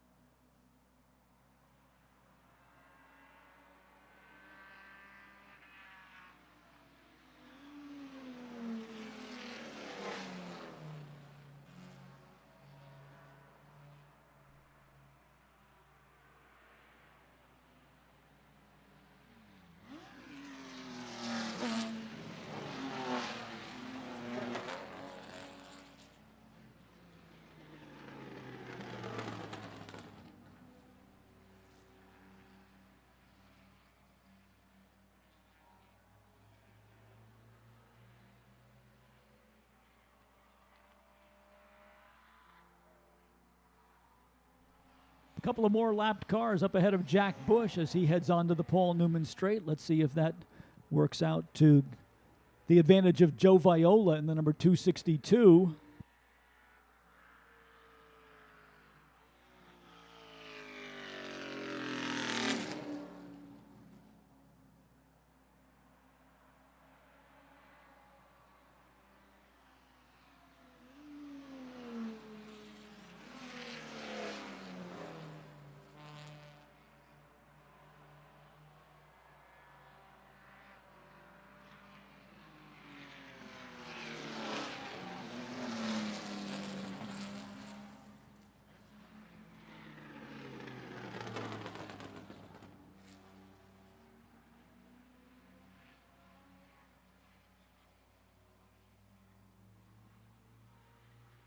Jack Bush trying to thread his way through lap traffic. Joe Viola making the move on the lapped cars as well. So first and second place cars now with a clear view of one another as they go on to the Paul Newman Straight. Next time by, we should see the 1 lap to go signal. See if Joe Viola has anything left to challenge Jack Bush for the victory here in the finale to the 2024 Lime Rock Historics.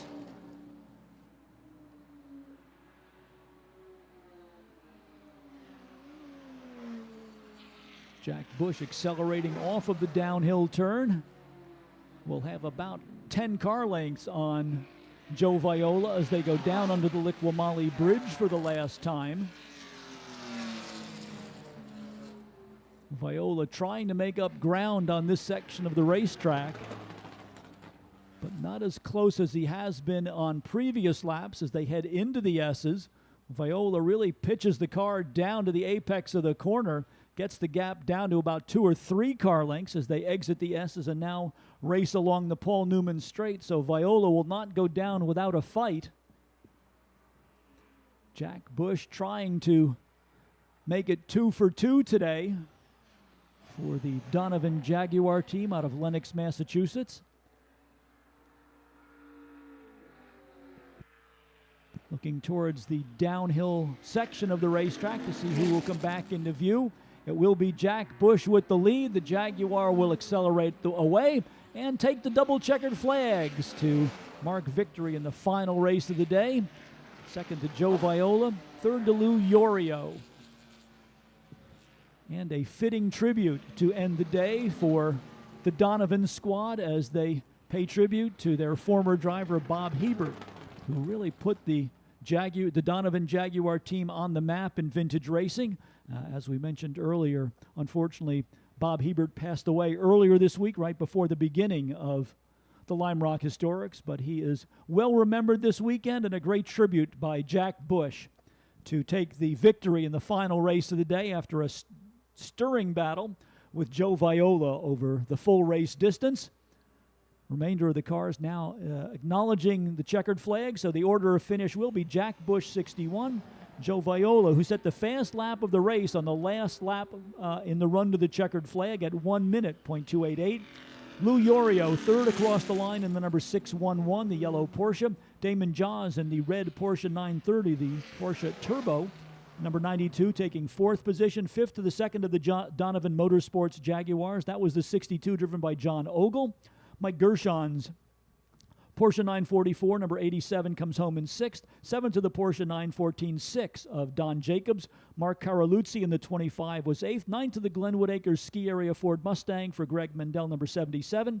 Fred Buoni in the 26 was 10th, and Alan Levy, unfortunately out of the race with a few laps remaining, will be scored in 11th position in the Porsche 944 Turbo, number 29. So we'll take a moment to catch our breath. We would like to thank all of you up on the hillside for making us part of your Labor Day weekend. Also, thanks to our audience worldwide and enjoying the Lime Rock Historics in sound and vision via our live stream broadcast.